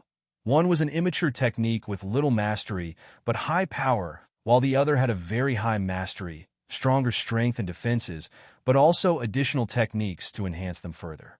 Both were thrown back as a result of the clash. Chinjo was knocked back quite a lot, but after rolling and reducing the overall impact of her fall, Alyssia lay there with a tired look on her face, and then passed out. Chinjo felt a large amount of pain on his head after the attack and looked towards Alyssia with a look of approval. So she really does have those qualities. I do not know if it is a blessing or a curse, but with her potential she may be able to survive that curse and turn it into a blessing if she has enough luck on her side. He immediately called for her to be treated while he tended to the injuries on his body left by her. The final manifestation or image that had been summoned on her leg during the battle had taken the shape of a serpent-like creature and helped to better control her Aleko as it coiled around her foot, but it had a little similarities to Zoro's manifestation of Haki during his fight with Kaku, which summoned the image that allowed him to take on the appearance and lethality of someone who had 3 heads and 6 arms, allowing a 9-sword style Ashura technique to be executed. Through sheer will, he was able to create or manifest an illusionary image or spirit projection that could also be used to enhance his attack power threefold. For Alyssia's manifestations, the head of the serpent went towards the heel and coiled around her foot in a circular motion as it continued to take hold of all of the Aleko that was nearby, forming a sea king-shaped coating that coiled around her foot. As it clashed, the head was destroyed or used up during the initial clash, and as that Aleko had been used up, but the rest of its body still coiled and quickly followed along with the direction that the head had led it towards at the very center of the 8 impact fist impact point, where she clashed against Chinjo, causing devastating damage. If she had a higher mastery of her techniques and was able to summon more Electro into her Aleko skill, or make it thicker, then she may have come out as the victor of the battle, but she still required more time and training in order to match someone of that level head-on. However, that did not mean that her attack was not a success. She had inflicted a large amount of damage during that attack upon Chinjo. It was just that his armament Haki had negated most of the overall damage that was done to him. If it had been another opponent of weaker armament Haki or lacked Conqueror's Haki, then the result would be very different. Even a weak level or lack of observation Haki would prove fatal when Aleko had been used as a trump card against an opponent of Chinjo's physical stats. Of course, that does not include other factors like special techniques, technology, devil fruits, or having a very high mastery over hardening their body completely with Haki, making them tough enough to withstand attacks from all angles. During her time, sleeping after exhausting herself and suffering a lot of damage, Alyssia could hear the notification in her mind go off again. Ding! The user has created an SS rank skill as a result of combining Aleko, 8 Impact Fist, White Leg Style, Flash Step, and Conqueror's Haki Spirit Projection. Would the user like to name this skill? White King's Wrath, SS+, Conqueror's Haki Spirit Projection as the foundation, combining it with Aleko, 8 Impact Fist, White Leg Style, and Flash Step. The will of the user will bring out a spirit projection in the shape of a serpent that is a projection of the user's understanding of martial arts. The projection is able to boost the attack power of attacks, but also absorb and better control various types of energy or elements under the user's control or creation and let them work together to increase the damage further. The serpent will act or attack differently depending on which type of attack is used. Note: this requires a lot of willpower and energy consumption to use. It is advised to use as a finishing move and not casually unless the user has a high mastery over every ability involved in higher stats. Upon seeing the description of the skill, she knew that this was definitely not as simple as it seemed. As the serpent came into being, it coiled in the direction that she was spinning to add more power from her rotation, and as it continued down, it seemed to open its mouth and devour her layer of Aleko very quickly. All of the Electro under her control, and the willpower used to control, it was then fed to the serpent as it moved down towards her heel, as it came into contact with Chinjo. After the head of the serpent bared its fangs upon touching him, it began to release all of the energy towards him in a concentrated attack to a singular point, increasing the shockwave attack damage even further. As the head part of the energy was used up, the rest of the serpent's energy body began to follow it towards that singular point until it was no more. The description also seemed to describe another thing that was interesting, the use of different elements or energy being used together to form attacks.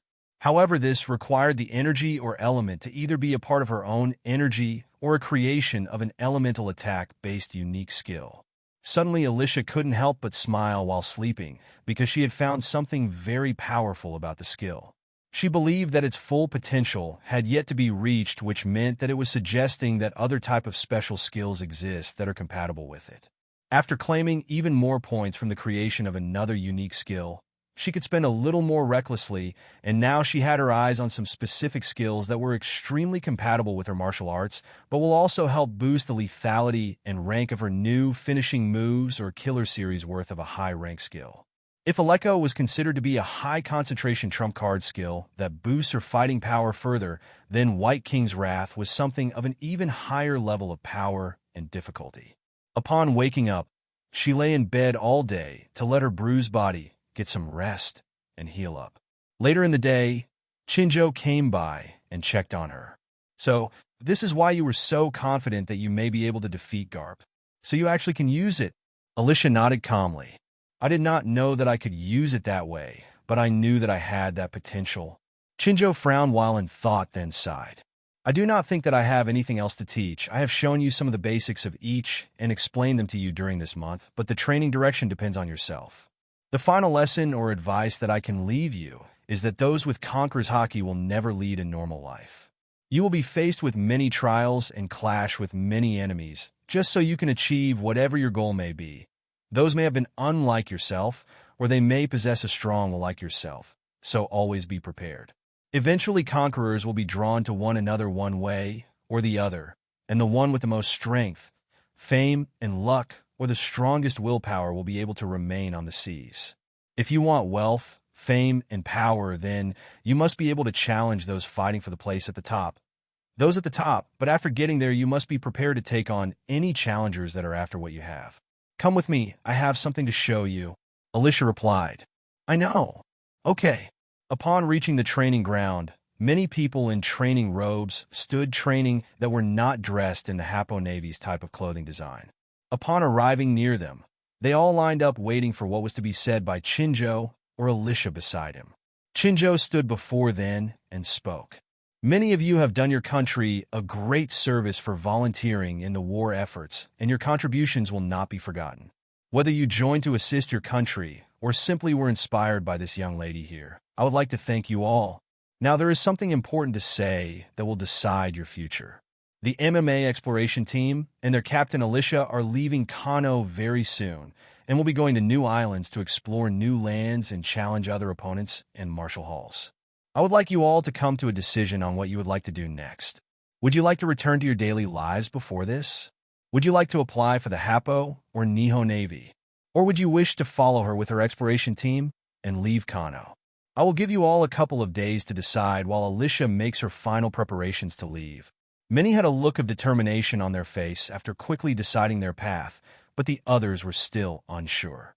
Many had joined to assist their country or chase after Alyssia at first, but after their first taste of warfare, not everyone would be so enthusiastic to jump back into it, so would choose a life of peace. Others who had got real combat experiences to improve their martial arts, and now that they received this offer they were happy to join either side, but some of them did not have the wish to leave their homeland. There were still those who wished to go on adventures, so this was their chance. Alyssia protected them well during the war and was a trustworthy captain, so they wished to follow her. Those that decided right away went home to pack their things and to arrange other things with their family if they had any other responsibilities to take care of or those that would miss them. Some decided to pack up their home and even bring their wife or husband and children with them, which showed their determination. Of course, this took some persuasion and caused some slight arguments among some households, resulting in either them all going together, one person leaving alone, a family or relatives parting ways, or that person not going in the end. Those that were able to arrange everything smoothly and came to the decision to leave Kano would all later join Alyssia as she left. As Chinjo escorted her back to her ship, he began to explain further. People naturally follow the strong, famous, or rich to achieve their life goals if a path is provided to them. This is also true for those with conquerors. Each have their own temperaments, rules, or charisma that can attract people towards them to help achieve their goal. You look like the type to plan ahead for things often, but I am sure that you do not always plan for the influence you bring to others or what changes you can bring to the world around you. I hope now you have some idea about yourself, your fate, and how you can bring great change to wherever you go or how you could influence others. Alyssia was deep in thought as she responded with a slight nod. She had the plan to stay low-key on the first island, but got caught up with Alfred and Medea, along with several of the local gangs and pirate groups, which resulted in assassinations and battles between crews then finally being chased down. Even if she tried to avoid trouble, it still found her. Upon arriving at Kano country, she decided to throw away her restraints and set the goal to improve her martial arts upon meeting those of the Happo Navy and getting some sagely advice from an old veteran of the sea who had once fought against many famous individuals of crews of the past. Not only did she get caught up with the Happo Navy and the Nihon Navy, but what happened next was way out what she had in her plans. From the platform life and death battles, the assassinations, and the changes that were brought on by herself after surviving that, and afterwards her participation of the war, which would change many things for Kano. During the war, she gained quite a lot of fame and a lot of followers who assisted her and fought side by side to defeat many enemy ships along with their crew. She gained a large amount of wealth, but also many illegally sold weapons and the confiscated ships, so her current wealth had reached a stage where she could not easily spend it all so casually. However, now that she was leaving, many had to part ways with her, but Shinjo had shown her once again of her effect on others. Conquerors can inspire others and lead them down the path they have chosen, but there will be times where they may find themselves taking a completely unintended direction, but still reach the destination at the very end. She had a great responsibility on her shoulders as the captain of the ship, but also because she had that kind of strength and fate. Just like how the worst generation were bound together by fate, as they all arrived at the same island before the Great War, and would later come across each other again in various ways in the New World. Alyssia had her own fate that was waiting for her at every place she visited, whether it be something uneventful or something capable of changing the course of history within a country or a much larger part of the world. The next couple of days of preparation were done quickly, and many people arrived near the ship. The main ship was her own, which now had been painted with its name, the MMA Explorer 1, along with a new flag and sails that had been kept simple, using a black background along with the MMA Exploration Team, overlaying it in white. Accompanying the ship by was a larger battleship that had been fitted with a similar flag and sails. Now that she had enough berries to spare and many ships at her disposal, she decided to keep one of the battleships she had acquired, which was of a larger size than her own. With the new recruits, she could not just leave them to all be cramped inside one ship together, so she kept the larger battleship that it could follow along during the journey. More than 10 of the original 40 to 50 strong martial artists that had fought side by side with her joined the crew, along with some of their closest family members or friends. Many of them that had joined were non-combatants but had their own individual skill sets, whether it be cooking, sewing, cutting hair, cleaning, and other skills to be able to handle simple chores, or assist in various ways on the ship, or maybe in a new land. Of course, Alyssia was able to quickly identify what hidden talents they had within them with the help from the system, so recommended some reading materials, including her beginner and basic versions of different types of skills within the For Dummies section of the bookshelves. She was able to pick out a couple of them from the crowd that had talents in different fields, whether it be science, engineering, shooting, navigation, music, swordsmanship, cooking, diplomacy, or any other miscellaneous or smaller skills. Alyssia looked at the two ships that were ready to leave and yelled, "We are leaving now. Farewell, people of Kano." Many words of thanks and goodbyes were mixed with cheers as the ships departed, as the two Navy leaders and the other high-ranking people under them stood in the distance watching the ships depart. As Alyssia was arranging everything and navigating the two ships while communicating through the transponder snail, she walked into a storage room to double-check the supplies. She heard the sound of movement within, and then a small thing appeared by her feet after moving from behind some wooden box. Meow. She looked down at the Dragon Lee kitten with a frown and spoke in a scolding manner of speech. "How did you get on board? Bad kitty." Little Lee's life was full of misery. She was a very sad kitten. Upon birth, she was discarded by her owners in a cardboard box as soon as she could begin walking on her four legs. Her mother looked on with a look of indifference in her eyes from her high cat climbing tower as she was removed from the family home by the humans. There was no sign of a male cat within the household, so she was probably the result of her mother mating with one of the neighbors or street cats. Since she was not seen as a purebred dragonly, but also the suspicion that she was half of a dirty street cat, the family discarded her ruthlessly on the street like she was a great shame to the household. The noble family was very prideful and could not afford such stains on their lives. All of their clothes, food, and anything else in their lives must show off their noble prestige. If anything did not fit their high standards, they would discard it.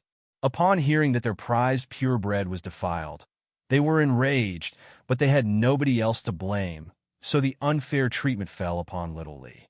Upon being abandoned, she grew weaker from being exposed to the weather outside and the lack of food. Her weak cries would occasionally escape her cardboard box, which caught the attention of some kind people who would occasionally bring her a warm piece of material to snuggle up to and some food or a saucer of milk. Perhaps it would not be long before she died. The moment those people forgot about her, there may not be as many kind people to take care of her. The chances of being adopted was low, because she was far too weak and dirty-looking, and not many would be willing to pay for the fees to get her checked up and nurse her health. She had reached an age where she could escape the box and become a wild cat who scavenges for her food, but she was far too weak to get out. She had to rely on strangers to live, but could never see hope of having a family or someone to protect her. One day, a strange figure appeared near her that did not look like the other humans. She smelled nice, and when she rubbed her cheek against her, it was really warm and nice. Day after day, the strange young lady came to give her food and play with her before disappearing again. Every day, she would show a slight bit of hesitation on her face as she departed. Every day, Little Lee cried for her to return to take her home. As her health was improving, she could move around and gain enough strength to leave the box, so when the young lady was appearing less frequently during the time of war, she focused on exploring Kano and learning to climb, hunt, and scavenge things from watching the other street cats. One day, she watched as Alyssia departed once again and followed her only to find out where she lived. It took her a little while to overcome her fear of the water, and eventually, she found an opening when the humans were moving things inside of the ship. She snuck aboard the ship and hid in the storage room where many boxes were kept. Little Lee heard a sound as the door opened and someone entered. She crept out from behind the box after spotting who it was. Right away, she ran in front of the tall figure and meowed. "Meow, Mommy!" As she was being scolded by Alyssia, she sat there obediently and then began to roll around, letting out cute meows and acting cute. After watching her for a while, Alyssia picked her up and brought her onto the deck. In front of Little Lee's eyes was a vast amount of water, and her instincts screamed danger. She jumped out of Alyssia's arms and fled into the main lounge room of the ship and hid underneath one of the seats inside there. Meow, meow, meow, meow. So scary. What happened? She heard a sighing near her as a helpless voice followed. "This is why I did not wish to being you. Now it is too late to take you back, and I cannot just drop you off at any random place. Come on. It is best to get used to the changes quickly so you can adapt." Although she did not understand human speech, she suddenly had an ominous premonition. A hand grabbed hold of her and dragged her back out of the room. Meow. No. In the West Blue, Alyssia and her crew journeyed around, stopping at several islands to purchase supplies, local items, but also stock up on some beginner skills and books that were available to purchase with points or berries. Each of the ships now had its own study room, full of different books, ranging from books from each island and the written booklets that had been made from her skills. Alyssia provided everyone on the ship with a training plan detailing their most suitable path where their talents shone the brightest. While some were suited to melee combat, others were suited to using a bow, slingshot, or gun to better protect themselves. Those with no talents in combat would have to rely on technology or some form of trickery to stay alive, so she pointed out booklets that they were more suited towards, whether it be concealment, misdirection, science, navigation, or another path, so that they could help out on board the ship, but also find a way to survive in the world. A couple of them had talents towards science or guns, so she assigned them to Nika to develop a science and engineering team and a shooting unit. Alyssia passed her own knowledge to those that had some talents towards navigation to help them pick it up faster. Those that dealt with melee combat using their fists or close-range weapons like daggers, katars, knuckle dusters, or gauntlets were assigned to Carrot's bruiser unit. Those with talents for shipbuilding, repairing, or as a helmsman were assigned to study under Archie, while he was also assigned control over a shield unit that made use of various types of additional weapons along with their shields like spears. Those with talents towards the sword or saber were assigned to Clifford to form a blade unit. Those with talents towards medicine or blunt weapons were assigned to Tristan to form a medical team and blunt unit. The rest of those on board the two ships were either assigned a position to best suit them, whether it be working as a chef, cleaning, tailoring, or whatever talents they may have. Some would begin to show their true potential once they had brushed up on the basics, while others may have already had some experience in that area. Everyone that was willing underwent her daily training regimen every day, and a training plan was drawn up for each if them to match the limitations of their body, and adjustments were made for the estimated time when they should increase their training. As an expert martial artist with very high talent in leg martial arts, but also a high mastery of upper body martial arts, Alyssia was able to spot a person's flaws in their martial arts and make suggestions on how to improve them now, but she could also see the state of their body and come up with a plan to improve them quicker than before without breaking them. The ships had docked on the 80th branch of the Marines Island, just before the Reverse Mountain. After Whitebeard's death, many pirates attacked this island while passing through to get to the Grand Line. All of the crew stopped there for a while, taking in the final sights of the West Blue before entering the next part of their journey. Anything new that could be purchased and gathered upon exploring the island was done quickly, whether it be the skills from the strongest branch in the West Blue or just some of the local specialties. The crew packed up and went back to the docks with a fully stocked storage room, and Alyssia was waiting for them all. She stepped forward and spoke. "I know this is asking a lot of all of you, but right now, there is a small thing that needs to be done. Next is the Reverse Mountain, where you will enter the Grand Line. I have done my best to prepare you all for what comes next and have prepared what is needed to navigate through it, so I can trust that you are prepared to face it. I have also left training plans and books that each of you should be reading to develop your talents more." So, she calmly looked at everyone and said, "The two ships will split up to complete two separate tasks. One will go with me on my ship to complete something that needs to be done as soon as possible, and next ship will enter the Grand Line and meet up with my ship later at a specified location." It was not that she did not wish to explore the Grand Line, but it was not yet time for her to go there. She still had something that must be done before she enters. She could not take both ships with her on this journey, so she had to make the decision for half of them or more to go and gain some experience in the earlier parts of the first half of the. Her current strength was enough to strike fear into the hearts of many people in the first half of the Grand Line, but those within her crew still needed to experience the world and what it was like without her protection. Those that were too used to being protected would become arrogant and fearless. This would lead to being careless or offending someone later that they could not afford to offend. They all needed to know that as a crew there would also be times when they may split up. She could not always be there for them, so they should work hard to improve themselves and be a little more independent. During the war, she was able to reduce the casualties and lessen their burden by taking out the shooters and captains of the ships, but there would be times when they may be shot at when she is not there, which could get them killed if they do not know how to handle that type of situation or opponent. She took out a log pose and a piece of Viver card and handed over a small piece of it along with the log pose to Carrot. Carrot will be acting captain for the second ship, since she is my second in command. Those in her unit will join her along with Archie and Clifford and their units. Tristan will also follow with her unit and Medea.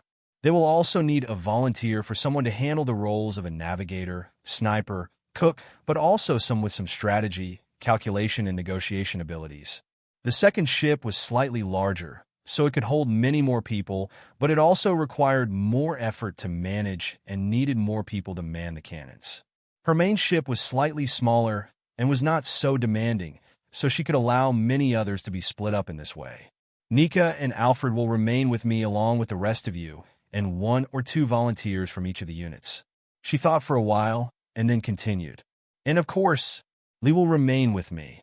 Questions immediately came towards her asking why she would split them up now just as they were entering the Grand Line, but she continued to explain each reason one at a time until they accepted what she had told them. However, Alfred took her to one side and asked, "Are you certain that we should split up in this way?" She looked at him calmly and replied, "I know what you are worried about, but so long as she has Carrot and Tristan by her side, she will not be harmed. There are also some things being put in place to make up for unknown variables, so you need not worry. It will be safer for her to journey with them, and not us, as what we are doing will be far more dangerous. Do not worry, though. We will all be reunited in time." He had a complicated look on his face, but he thought things over and then agreed. "Fine then." She began to give instructions to those that were leaving by explaining what they should expect upon reaching the reverse mountain and what they may encounter on the other side of it. She also mentioned bits and pieces about the possibility of there being a large whale there as they enter and how to best avoid damaging the ship. Whiskey Peak was briefly mentioned, and the dangers of human hunters and slave traders were also brought up to let everyone realize the dangers that awaited them and let them be prepared. She led the way towards the reverse mountain and picked up the transponder snail. "This is as far as I can go. Good luck, everyone." Carrot responded quickly. "Come back to us soon, Alyssia." "Garchu." She silently stood for a while, and then spoke again with a small smile on her face. "Garchu." She watched silently as they began to be swept up by the reverse mountain and went on to begin their own journey. They will need this to toughen up a little more.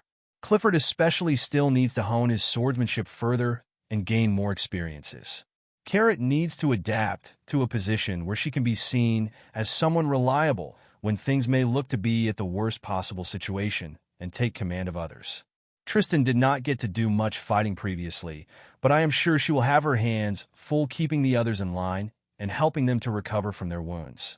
Archie needs to find his own path on how to survive in the world, so this will let him experience that his tough hide may not be enough to always protect himself. She turned to her crew and ordered them, "Okay, turn around now and go where we came from. The next journey will be a difficult one, so you must all carefully follow my training plans and not slack off." After leaving Carrot and the others to continue with their own journey, Alyssia was a little hesitant over her decisions, but she knew that she had to stick to what Sue had said. Carrot was very laid back and did not possess the qualities of a leader, and yet she still put her in that position to test her, but to also make her wake up and take a better look around herself.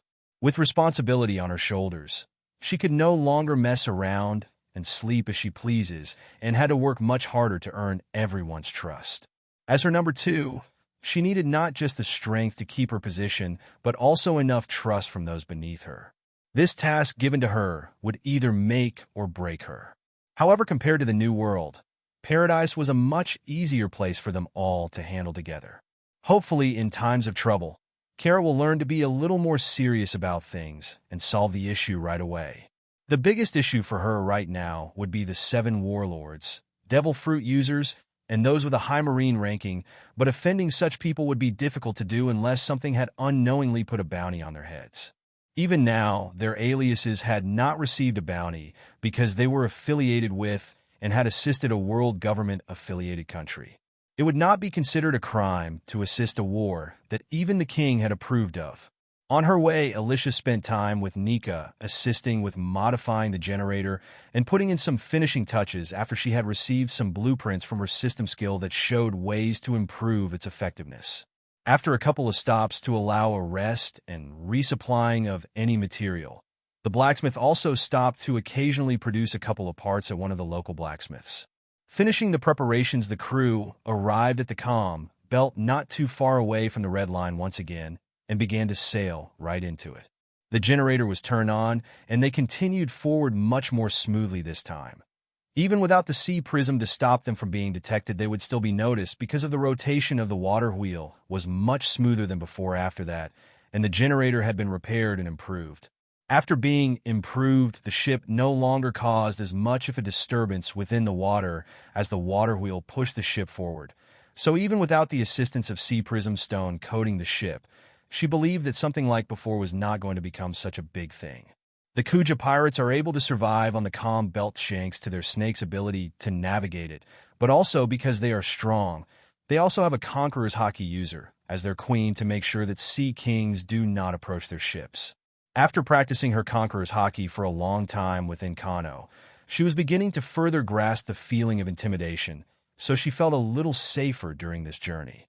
It was not long before they arrived back in the New World and continued along the Red Line. They kept a certain distance to avoid crashing into it, but to also avoid being fired at by those on top of it who saw her ship as hostile or bothersome. This continued for some time until they needed to restock the supplies again. Alyssia came to a decision and took out an eternal pose to begin finding a nearby island that would not cause too much trouble for her, but also be good to stop by that would not take her too far away from her intended route.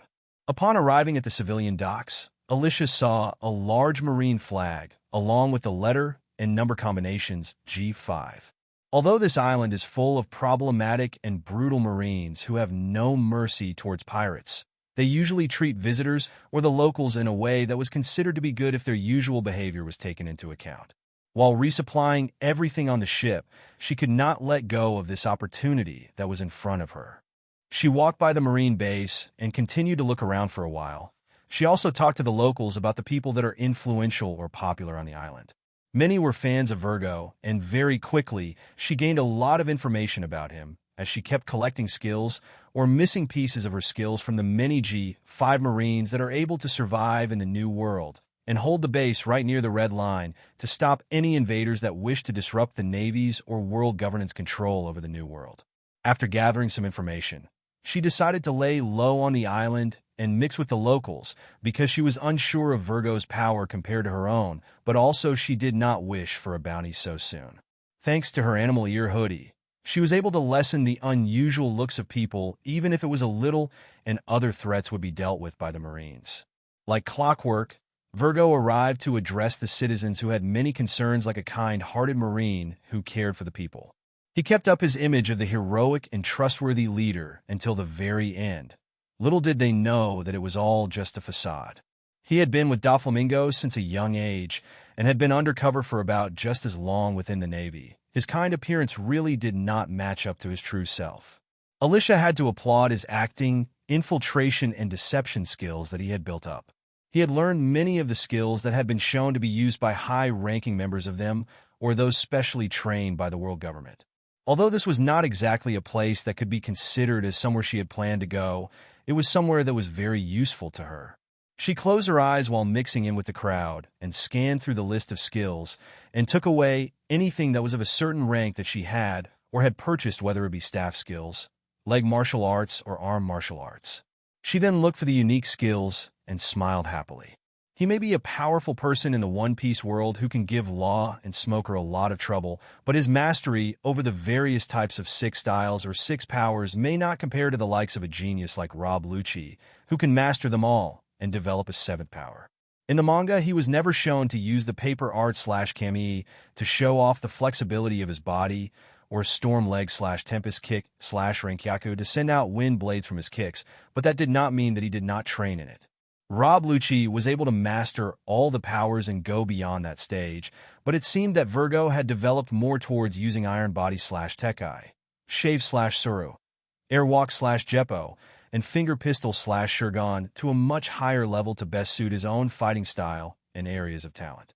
He was built like a tank with very high endurance, but also possessed 2 powers to move at high speeds or through the air using his feet movements, which demonstrated his high agility.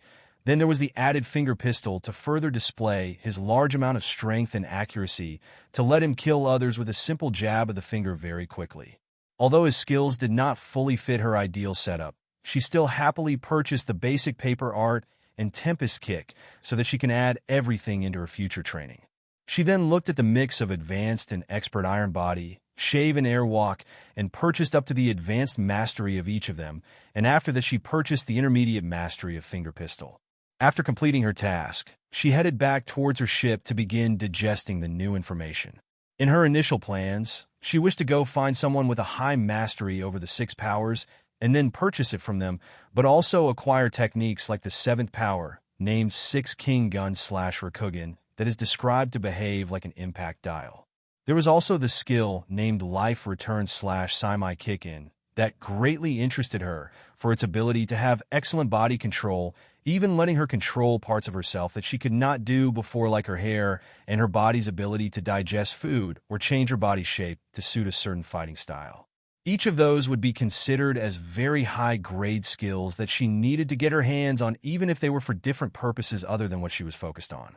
The 6 powers could be considered as the best of the best in terms of martial art styles, so how could she possibly miss out on them all? Truthfully, though, Alyssia was more interested in Tempest Kick, Shave, Air Walk with the addition of Iron Body, and Paper Art to increase her body's training towards a more balanced body level to not only increase her ranged abilities, but also her overall movement abilities, her body's flexibility and endurance. Although Finger Pistol may seem meaningless at first, it still would prove to be useful much later on, because it can be used not just with fingers to stab or shoot air bullets, but also with other body parts or weapons as they are shown being used in staff techniques. Kaku's nose is used in a similar way, and hair can be manipulated using Life Return to do the same thing. If she could find a way to get her hands on a better way of using Shurgan or the skill Life Return, then the option may open up to use her tail to perform it in the future. After absorbing so much of the skills, she spent a lot of the points that she had earned, but managed to still keep enough for her original goals, and the points lost could easily be earned back with enough time. As she was on board her ship, once again, she began to combine several things together to produce a new skill combination. Flash Step had been upgraded to reach its full potential with the additions of Shave and Airwalk. White Leg Style had been combined with all of the powers along with 8 Impact Fist and renamed to White Storm Leg Style.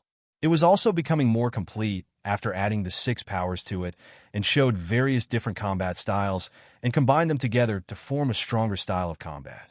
The Shave would allow fast and unpredictable movement. Airwalk would provide better control when in the air and much stronger aerial combat. Paper Art would allow more body flexibility and more options to avoid attacks. Iron Body would allow a stronger body with higher endurance that can withstand attacks far beyond what it should be capable of. Tempest Kick would fill in for the missing ranged attacks to not need to rely on a weapon. Finger Pistol would be used as a high precision and fast attack to slip past the opponent's guard, and 8 Impact Fist would be used for attacks that require more force to break through an opponent's defenses or overcome a clash of fists, feet, weapons, or other limbs. All of those combined together would be very scary, but with the addition of Electro, it would be even more so. However, it would take some time for it to fully mature once she had gained some mastery over them all. Tempest Kick and Paper Art were still purchased at a low mastery, so she needed to find someone with a better mastery in those. Now that she had combined them, a new and stricter training plan had been formed for herself to further push her beyond her limitations, but instead of dreading it, she was very excited. She also saw the potential of having collected this knowledge, and knowing how to achieve these powers was her advantage. After spending a little more time on G5 and compiling a set of books, she kept them in a place that only those highly trusted by her could have access to and begin learning. She passed on the Shave, Airwalk, and Paper Art for Dummies books she had completed onto Nika since they suited her style of combat, but also she had no compatibility with the others. As a scientist and shooter, Nika was best suited to avoiding attacks and gaining further distance from her enemies, so these would be best suited to her in every way. She passed on a copy of Shave to Alfred to practice. His talents suggested that he was best suited to other non-combat related things, but he should have a little compatibility with Shave. It would also help him to escape a tricky situation if a deal does not go according to plan. As for the other crew members, they had yet to show if they would stick around within the crew for a long time, so she could not carelessly pass out such precious techniques, even if they are in the form of a small booklet. If the booklet passed into the hands of others like the world government, then they may come after her head for stealing their techniques and carelessly passing them onto others in this form. Alyssia had finished everything that had to be done on the island and decided to leave, but since she had lost many points, she could not just leave like that. She needed to increase her fame even a little and earn back those points from an extra base or island within the new world. By doing so, the rewards would be great. She quietly set up a place outside of the G5 base where the strongest forces were detected, and then shouted on the streets along with setting up a sign. Master Martial Artist is seeking to challenge strong opponents. Please advise. The details were shown on the board stating the conditions and rules of the battles, but also the cost and prize for the wager battles. Very quickly, she attracted a crowd and gained the attention of the Marines. Each of the Marines had to be skilled in some way to be able to survive on the other side of the red line, and then there was Vice Admiral Virgo and Commodore Yarasugi by their side. Some of the Marines in that base should also possess hockey or sea prism cuffs or weapons because they were able to capture Caribou, a Logia devil fruit user. After many exchanges, a man walked out wearing heavy iron boots and a sword on his back. He had an unruly appearance that matched his reputation. Commodore Yarasugi was someone who had high strength that did not quite match up to his rank, the higher-ups do not like his behavior, and how he is like the others within G5 who do not listen to their superiors, so they probably denied him the chance of a promotion and had Virgo come and step in as the base leader and take up the role as a vice captain.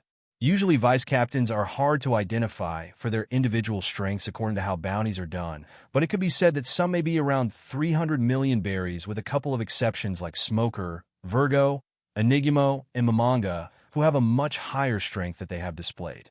Right away, a confrontation took place between them.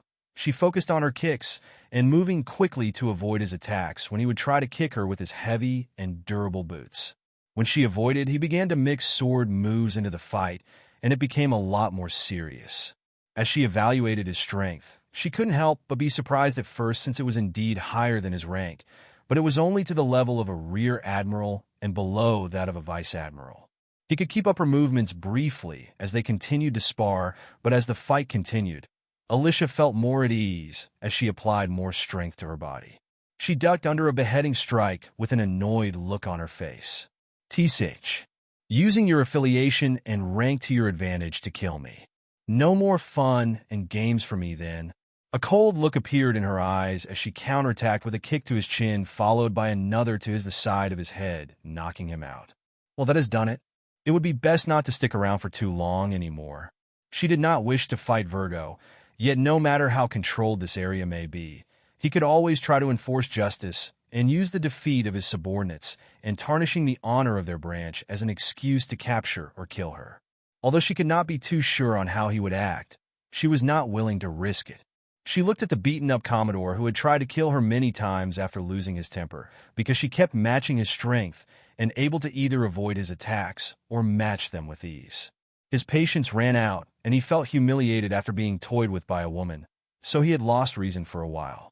Usually, he would to the likes of Tashigi in the future because of her beauty, like the other G5 men, but against Alyssia, who wore her hoodie and could not be completely identified, he had gone far past using reason to hold back his impulsive and murderous actions against her.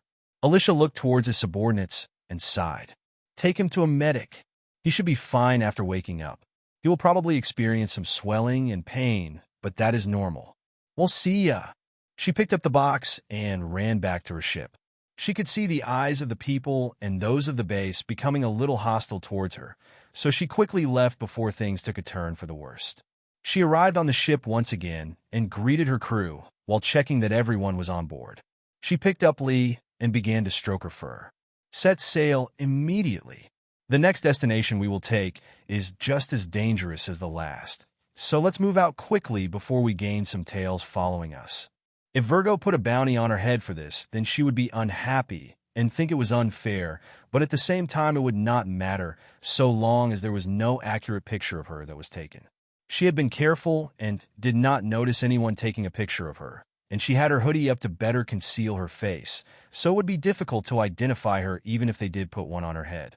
She would simply find it annoying, and she would have to come back at some later date to smash Virgo into the ground. The image crept in her mind of herself kicking Virgo into the ground while smiling menacingly and saying in a creepy voice, "Virgo-san," made her chuckle. In this world, everyone has some sort of backstory that may make the viewer feel sorry for them and understand why they took the path they did. Even Daffy can be somewhat understood because of the trauma he had to undergo and the upbringing that had created and shaped him as a child. Did that mean that she could not develop grudges against them because she had some sympathy for them? Of course not. Virgo was a bit of a jerk anyways, and the way he makes people address him with "san" at the end shows that he a person who takes his position as a superior or elder to others far too seriously, to the point that it is annoying, and there was never really any kind of redemption flashback for him. His one redeeming quality was his loyalty to Daffy that lasted until his death, but that was not really something that Alyssia could look at him in a favorable light. Why would someone be so loyal to a madman who wants to see the world burn? Just because he has the qualities of a king? When Alyssia thought about it, she really wanted to smash his head and take a look at what was inside. But for now, she fled. As the ship escaped G5, it continued on its way, following the original path along the red line. However, something began to change very quickly as several ships approached. Unmarked ships mixed with a mix of others with different patterns. There was also a group that were traveling alongside the ships while riding on fish. They were all heading towards her ship directly, as if chasing after, and trying to surround her, cutting off her path to retreat. A battle was inevitable, because even if she was able to delay and outrun them, she was unsure if they would still continue chasing after her. She knew that this attack was not normal. Suddenly, a spark lit up within her mind as she knew the reason behind this. It could be a random attack by pirates or those wishing to steal her belongings, but this looked more of a targeted attack and more sinister in intentions. She had thought that her disguise was enough to get away with when she had hid in the crowd to obtain the skills from Virgo, but it seems that she had underestimated his keen eye and resourcefulness that put him in his current ranking. Upon recognizing her and putting things together, he was able to identify her race and come up with a plan that would benefit his master without needing to act himself. While he maintains the upright image, he can still send word to his human hunting contacts that have dealings with the underworld and the slave auction houses.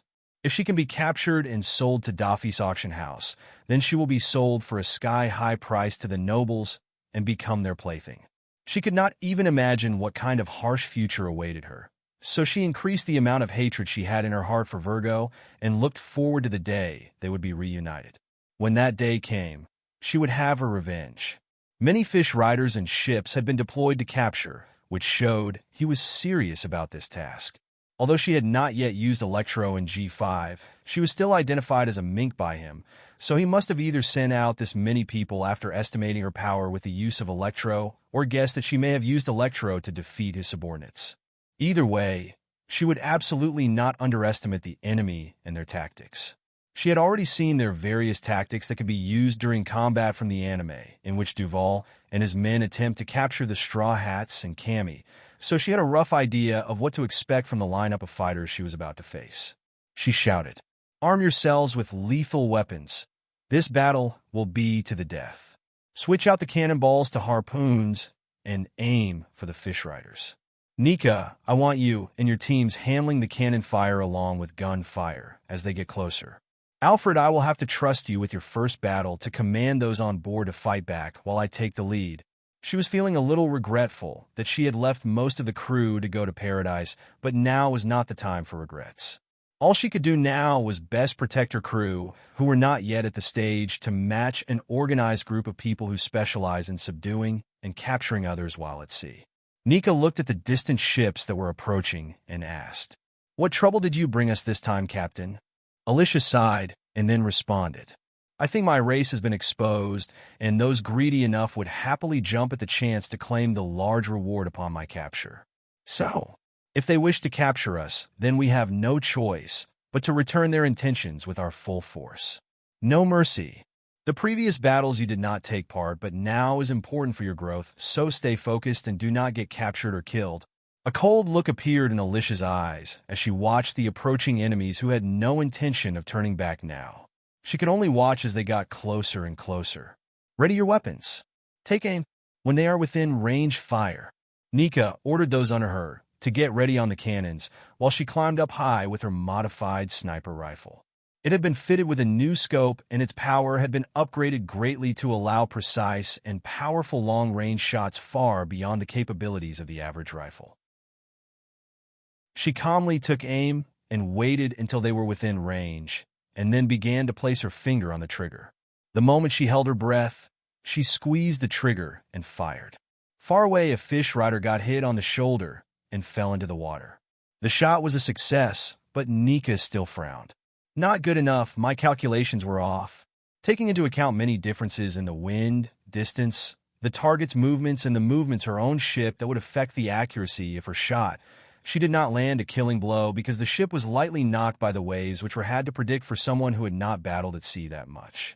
However, to land a shot on the shoulder and knock them into the sea from afar demonstrated her talents and abilities as a sniper. Even if they survived the shot, they would probably be swallowed by the sea unless their allies were fast enough to fish them out of the sea. As a perfectionist who has long been dabbling in science and engineering, Nika could not afford mistakes being made, so she was hard on herself during this time and tried to make adjustments so that the next shot would be better. Alyssia also had a sniper rifle in hand as she lay on the top of the Sea King's skull on the front of the ship and began firing towards the approaching fish riders that were coming from the front. Although she did not have a very high talent for shooting or the mastery, her combined skills to assist her shooting had proven to be very useful for calculating the trajectory of her shots. One shot after another, each shot was more deadly than the last as she began to adjust her aim and breathing pattern as she squeezed the trigger and then reloaded the bullets to aim the next shot. Although some had talents for shooting, they could not yet catch up to Nika and Alyssia in terms of skill, but that did not stop them as they aimed the harpoons towards the flying fish as they grew closer. Such large targets instantly became something that would be shot down along with their rider. The flying fish riders began to quickly drop down from the 20s and became only a couple left. Alyssia watched the approaching ships. Prepare the chain harpoons or hooks to begin creating a connection between the closest ship. Keep the ship steady and make sure that the chain is not too loose or too tight so it does not snap or can be used to get across. Go to the side of one of the ships and continue firing upon them while I deal with the ship that has the chain harpoons connecting between the two ships.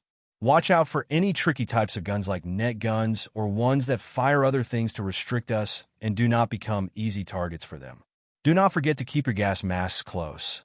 The tactics were simple for this battle, but at the same time, there were always some variables that come into play like special capture weapons or other chemical weapons that could cause her crew to some problems.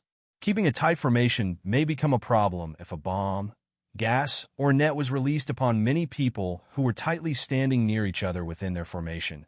So although they had room on board the ship to avoid such things, it still created gaps for others to enter on board the ship and begin disrupting her forces. Depending on the enemy's methods, she would have to be careful, but right now, she had to be decisive in order to win. She got changed into her battle uniform right away and prepared to face the enemy when they drew closer. It seemed as if the loss of the 20 or so flying fish riders was nothing to them, and the moment they got close, they were confident in defeating her crew. Fixing the greaves to her feet and legs, she picked up the rifle once again and began to take aim towards several other flying fish riders that remained in order to clear her path. All she could do right now was strike at the heart of the enemy and disrupt whatever it is that they may have planned before they reached the rest of H. The moment a harpoon was fired and was securely attached to an enemy ship, she quickly made her way across to check if it was safe to cross. After waiting for the chain to become just right for her to walk upon, she jumped up onto it and activated her electro and quickly stepped upon it to move across it quickly.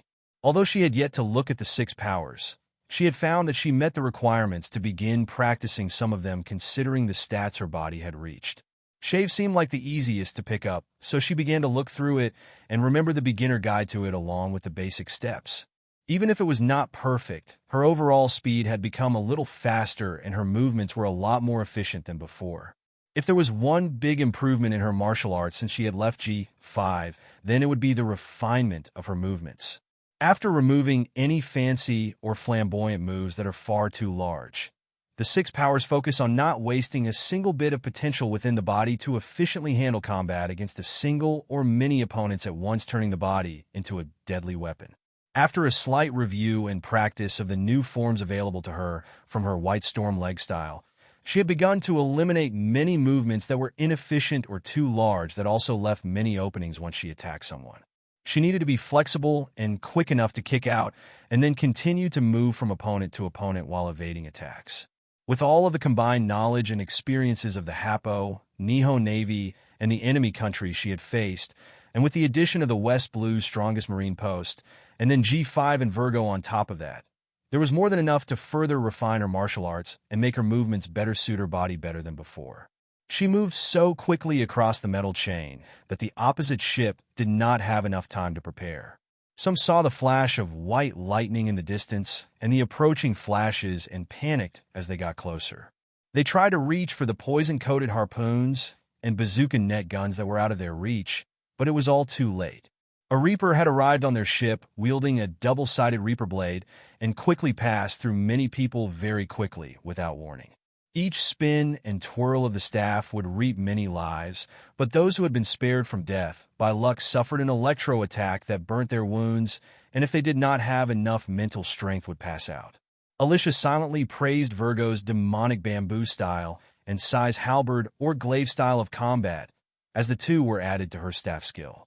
Her precision and control over her staff that had changed along with the new staff forms had helped to greatly improve her combat capabilities.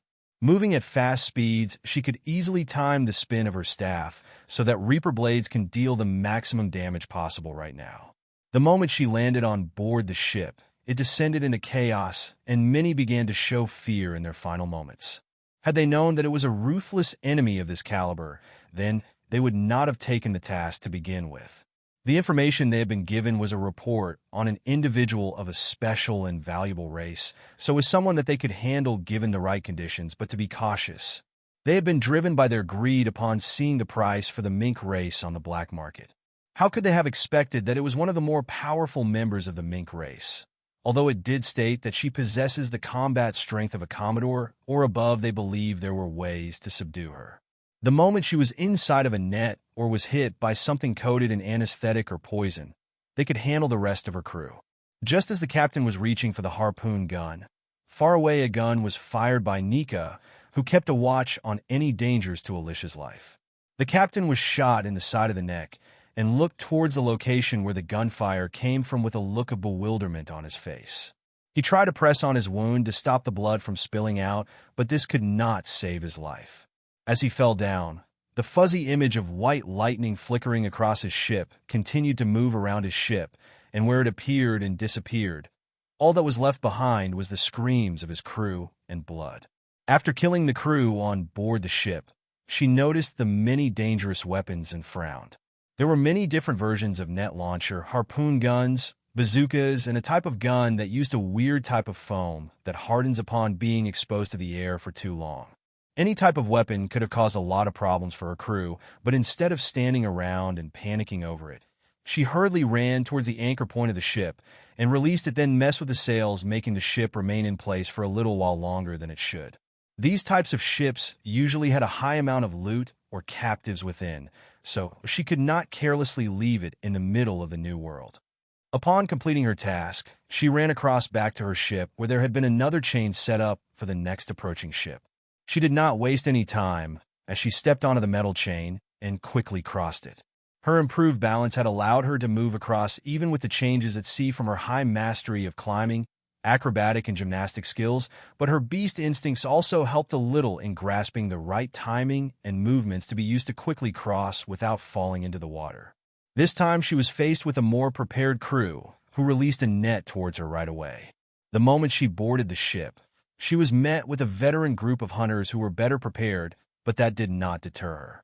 She flickered from her previous spot as the net passed where she previously stood, and several shots were fired towards where she was expected to reappear, but instead she did not falter in her movements and focused on evading and attacking. Bullets were fired upon any wielding any type of gun, launcher, or harpoon guns by Nika from afar. Some gunfire was aimed towards her, but she was too fast and agile to be hit as she used her electro and climbing abilities to dodge anything aimed at her. Alyssia had passed on many ideas and tactics that came from shooting games or movies in her previous life. As they were growing up, so Nika was able to adapt those ideas into her own habits. As Alyssia's skills grew and were combined to produce Skillshot and others, she began to pass on the teachings from it to better improve Nika's combat awareness and sniping skills even a little. If she was more aware of potential shots being fired in her direction, then she would be able to avoid it or get to cover beforehand. Alyssia started using combinations of kicks in her staff skills as she used the battle tactics skill completely. Sometimes she would separate the staff to attack dual wielding and then put it back together to begin spinning again to deflect some gunfire away as she moved to slash or kick an enemy to death. Just as Nika and Alyssia were beginning to tear apart the enemy crew, the captain looked towards the woman by his side, giving her a signal with his eyes. The woman raised her outstretched arms towards where Nika and Alyssia had previously appeared and spoke in a confident tone of voice as she made a grabbing motion with both hands. Snatch! As if responding to her action and word that she had spoken, a change took place upon the battlefield. Far away, Nika was aiming towards her next target and was about to pull the trigger. Suddenly, the gun disappeared from her hands, and Nika had a look of confusion on her face. But after some thinking, she came to a conclusion. Devil fruit? Alyssia had already briefed her crew about the mysterious powers of devil fruits and the many unexplainable powers that are granted to the person who eats it. Although she could not yet come to a conclusion from what had happened, she was able to guess that it may not work on living things, or at least ones that are of a certain weight or height, otherwise she may have been targeted instead of her weapon. She quickly looked towards the opposite ship to check if her weapon had disappeared completely or if it had reappeared elsewhere. As Alyssia was clearing her way through the enemy's ship, she went to spin her staff so that the scythe blades would cut into the next couple of people near her, but suddenly it disappeared from her hands. The next series of movements that she was about to make stopped as she flickered out of the group after using their bodies as a stepping stone. She jumped up onto one person as they attacked and kicked off them using electro and launched herself to the next landing on that person's shoulder. Very quickly, she ran across the bodies and jumped from person to person, shocking them with a high voltage of electro. It was more than enough to incapacitate them, and the force of each step or jump carried enough power to cause them a great amount of damage to their bodies and break or dislocate their chest, shoulder, or neck bones, or cause enough damage to the skull to kill them instantly with the addition of electro. She continued to flicker around the ship and arrive up high to see if there was any changes.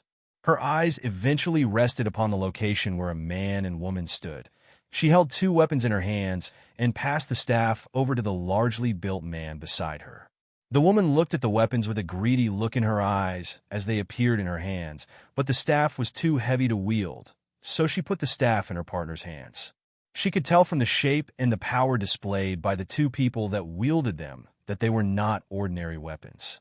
She stretched out her hand again after holding the sniper rifle in her hands in the other and said, "Snatch!"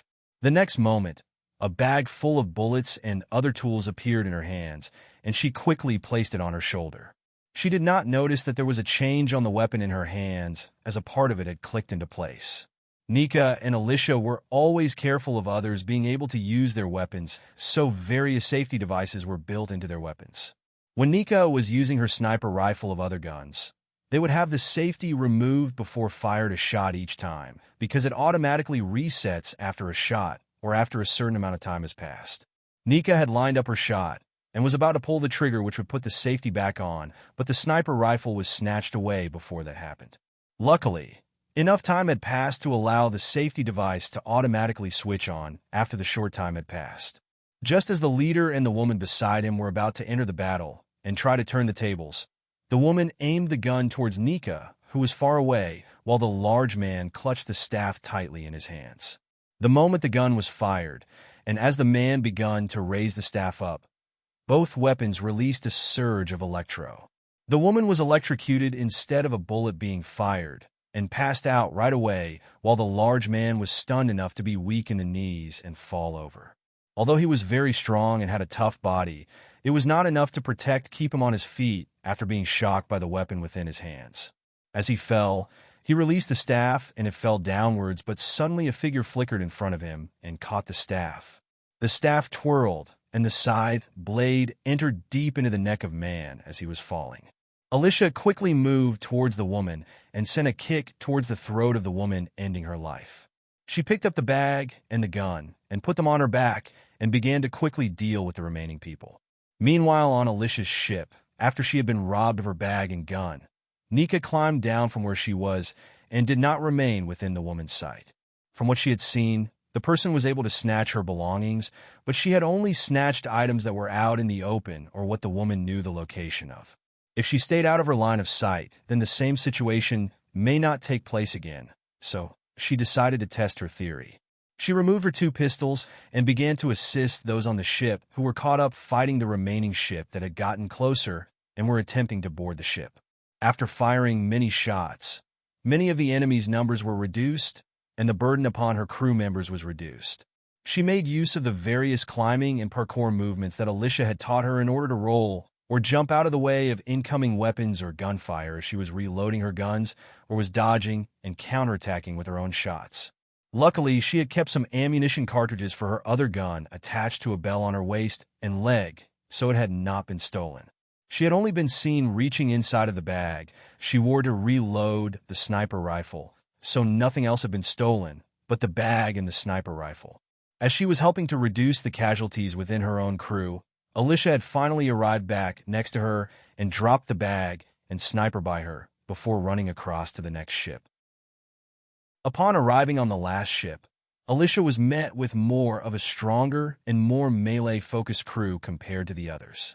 She was able to flash step by many people and take out any of them with guns, while Nika took out the others after she had got back her sniper rifle. Her crew were able to jointly enforce the various formations this time, which greatly reduced the enemy's combat effectiveness, and by time for Alyssia and Nika to take the rest out. Among the group of people, there was a man who had cat-like features and had very agile and nimble movements. Each time he was about to get close to killing someone with his sharp cat claws, a gunshot was fired towards him. He had very good abilities to be able to avoid the gunfire, but it disrupted his movements and stopped him from attacking Alyssia's crew. The man seemed to have very good reflexes to be able to survive for so long when targeted by Nika, and being pushed back by the crew's various tactics to keep others off the ship and slowly wear down the enemy. Alyssia quickly noticed this oddity among the fighters, and Flash stepped in front of him with her Reaper blade flashing towards his throat quickly.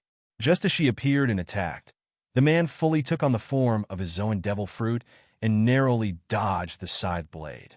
A pair of cat eyes looked towards her filled with murderous intent and rushed towards her to bite down upon her.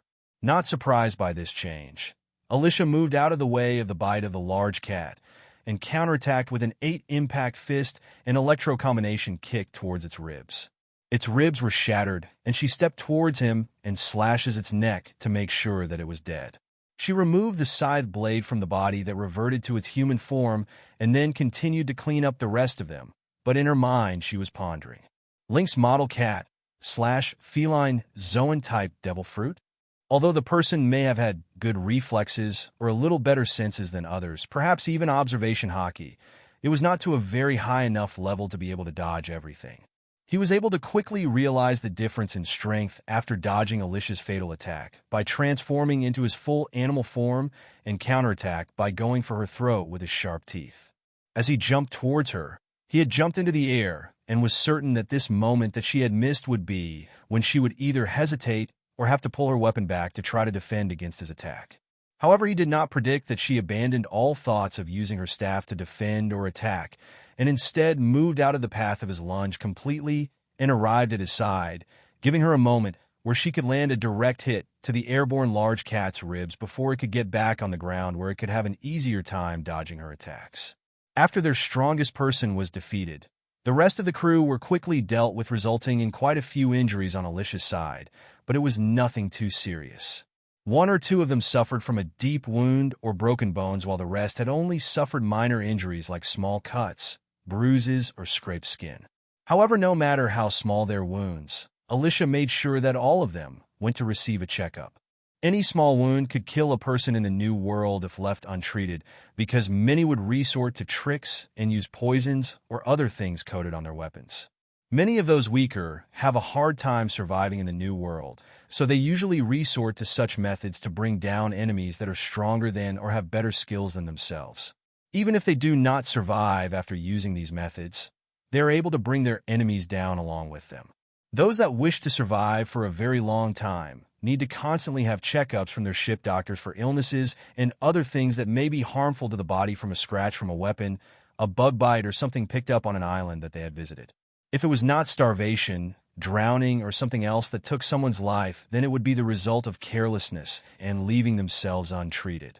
Alyssia began to search the ships for their belongings and check to see if there were any living people hiding among the dead bodies. Meanwhile, on the second ship, the ship was rocking as the waves crashed into the stationary ship. Inside one of the ship's rooms was a large group of people who had been chained up and locked up in a prison room and metal cages. Everyone within looked weak from being deprived of food and water for some time.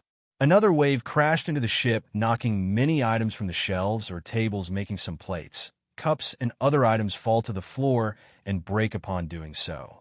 Among the many things that landed on the ground and rolled around, a strange-looking fruit rolled towards the feet of one of the locked-up people. Upon noticing the food at their feet, the person quickly lowered their body to catch the fruit before it rolled away and picked it up.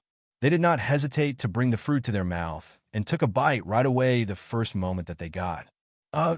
Unable to handle the horrible taste, they dropped the fruit on the ground and let it roll away from them.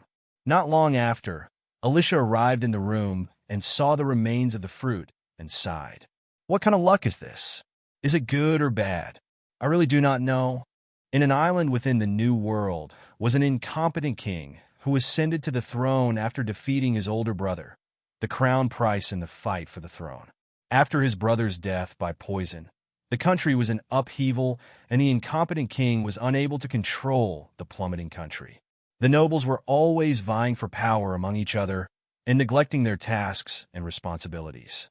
The common people began to experience a large shift in their lifestyle over the years as the nobles fought amongst themselves. More people went hungry, and many deaths followed, but this was all neglected. 2 daughters were born from the king, and his one wife was the daughter of one of the main noble families that had the most influence and a maid that the king favored and loved deeply. He showed too much favoritism towards the maid and her daughter, which resulted in framing plots and many political attacks upon her, resulting in her death and the exile of the king's daughter. The other daughter was raised to be the queen of the country and the successor, but the king only had her indifference and denied her rights as his successor one time after another. After the maid was executed and the daughter exiled, he had went into depression and mostly hid himself away in his room and neglected his duties further. He was falling apart, and so was the country that he ruled. The nobles had a difficult time dealing with his tantrums and outbursts of anger, resulting in many inflicted wounds from thrown items. Even the most loyal people to him, and those that wished for the betterment of the country, had to suffer this treatment and put their hopes in the next successor, but they still had to deal with the current king who was behaving like a spoiled child. All they could do was come up with a way to deal with the king and keep his mood stable, or at least find someone else to vent on. They began to hire expendable middlemen like assistants and maids from commoner backgrounds that could pass on their messages and the duties that he must perform. These attempts were unsuccessful and resulted in many injured or dead bodies leaving the palace. It only resulted in further angering the king further and making him more violent. The promises of wealth beyond their reach, access to the public library, and to never go hungry drove many people to apply for a position to placate the king until the next heir was old enough to inherit the throne. Among the people, a small orphan boy, QT, the age of 7, was on the list of candidates that applied. He applied for the place as a court jester who would entertain the nobles and the king during various events and in private. He slowly got used to his role, as he was quick to read the room and make the most appropriate jokes to entertain the nobles. Upon seeing his popularity, the head secretary dragged him to the king's room to entertain him and bring his mood up. Hopefully, once his mood improved, the secretary could bring up many pressing issues that need to be handled immediately. The boy began to smile and answered the king's rude remarks and questions politely, expressing his respect for the king wholeheartedly, and began to ready himself for his performance. The king did not seem too friendly to him and threw several throwing knives at the boy's feet, telling him to juggle them. The boy instantly knew that if he refused or displayed any dissatisfaction, then he would be punished or killed by the king. From that day, the boy wore a big smile on his face, which hardly ever changed, never showing his true side or showing the sadness, happiness, or other emotions that he was feeling deep inside. He came up with 5 rules, or a way of life, in which he could survive among the complex power structures of the nobles and the king's changes of mood. Rule 1 was, do not take anything seriously. No matter how painful life may be, continue to smile, and let the pain and everything wash over himself. Rule 2 was do not be afraid to joke. So long as others are laughing, he is still useful to them. Rule 3 was do not stop with the riddles. Even become one yourself. That way they will never truly know his heart and be able to grasp at a weakness. Rule 4 was do not try to be anything more than a jester. It is better to know one's place and role and not reach for anything beyond that. Rule 5 was offer loyalty, but not your heart. Do not get emotionally attached to those he is tasked to entertain, as power structures and alliances are fickle and many things can change in a short time. As a jester, he has no power or influence that could help such people even if he grew fond of them. Later the boy grew up to watch the daughter of the king grow into a fine heir and a good person, although a little cold. The daughter was the only person among the many people who saw him as a human being among those many people. In others' eyes, he was nothing but a useful tool to provide jokes and entertainment. He had a couple of encounters with her, and he found himself breaking the 5th rule later, as he couldn't help but develop a crush on her, as he witnessed her hardworking nature, but also her struggles as she tried to gain her father's acknowledgement. Even if she was a princess, even if she would never see him in that way, and even if there was 2 years of an age gap between them, he could not help but slowly fall for her hopelessly and break one of his rules to survive. In private, when he was around the princess, he would begin to show his most genuine emotions around her, and the walls that he had built up around him were broken down with time. During the time that he had turned around 15 years old, the country was turned upside down by the king's announcement after he had managed to regain some of his political control and had developed his own forces in secret after playing the fool for so long. His first decree was to bring back his daughter to be a candidate for the throne upon reaching the age of 18, which would be in 1 year. Of course, the daughter was distraught and began to resort to desperate attempts to control her father, whether it be planting women by his side that resembled the woman he once loved or getting assistance from the palace maids and the nobles to ignore the other princess. The jester got pulled into the various schemes eventually by the princess to help her secure her position on the throne, but his power was limited. In the many years, he had gained a lot of strength and reflexes by watching how the royal guards of the country train and practicing in his free time, but there was also the various dangerous games that the king liked to play that had helped him gain the ability to sense things around himself better, which allowed him to avoid things flying towards himself better. Whether it was avoiding the falling daggers he failed to catch as he was juggling them, or trying to avoid at least a fatal injury during his youth, or avoiding items or knives thrown at him by the king, he gradually unlocked this ability after experiencing many dangerous situations and high pressure. Unfortunately, there was a loophole in the royal line that could be exploited by the king to make his other daughter the heir. Royals do not need to go to war and are not expected to, but if it is required, then like previous royal descendants, they experiences what war was like and came back with large achievements, proving themselves most suitable for the throne. The king made his decision stating that his other daughter is his true heir, and his decision would be hard to change. The only way to change his mind would be for his daughter to prove that she can truly fix the country without his help. She drummed up support from some nobles that year and requested aid to rally many warriors to clean up the gangs, revolutionary groups, and other problematic groups in the country, and made a large impact, but the king was not satisfied. He told his daughter that a true monarch would not be satisfied with cleaning up a few bugs, and she should look much farther and wider than the country itself, otherwise she would never last in her position for that long, and the country would fall into ruin sooner or later. He gave her almost impossible tasks and sent her to complete them one after another, and the jester had been brought into it after much hesitation. He practically became the main person to lead the charge and complete the task when the princess was required to accomplish a large feat with the assistance of the forces of the various families supporting the princess. But as time passed, the support began to dwindle as they grew dissatisfied at how desperate and naive the princess had become. Even now, the daughter of a maid was living as a princess while the true princess had been stained with the blood of countless people. Public rumors and views quickly shifted, and she became known as the cruel and bloodthirsty princess, while the other was the sweet and kind-hearted princess. The struggle continued until the battles took to the seas around the island to deal with the country's enemies and invading pirates and human traffickers. Upon reaching the age of 17, he had grown up well and was strong enough to handle many people with his knives, whether it be throwing them or agilely assassinating his enemies while avoiding attacks. He and the princess had become the leading figures in the war and had gained many followers. If this continued, then the princess could come back and strengthen her position and turn things around, is what he truly believed. The Bloody Princess and the Royal Jester were becoming popular figures in the country, no matter how much bad publicity was spread by others and how their names were dragged through the mud. Nobody could deny that their efforts had provided more stability and safety within the country.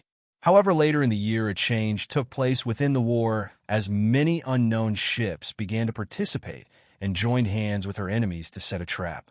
Many ally ships were wiped put, and they were closing in on her and the Jester.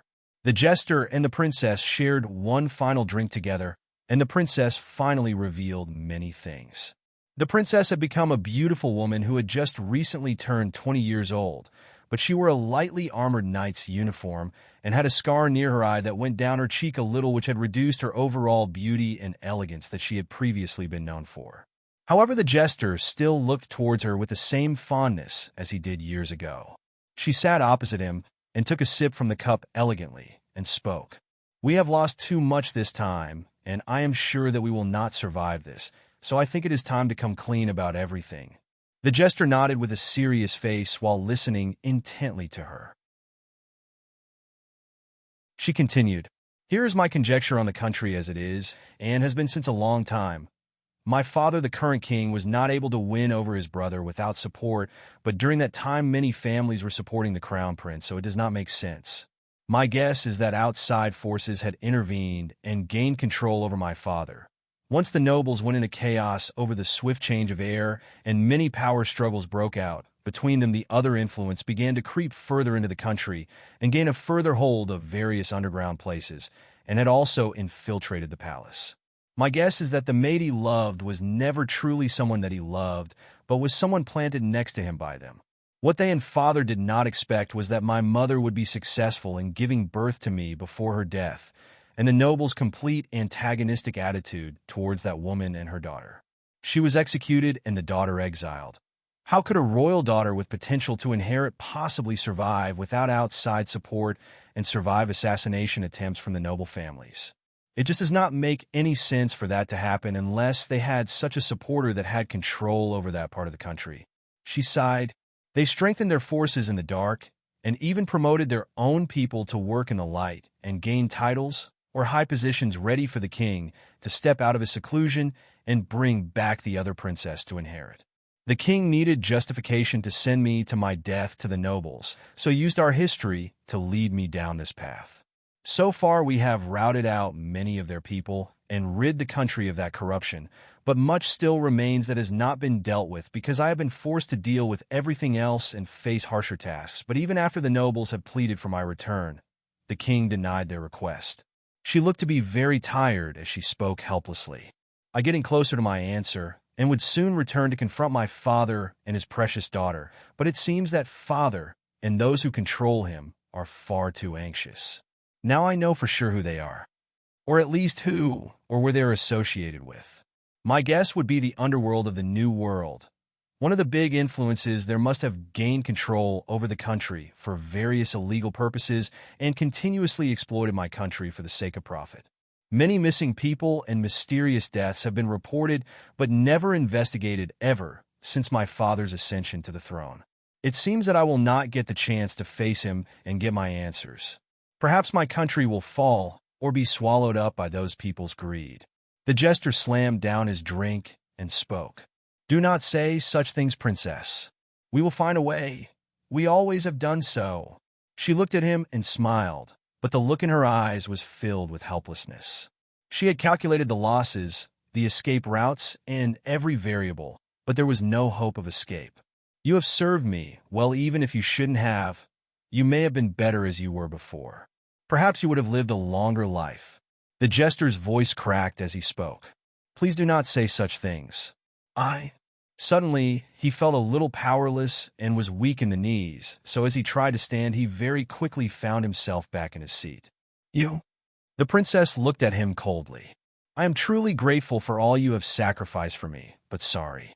You have given your heart to a princess despite knowing that our differences in status make it impossible to be together. Even if I had won this battle and succeeded, I would never be able to look your way. I would marry a noble son, and his son would become the next heir. You would still be nothing but a jester in name, even with your grand achievements. Nobody would believe it. She looked at him, struggling to remain conscious. If you happen to live, try to find a more worthy master or partner than myself, and forget about me. Live a long life, and be truly happy, Mr. Jester. He fell into a deep sleep, and the princess then turned gentle and spoke in a soft tone. Sorry, but what they want is me, and if you are by my side, you will only suffer more hardship. This is the end of our long relationship. Farewell, my closest friend, my best supporter and ally, but also my forbidden love. Forgive this foolish princess for being unable to abandon her country and her duties over choosing you. She removed his makeup to reveal the looks of a cute and beautiful 17-year-old male with dark brown hair and pale skin, and kissed him on the forehead after brushing his hair back with her fingers. Farewell, my jester. The jester had never revealed his name even to her. It was like he stuck to his identity and role completely and abandoned his previous life and whatever name he had been forgiven. He would make up excuses and jokes saying that he had forgotten, or that it was because he did not wish to break the mystery or spell that it left upon revealing his name. He had got the chance to meet the princess as the jester and would never have got the chance to even glance at a princess as his old commoner and orphan self, so he preferred to always be known as his job, which had provided him the opportunity to spend his life around someone of this status far beyond his reach. She took out a knife and began to check to see if he was in a truly deep sleep. As she confirmed it, she began to draw several knife marks on his cute face. Sorry for ruining you, but this way you may be safer if you are captured by those people. It is best if they cannot recognize you, and you are not too beautiful. I cannot possibly imagine the cruel masters that would wish to purchase you if your looks are revealed. 2 knife markings had been made near the middle of each eye, which were a little similar to a jester or clown marking, where the upper markings start at the eyebrow and go up halfway up the forehead, and the lower markings begin under the eyes, lining up to the other markings and go down in a straight line, stopping near where the tip of the nose and cheekbone is. She appreciated the markings on his face that would leave a permanent scar, and began to treat it and placed a bandage over the wounds as his sleeping face displayed visible discomfort and pain. You finally earned your first visible scar from war for all to see, but I guess this does not really count. How about we just say that this is my gift to you, Mr. Jester? I gift you your jester markings and hope that you can live on. For the both of us. She quickly arranged him to be placed on a small sailboat and be sent to drift away from her ship after he had his clothes changes into rags, unlike his previous slightly comical clothes that he was used to wearing even during combat. Later, as she saw the approaching ships who were circling her, she hoped that he had gotten away safely or would find a way out of whatever situation he had gotten into. A cold and cruel light flickered in her eyes suddenly as the enemies all arrived on board her ship and began to slaughter her people. They will never take me alive. The treatment a captive woman would face was always terrible, but she was also a princess.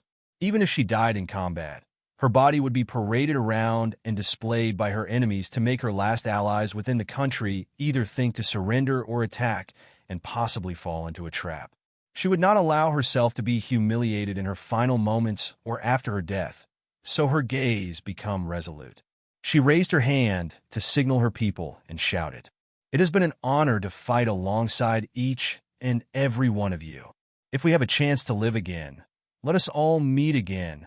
As the ship was losing most of the crew and the enemies had taken control of most of it and approached the princess, instead of seeing panic in her eyes, all they could see was that she stood back and watched them come and smiled towards them as if welcoming them.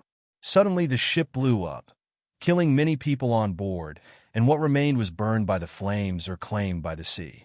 After that, the princess was declared dead, but no body was found because the destruction was too much to be able to identify or find her body within it.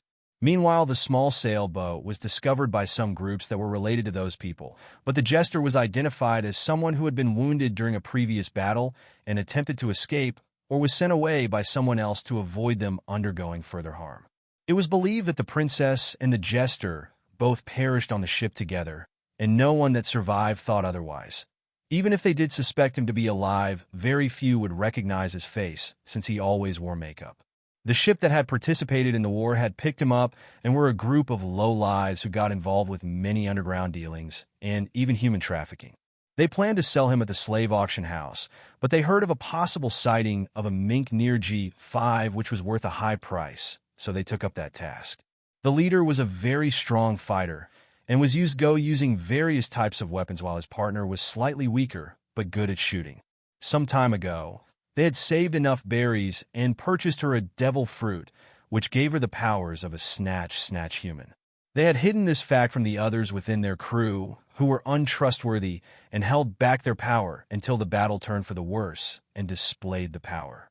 However, the power only seemed to be more of a burden to them, both after snatching Alyssia's and Nika's weapons. After they died, the fruit began to respawn in the world once again. Like several instances where a fruit respawned nearby the death of the person who previously used it, the snatch fruit respawned in a fruit bowl on the same ship. Just like how Smiley the slime died and the devil fruit respawned nearby, where some fruits had been purposely left behind right by where it blew up, the snatch fruit abilities latched onto the closest compatible fruit nearby and formed only to be consumed by the jester. As Alyssia was busy freeing the captured people on board all 3 ships, she was met with many others who had a large variation of different skill sets. Some of them seemed to be incredibly useful or talented, while others only had some basic life skills. Among the many people she found was a young man who was a little older than herself.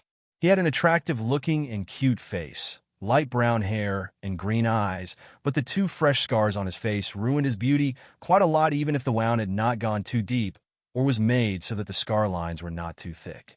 She was able to notice that he had very high knife/dagger, throwing/juggling, animal taming, deception, acrobatic, etiquette, acting, storytelling, poem/riddle/joke mastery, along with his own unique skill to suit his style of combat. But he also had 2 things that also interested her. He had a basic mastery of his observation hockey, and he had eaten a devil fruit. Alyssia looked at the devil fruit part in his status and saw the information that was provided by the system. Snatch devil fruit. The user can snatch any item or creature from an environment or person. There is a weight and size limit placed on what can be snatched to what the user is capable of holding with 1 or 2 hands, and the user must have witnessed the item and know its general location if it has been hidden inside a room, pocket, or vault. User can also snatch moving or flying objects, and when they arrive in the user's hands, they will stop all movement. Alyssia looked at the skill description and frowned upon reading it, as she had confirmed that this was what had been used against her and Nika previously. However, it seemed that the person who used it either chose to conceal it for a while, or it did not have it for that long, so they did not have that great of a mastery over it. They were able to snatch a gun and bag from far away, and a weapon that they had seen be wielded by Alyssia at a fast speed, and was able to steal it away after just witnessing the items from afar or in a vague and blurry form as Alyssia flickered around the ship. After confirming the abilities and seeing the young man's skill set, she wondered if perhaps it was the devil fruit that had chosen him.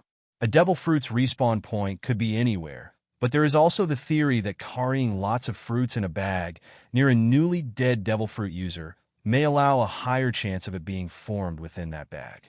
There must have been a suitable fruit nearby that matched its shape, and it just so happened to roll towards the young man as soon as it had formed once more. This could hardly be considered as a mere coincidence. Taking all of the things that she could, and after double-checking each ship for valuables, she got her crew to remove the harpoons and chans from the ships, and then set sail again.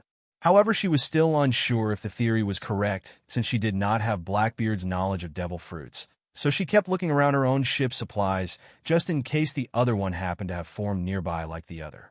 While wandering around and checking everyone's status and various places where there may be some fruit stored, she came across the kitchen area of the ship.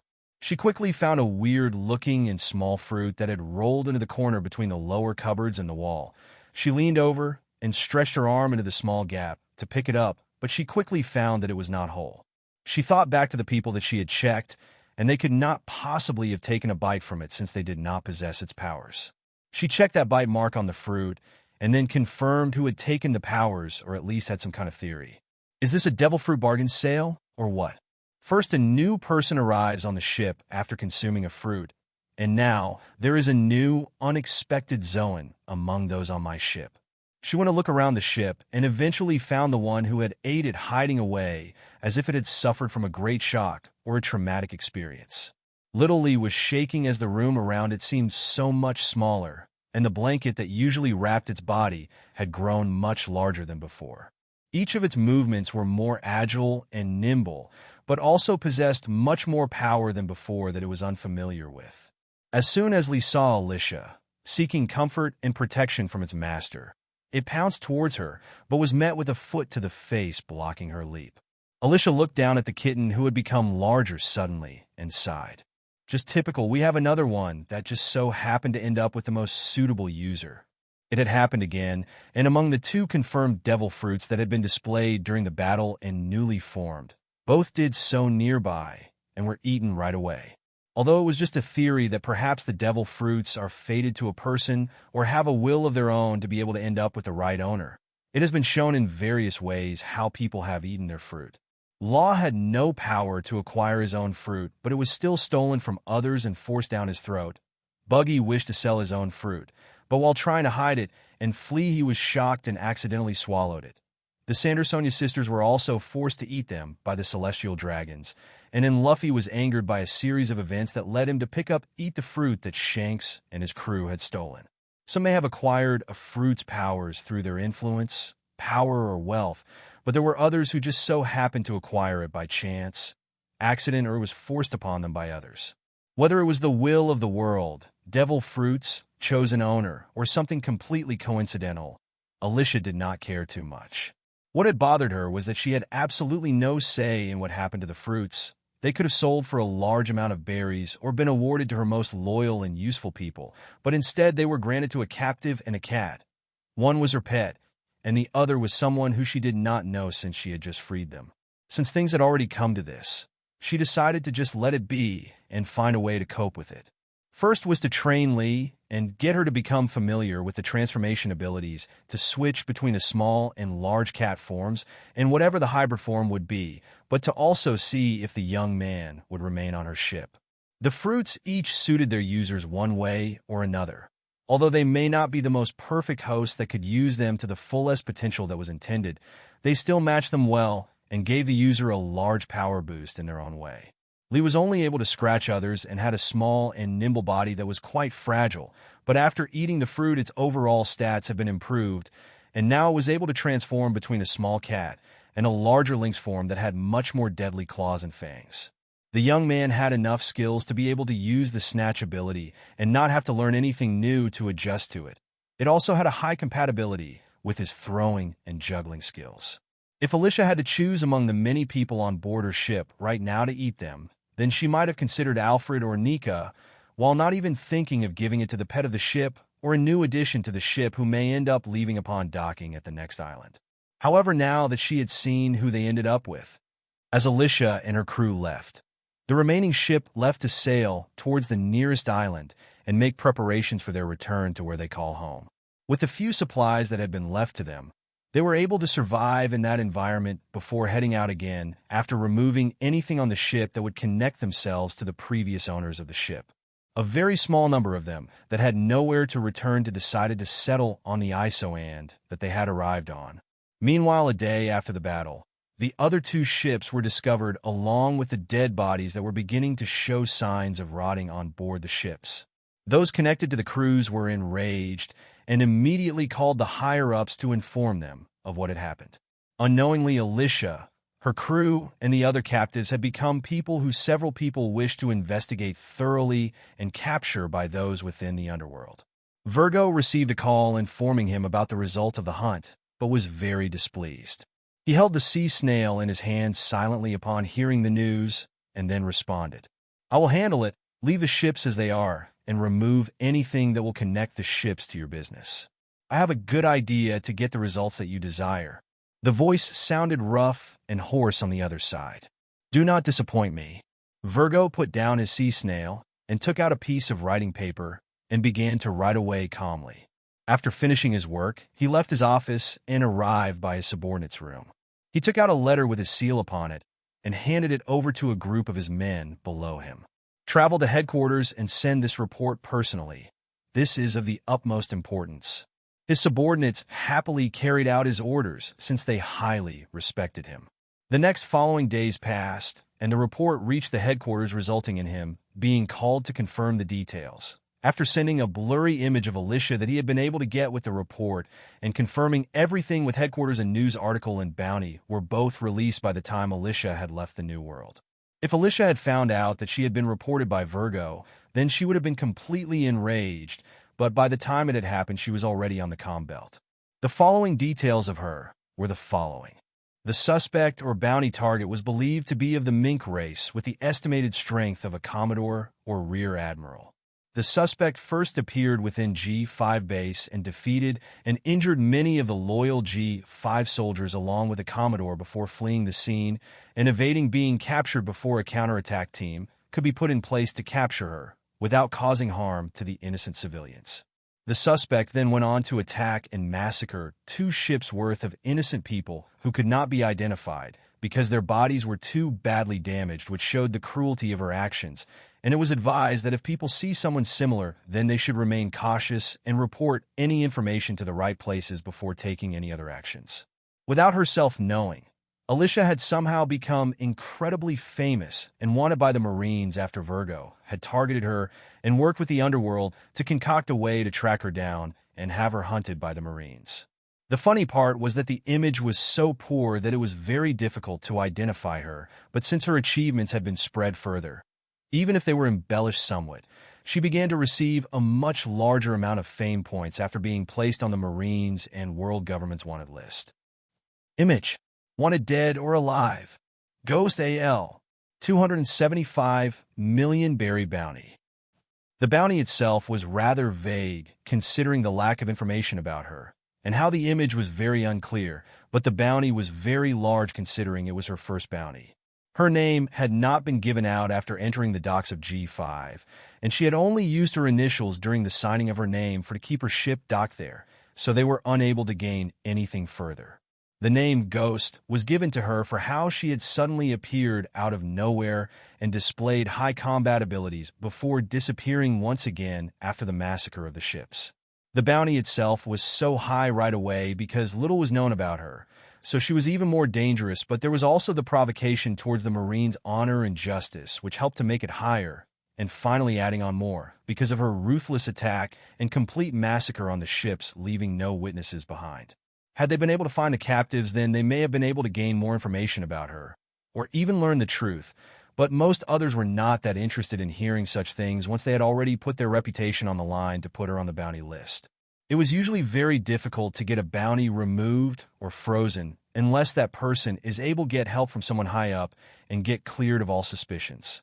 That does not mean that she will not make enemies during that time and not have to fight back when attacked, resulting in a higher bounty and new crimes upon her head before she can clear her name, which would then result in all her efforts to clear name to be useless. Those investigating her were not able to find anything about her besides what had been reported, so it was estimated that she was a mink of Zo who had recently set out to sea and had only made one stop so far on other islands. The most frustrating part for most others was that she had just appeared and disappeared, leaving behind very little information about herself, and they had been receiving nothing but hoax tip-offs about her, only to arrive with a team to chase after a random civilian wearing a similar style of hoodie. What they had not expected was that Alyssia was one of those people crazy enough to not only cross the comm belt once, but 3 times just so she could gain access to the West and North Blues. Meanwhile, in the headquarters office, Sengoku sat at his desk with a frustrated look on his face, reading through the report. Is this really true? There are witnesses from G5 giving some extra descriptions of her appearance, but the attack on G5 does not seem like an attack at all. It seems more like a sparring match than anything else. What worries me most is the massacre afterwards. Such a character with that amount of power would not usually do something like this unless they were trying to keep something secret or they were forced into that type of situation. There is also the lack of evidence and just the remains of the ships, so Virgo's report is the main thing supporting this bounty. The name Ghost is also a good name to use when describing someone who we have very little knowledge of. This character is too dangerous now that it has been confirmed that they are an enemy of us. What do you think, Garp? Garp stole Sengoku's crackers and happily bit into them while laughing at his friend and colleague. You were right. Ghost is the perfect way to identify this joke of a bounty. No evidence, vague reports on description and their goals, blurry image, and all we have is possibly a fake name too, or the use of that person's initials. Back in our day, we needed not just authority to put someone on the bounty list, but evidence. Now it seems we have become too corrupted from the inside and can easily target innocents without having any proof of them committing any crimes. By the way, I heard a strange rumor recently. Sengoku looked fed up. Speak, Garp continued.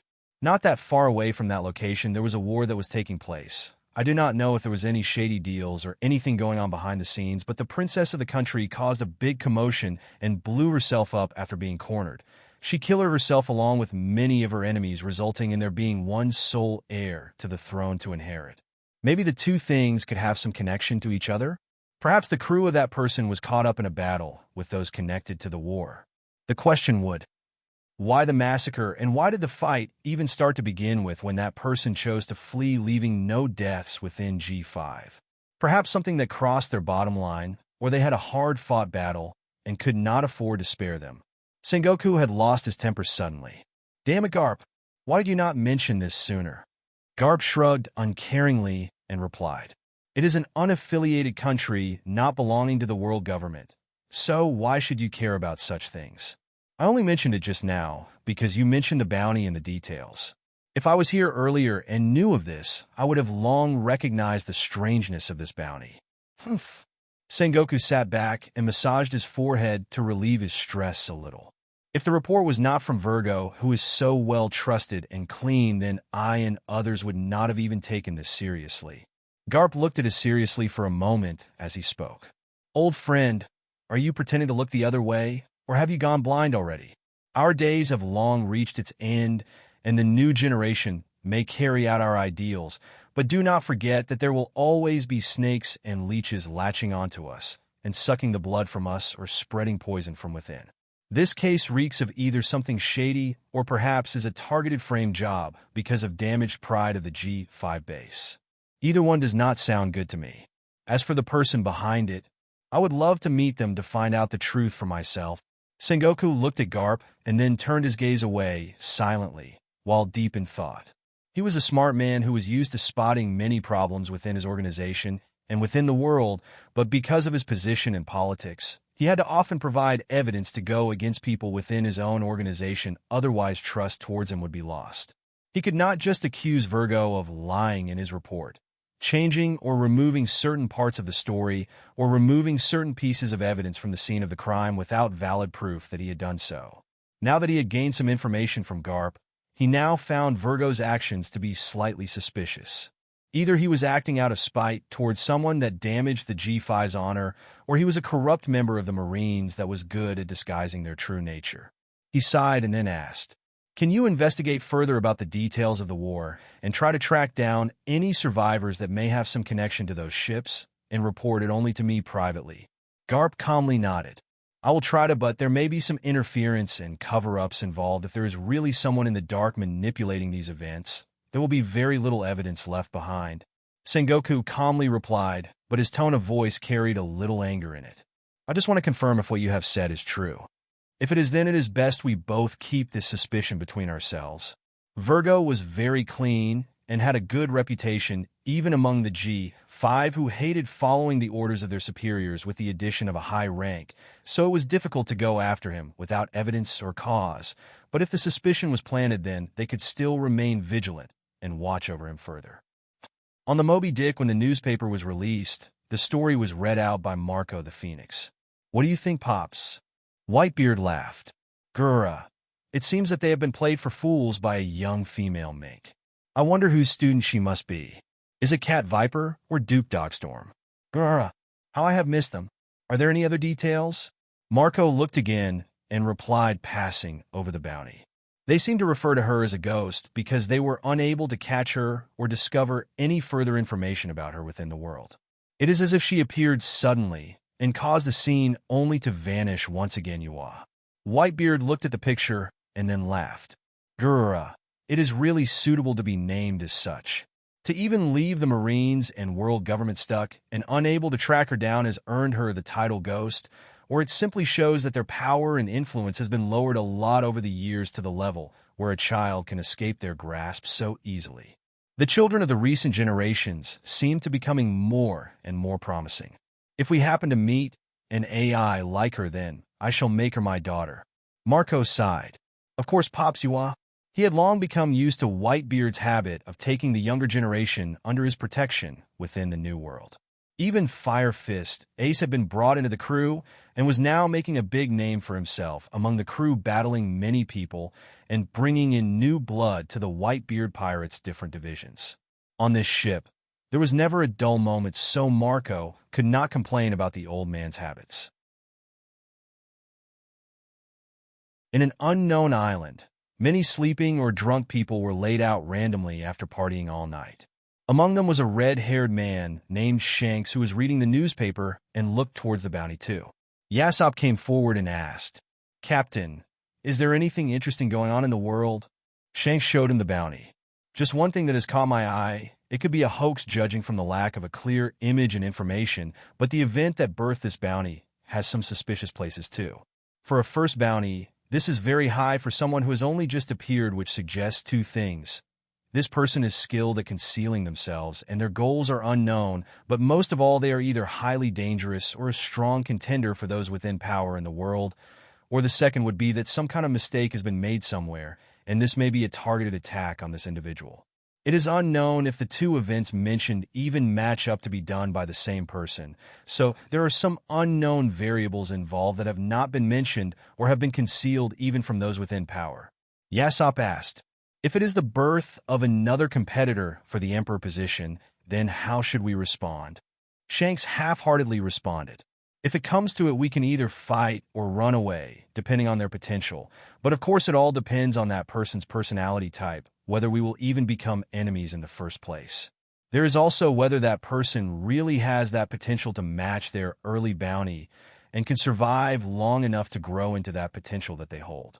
If they really do match the evaluation given to them, then I expect that we will hear about them again." Whole Cake Island within Big Mom's main room. Perisparrow read the newspaper to her mother and awaited her response. Big Mom laughed loudly and then responded to him.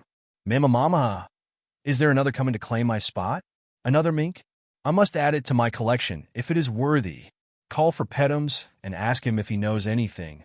Perisparrow bowed and left the room, only to return with the lion mink Pecoms. Upon being shown the image and reading the information within, he was able to piece things together. Mink? High combat power? It couldn't be? Something is wrong. There would be no way that little sis Alyssia would do the second part unless it was absolutely the last thing she had to do.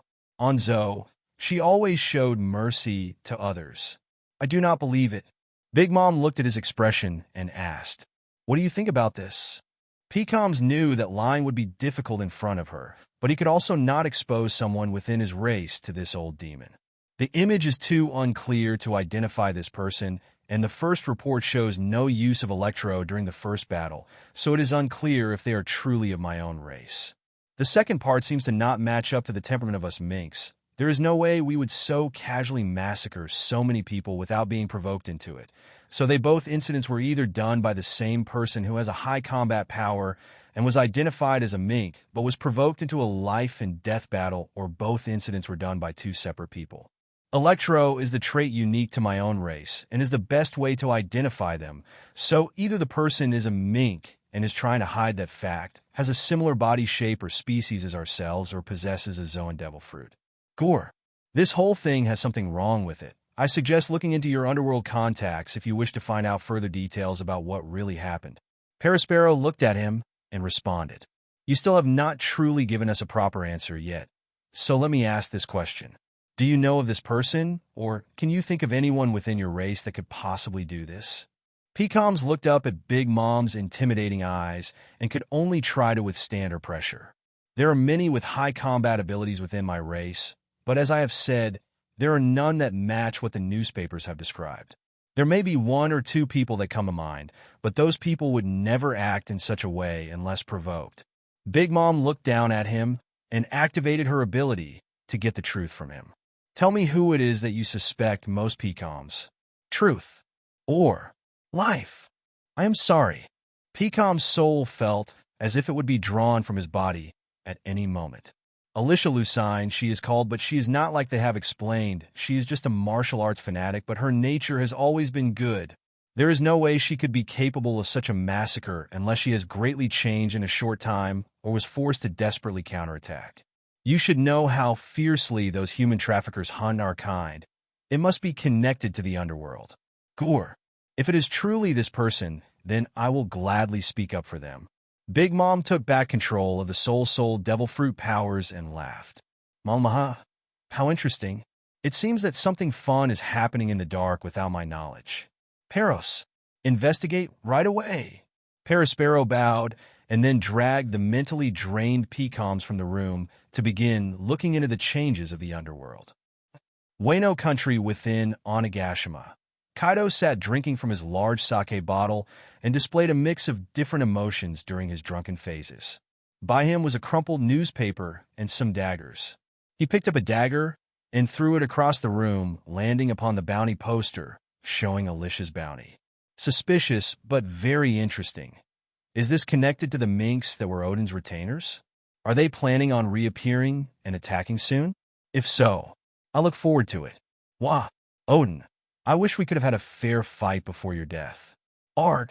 So many unconfirmed dead bodies and potential threats still lurk around, but have yet to show themselves. Should I stomp them out right away, or wait for them to come? Rorokuhi. His subordinates watched his display as if used to it, but listened quietly to figure out which was truly his decision. After Kaido had sobered up, he looked at the mess he had created, and then spoke to King, who silently awaited his orders.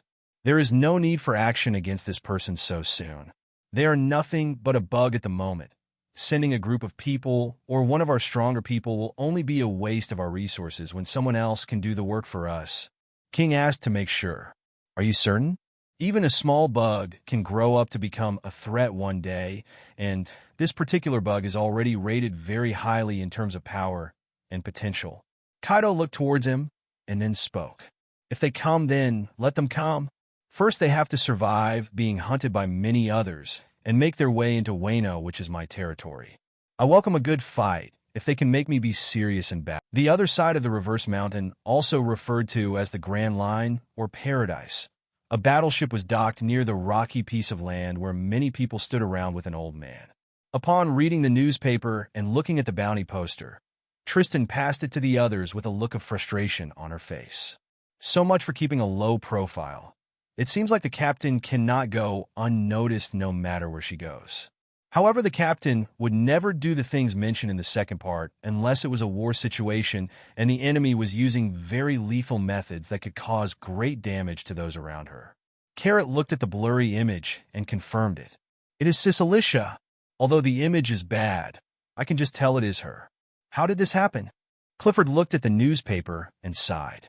She has either provoked someone she shouldn't have, or has been targeted by bad people, or both. It is best that we do not use Electro like she said, otherwise we may somehow get caught up with the mess she has created.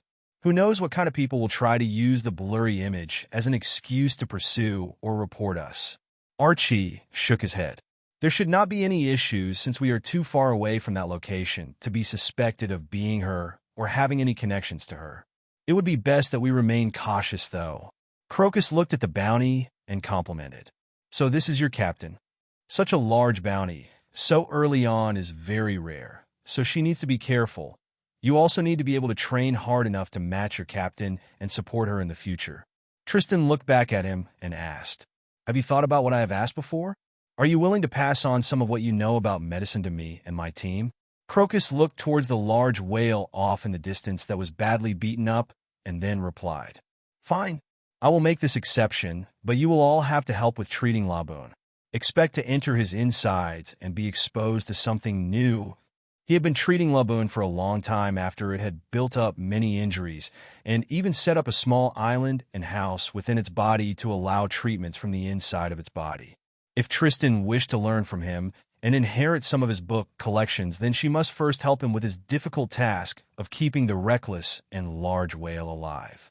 Tristan turned to the rest of them and asked, "What about the rest of you? What will you do?" Carrot replied, "We will join you to explore a bit, but I think Sis Alyssia would want us to stick to her plans. We cannot stay here for too long and must visit some places and collect more things and explore new islands before we meet up with her again." Tristan nodded calmly, then turned to Crocus. "Then we have enough manpower at your disposal until we have to leave, but some may be busy training or learning some things." Crocus nodded and turned to walk towards Laboon. "Follow me then." Tristan and the others had arrived at the other side of the reverse mountain and met Crocus and Laboon. Upon reading Alyssia's notes left behind, Tristan had been instructed to attempt to learn from him. He was the ship doctor who traveled to Raftel with Joel D. Roger and kept him alive during his last journey after he found out he was dying and did not have long left. Crocus being able to keep him alive, even through the many battles he went through when he was sick, proved that he had very high skills as a ship doctor. Although it took some time to convince him, Tristan was able to gain a chance to improve herself. Meanwhile, on the calm belt, a ship was fleeing at a fast speed while running away from 3 sea kings. One was of a small size like the one from the East Blue, and the other 2 were of a medium size. They chased the ship all the way from the third part of the calm belt, starting from the fearless small sea king, which then had the other 2 join afterwards after it could not properly catch up. The 2 medium-sized sea kings joined around the last quarter or fifth of the way and began to cause many problems for the crew, splitting their attention for firing at, but also to defend the ship. Upon receiving help, the small one became even more fearless and began to attempt to get much closer, but was met with cannon fire to push it back, much like the others. Whenever the 2 medium-sized sea kings would get close enough to the ship to attack her crew, Alyssia would attack them. Just like it had happened many times, the crew were now reaching the end of the calm belt, and one of the sea kings was overhead and wished to attack the ship and eat those on board, but what happened next was able to cause it high amounts of damage and knock it back. Alyssia stood on board her ship while others were dealing with the cannon fire, and her feet were coated in her electro after using her Eleco skill. After much practice, she could now coat both of her feet whole, and not just a small part this time. Previously, she had been using her usual electro, since it was less draining and required less willpower and concentration to use, but upon reaching near the end, she needed to send the Sea Kings away. She moved at a very fast speed through her ship using her flash step and launched herself towards the body of the cut-up and heavily wounded Sea King that had suffered many slashes and kicks to its body or face. She drop-kicked it with her Eleco and 8 impact fist and arrived back on her ship again in a quick flash. The sound of cracking bones quickly followed after her kick, which was followed up with her launching herself back to the ship. The other Sea King appeared at the other side of Ven's ship about to attack when she disappeared again to its side and attacked the side of its head with the same move. Not only did bones on its head crack from the impact, but the eye that was close to the attack also suffered from the electro inflicted upon its body, so now it was potentially blind in one eye, or at least had some permanent minor damage done to the eye. After arriving back on the ship, she did not slow down, but instead continued to move quickly from place to place, inflicting fatal wounds on the bodies of the 3 Sea Kings that had become enraged and unwilling to let go of their targets. They also had some bullet holes in their bodies from Nika's improved gun modifications to increase the overall penetrative power, along with some knife marks on the small one, but there were no traces of any knives or daggers on its body or nearby. As the battle continued, the jester threw his throwing knives towards the smaller one after learning he could nit-pierce the bigger ones. When he missed a throw, or when the throwing knives were able to penetrate the scales and got stuck, he stretched out his hands towards the location of them and said, "Snatch!" The falling or stuck throwing knives would return back to his hands as if they had never left. Unlike the previous battle with many minks against 1 Sea King, this battle solely relied on Alyssia's power to attack from the ship with no extra assistance from Carrot to allow a combo move to gain more of a deadly attack and finish it in one move. She had much greater power than before, but there were still some limitations to how much power could be used in an attack that would risk the accuracy of each strike. If she missed, then she may end up in the sea and risk leaving her ship open to attacks. She was just lucky that the Sea Kings did not attack the ship from below, otherwise it would have all been over for them all. Each attack was able to push them back and cause a high level of damage to them, but after using Aleko, they suffered even greater wounds from her. After dealing a death blow to the small Sea King, they had reached the North Blue, but the two Sea Kings did not have the intent to give up. They wished to avenge the death of the small one above all else. Fine then. Alyssia frowned, looking at their last attempts. Ready the harpoons. Fire at all three bodies right away. Since they chose to continue to chase, then they would have to die in this location. A battle begun to reach its natural conclusion when the many chained harpoons pierced into the bodies of two Sea Kings, and one entered into the body of the small one that had already died. The damage to their bodies was already severe, but after being pierced many times, their vitality grew much weaker. Alyssia stepped onto the chains and found herself between two of the surviving Sea Kings. She jumped towards one and quickly drop-kicked it only to launch her body towards the other with a flash of white lightning. She ended up drop-kicking it, but from a higher position than before, then returned to the other in an even higher position. I think I may name this one Rising Tower Barrage. This skill uses climbing abilities along with her kicks to deal high damage, and kick herself from one place to another while climbing between two or more large structures, people, or creatures. This was one of the forms or moves within her White Storm leg style that she could use. Many of the bones within the Sea King's bodies were shattered from the many attacks as she made her way upwards between them and arrived overhead one of them. A heel came down upon the skull of the already on death's door Sea King and ended its life before landing on the falling body's head and flashing above the head of the other Sea King. As the bodies crashed into the sea and no longer showing signs of life, Alyssia held on as they crashed down and then flickered across the chains before arriving back on the ship. Everyone, today we shall feast upon some high-quality food. The ship began to pull the three large sea monsters along with it to the next island where they would begin to handle the distribution of the Sea King meat and also the rest. Weeks later within the North Blue, the homeland of many strong people, but also the strongest of the Blue Seas. Basil Hawkins, ex-Drake Law, Borsellino, Sakazuki originally came from this place, and there was also the Don Quixote pirates that came from and started up with Doflamingo there. It is also the place that Nolan the Liar and the Germa originated from. After arriving on the first island, the crew began to take apart the Sea Kings after pulling them ashore.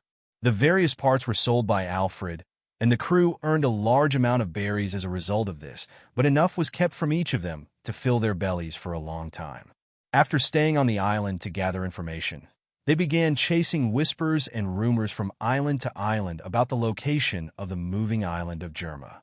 Germa usually work as mercenaries and travels from place to accomplish their tasks. Wherever they show up, kingdoms are conquered and people die. However, no matter how much damage and death they cause, they are still members of the world government, so they are not hunted down like others for their crimes simply because they are of royal blood and have strong connections to those in power. This is later shown by how they are able to manipulate the bounty system to try to capture Sanji and bring him back home to achieve their goals. Upon tracking down the rumors, Alyssia finally found them and navigated her ship towards them. Their island was full of its civilians or cloned soldiers, which represented their high military strength and power. Upon arriving, everyone began to put the plan into motion. To meet a royal but also not develop a hostile relationship with them required a reason or a means of trade that would attract them enough to meet someone. A letter was sent to be passed on to one of the clone soldiers as the ship remained out of shooting range and remained to display no hostile intentions. During that time of waiting, Alyssia, Jester, Nika, and Alfred got ready and dressed in slightly comical outfits. Jester wore a white mask with markings similar to his own scars left behind on his face. He wore a jester hat and colorful clothing. Alfred continued to wear his business-like suit looking professional while walking with his cane and top hat, but this time his outer coat was of a brighter color. Nika wore a large pair of clown pants and a bright top, large boots along with a large clown hat. Meanwhile, Alyssia wore dark pants with a buccaneer shirt with gathered sleeves and a yoke with a split neckline and simple collar. A dark vest was over the shirt and tie on a fringed waist sash, along with a black mask with a golden eye marking on the forehead. Jester was dressed as a jester. Nika was dressed as a clown, Alfred as an announcer, and finally Alyssia was dressed like a gypsy or fortune teller. She also had a small glass ball within a small box that she had brought with her. Upon being escorted around the moving island after being able to temporarily dock there, Nika and Alyssia were excited to arrive on board and see the scientific achievements that they had achieved and the creations that they had built. While journeying the North Blue, Alyssia had searched hard for fate-related skills, but only came across a couple of people with low skills compared to Hawkins. However, it was more than enough for her plans. She did not need the true skills to know the fate of a person, since she had already seen it, even if she may even accidentally cause some of that to be altered slightly. All that she truly needed was to look professional enough to get entry and be able to meet and leave Germa without any accidents. For them to be able to take on the sweet commanders in Big Mom's crew showed the power of the modified humans and their technological weapons. Upon arriving in the room before Judge and his children, Alyssia couldn't help but look at them in awe. A vast majority of them may have been given a rather bad role in the manga, but they were still strong individuals who had their own strong bearing that fit their... Alfred stepped forward and bowed while waiting for Judge to speak. Meanwhile, Alyssia smiled beneath her mask as she closed her eyes. System purchase Vinsmoke Judge's unique skills involving warfare technology to advanced and lineage factor science. With the remaining points, purchase Niji's electricity manipulation knowledge, and finally collect anything missing from the skills that already have a high level. One was what allowed Judge to create the raid suits and many weapons that can be used during war, including things like his own electromagnetic spear, while the other was the key to the human biology that makes human modification and cloning possible. There was also the experiences of Niji as he used his electricity powers during combat, which would further help her to gain a better control and understanding of her own electro abilities. While Alfred was briefly introducing the crew, Alyssia had her eyes closed while trying to absorb much of the new knowledge that was available to herself. Suddenly, she heard a light cough from Alfred and opened her eyes slowly. "Sorry, I was deep into meditation. Should I begin now?" Judge had a suspicious look in his eyes. "I do not believe in such things like prophecies and fate, but since you mentioned that this concerns the future of the Germa, I will give you a chance. If you try to cheat me, then you will suffer terribly." Alyssia sat down calmly without displaying any panic and removed the crystal ball from the box and placed it before her. "You may not believe in fate, but it is indeed real and can be predicted by various means. The trickiest part is that it can always be changed to something new depending on choices made. It's a game of probability and choices that lead to success or failure for each person, but that success or failure could mean a loss or win during a small bet, or even a decision that would result in someone living or dying. I am merely here to assist you for when your most difficult time does come." After some showy performances and showing of channeling fate through herself, she opened her eyes slowly once again. "Your fate is strong.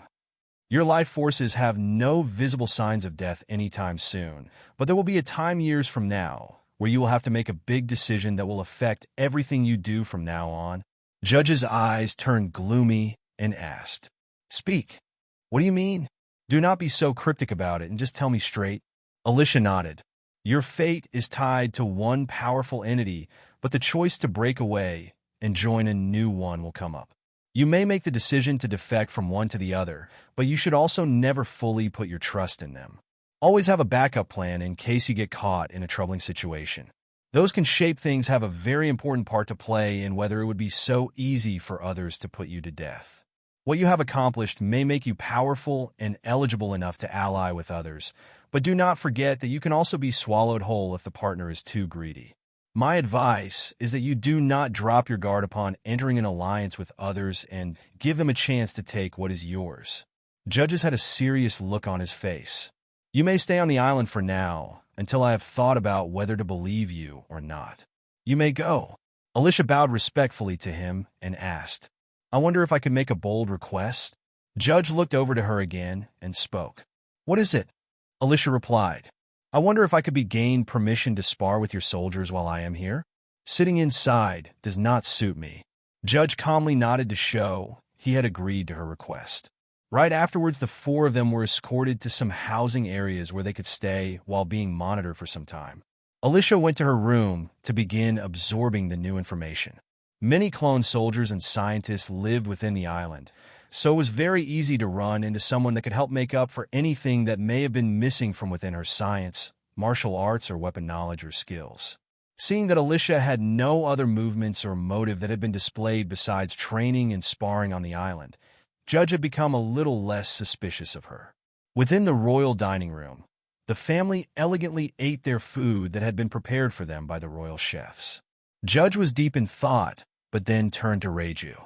"What do you think about what had been mentioned?" Reiju calmly answered, "It is correct that we must remain vigilant against someone who we wish to establish a relationship with. It would be best not to let our guard down around anyone until we can fully understand their motives. We still have other options available to us, even if that partnership is destined to fail." She was keenly aware of her father's goals, but she was also aware that his ambitions drove him to the brink of madness and desperation that would make him take someone's hand if they offered him the right price to achieve his goals. The problem was whether those people truly had the intention of helping or not, and if they had more sinister intentions towards their Germa 66. Right now, their weaponry, raid suits, and clone technology were highly sought after by many people, and if the wrong alliance is made, they would all be killed and have everything they had built become someone else's possession. Reiju continued, "First, we must find out who is the most reliable partner, not just by their influence and power, but also their past relationships with others and how they treat those below them." Judge was silent for a while and lost in his thoughts, but answered. A week was spent docked at the island, while Alyssia took part in the soldiers' training and sparring sessions. Eventually, she found out why her fame points had been increasing so much from the newspapers that had arrived on the island. The moment she read the paper, she tossed it aside in anger, stating that she will have her revenge. Her action defined the public's views of herself, but they can also be used and twisted by others to harm her. She was not yet ready to say that she was at a place where she wished to be known by everyone, but since it had happened and allowed her a massive amount of points per day, she could not complain too much.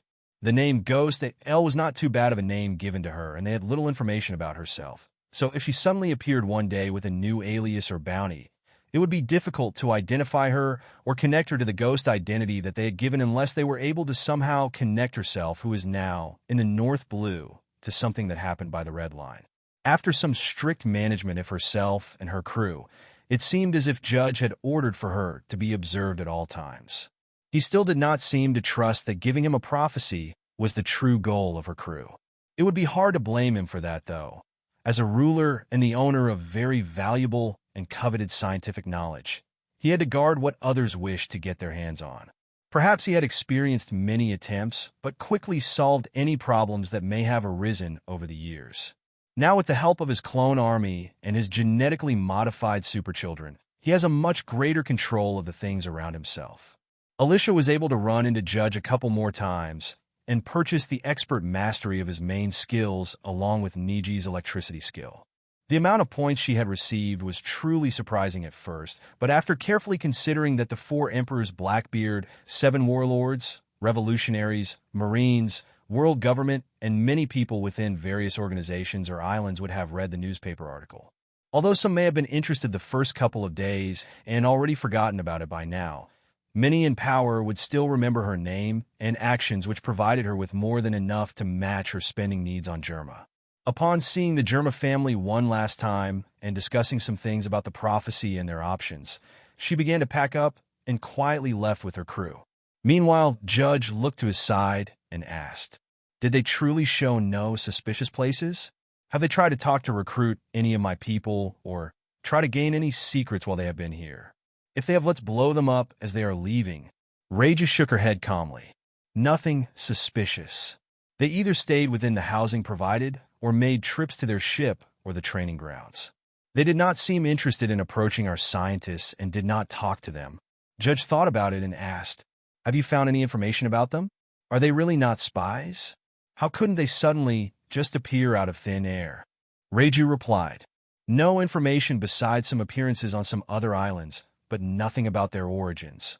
However, their animal form suggests that they may be from the same tribe as a known pirate named Pedro. They have been asking around the places that they had arrived at about our location, and that is all. Either they are fans of the Germa 66, or they truly did come looking for us to pass on this prophecy. Whether it is real or fake has yet to be determined. Judge nodded. So it is the mink tribe, although I do not know of their true power and numbers. This Pedro was a famous character during his time on the seas, and now another talent has shown itself. From my sources, there is also another capable one within Big Mom's crew named Pecoms. It would be best not to provoke such a group with such high combat abilities and potential unless we are sure we could handle their retaliation and unless we have enough reason for doing so. There is also this ghost. Do you think there is any connection? Rage pondered for a moment and then slowly voiced her thoughts. Strange. Their ship is equipped enough to pass through the calm belt, but they still lack the proper means to travel through safely. However, 3 Sea Kings or their parts have been sold around 2 of the islands they have visited, so it could be possible that they have crossed and battled the Sea Kings while crossing. This suggests they have high combat abilities and their captain may even be the ghost. However, I find something very strange. Judge looked intrigued. Go on. Reiju continued. The bounty and newspaper article suggest that the ghost is cruel and bloodthirsty, but some parts do not add up. Why massacre civilian or merchant ships, but only injure many Marines? Is it because of fear of retaliation from the Marines that they only mildly injured them? Then why would they suddenly massacre others a little later?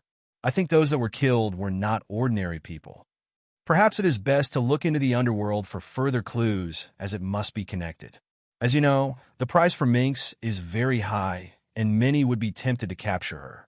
Perhaps her appearance in G5 triggered a movement from the underworld. There also seems to be something strange going on within the G5 base, or within the Marines to be able to cover something like this up. Possibly a spy. Judge nodded. How interesting. Keep an eye out for what they do next.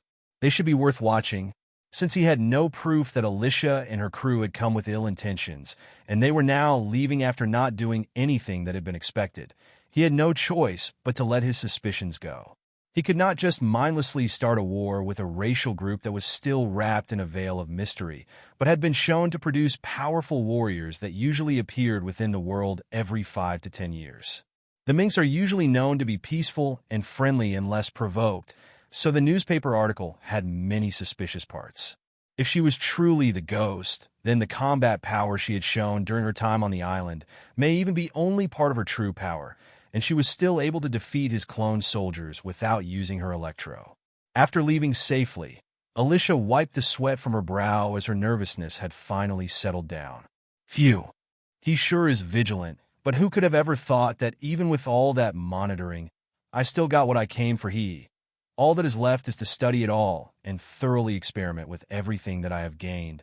After pondering over some things, she decided to make a couple of trips to buy the needed parts, supplies, and other things for her experiments, and while she is busy with that, she can also begin exploring the North Blue and spending her many points that are constantly earned daily. In a faraway island where civilization is less civilized and resources are much more scarce.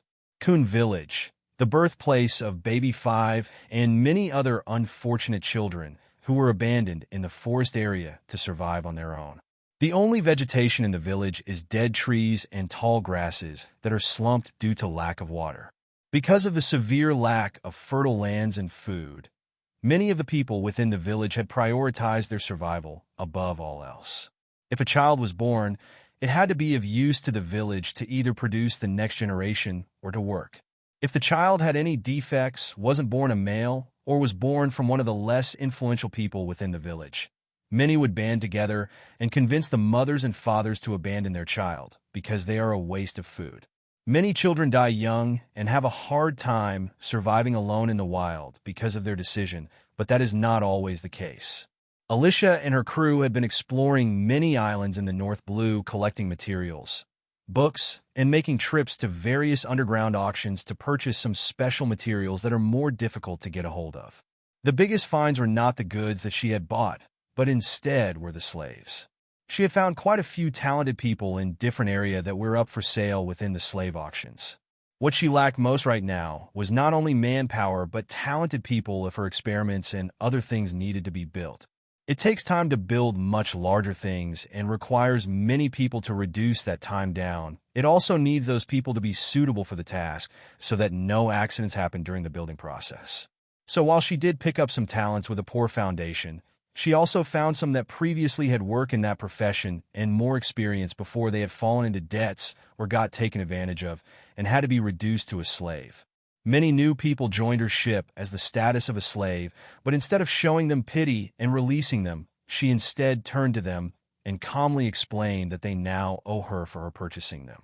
If they can find a way to work off or pay back the berries to buy them along with the food and education costs, then she will remove their collars and grant them the ability to walk about freely. This was a better way to keep them by her side, but also show that she was not a kind-hearted fool that could be taken advantage of.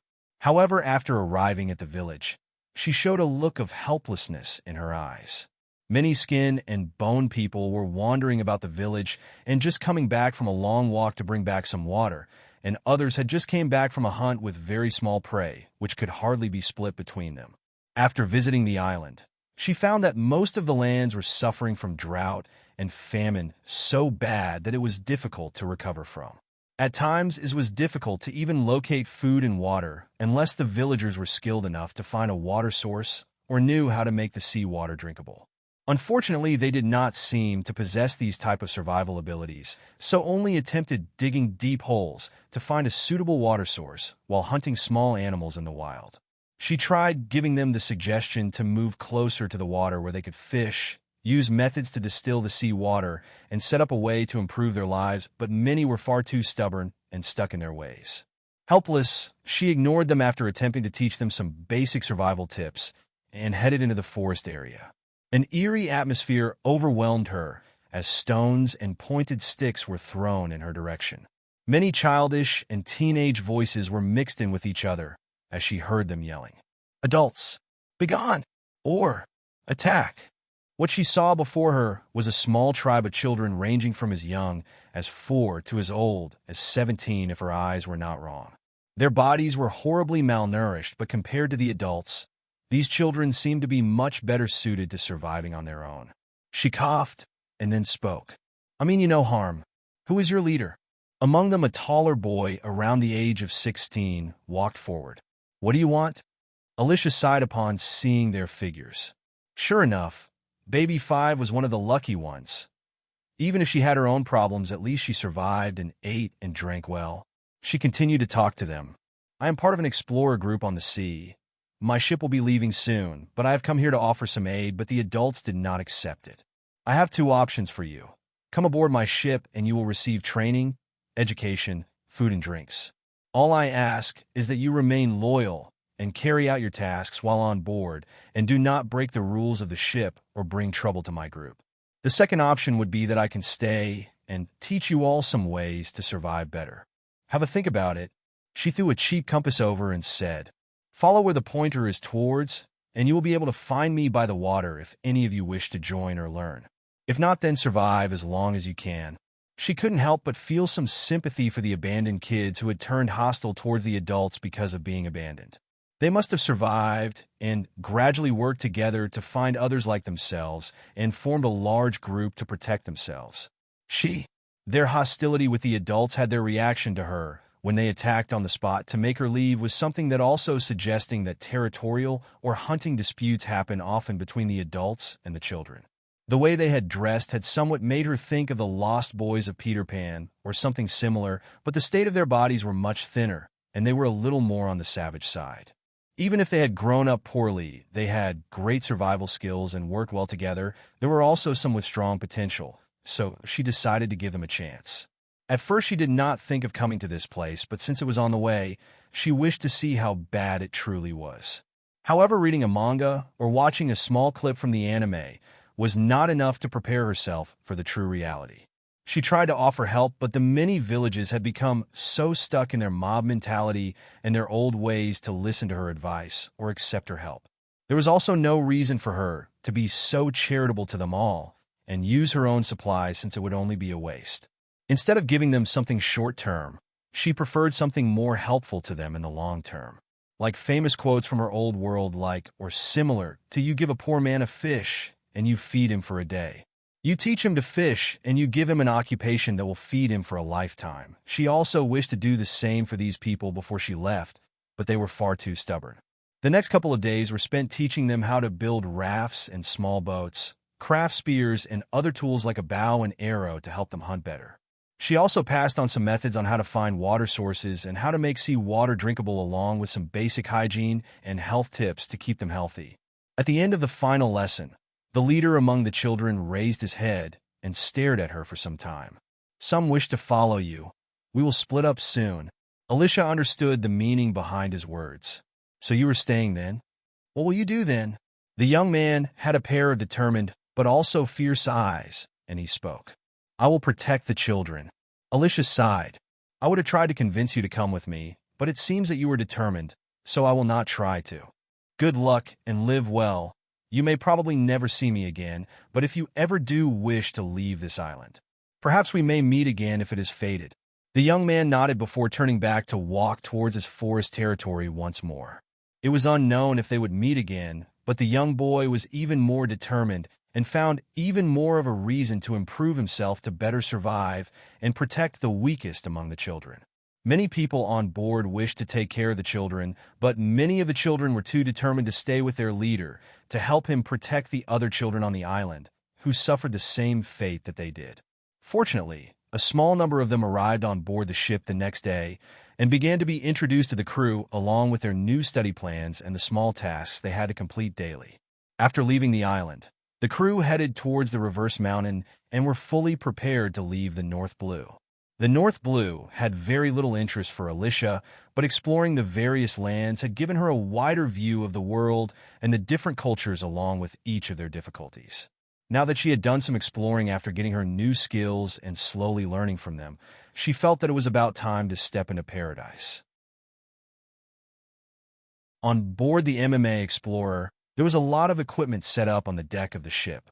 Alyssia was lying down and was strapped down and restrained. Many of the equipment were attached to her body. Nika came by her side and asked, "Are you sure that you wish to go ahead with this?" In her view, this was Autotally's new scientific path that may have numerous costs and consequences if it is to go wrong. It was uncertain if what Alyssia had theorized would even be possible. If the slightest thing goes wrong, then it could result in rejection and death. Nature was always resistant to change, and walking down this oath was akin to disturbing the balance of nature. The body would resist these changes, and a struggle would take place within the body, resulting in it breaking down. The result would either be rebirth or destruction, but for someone of her age, she had already missed the necessary time where she would be most adaptable to change.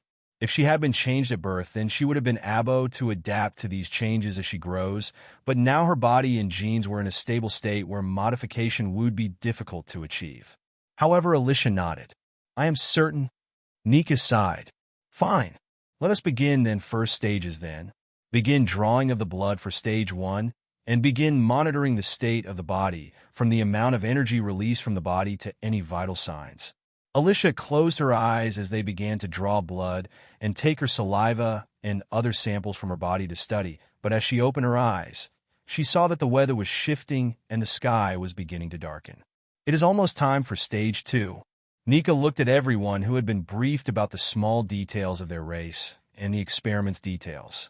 Stage 2 is dangerous for those close, so first remove anything that will be affected by the large energy release and stay back. I will handle the next stage. Nika had a determined look in her eyes as she shielded her eyes with the top of her electricity-proof suit and held a modified syringe in her hands while some were attached to the belt around her waist. Is this truly the correct thing to do? Shouldn't I stop her here and not let her continue down this path? If it succeeds, then the applications could be revolutionary for the mink race as a whole, but at the beginning of any experiment, there must always be sacrifices for success.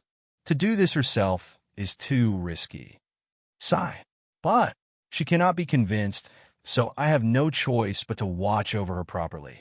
When the clear full moon began to show in the sky, Alyssia's eyes began to widen and glow while her heartbeat began to speed up. Do it! She grit her teeth as her body was beginning to undergo the change. a needle pierced her body and began to quickly draw some blood from her. Her body was showing signs of shifting as her teeth became sharper and her appearance more fierce. Nika placed down one syringe and prepared the next while approaching ready for the next stage. The moment a large amount of electro was released from Alyssia's body during the stage where she was reaching completion of her Sulong form, but in that very moment a needle pierced her body again and collected some blood. Nika quickly put down the second syringe and then said, "Hold it for just a little longer and then it will be over." The appearance of Alyssia was completely different than before. As she lay there strapped down, she still looked very ethereal and holy. She had very long white hair. Her whole body's fur had become pure white and slightly longer. Her eyes were bright red and glowing under the moonlight. Her previous appearance had matured by several years, and now she had a certain mature and mysterious noble charm about her, but also a contained wildness hidden deep within that was suppressed. Even the nails on her fingers had become slightly longer, sharper, and more deadly. Her tail and legs had become much tougher, and the muscles were much more defined and contained a lot of power hidden within. Several moments later, another syringe pierced into her body and took another final blood sample. After collecting enough data and samples, Alyssia began to calmly close her eyes, ignoring the looks she was receiving from her crew that had witnessed her change. Many had a look of awe in their eyes upon witnessing such a unique change and power hidden within her body, but others displayed a look of confusion or a slight bit of fear or rejection towards what they had witnessed. Her appearance began to restore to its original state, and her body became hopelessly weakened to the point where it was difficult to defend herself, but she still calmly looked at Nika. "I am hungry. I lost too much energy, so hurry up with the remaining tests and let me eat to regain some stamina back." The protagonist usually ate when he was weak and was always able to make a comeback after eating the meat in this world, and after consuming the Sea King meal she had prepared, she knew why that was.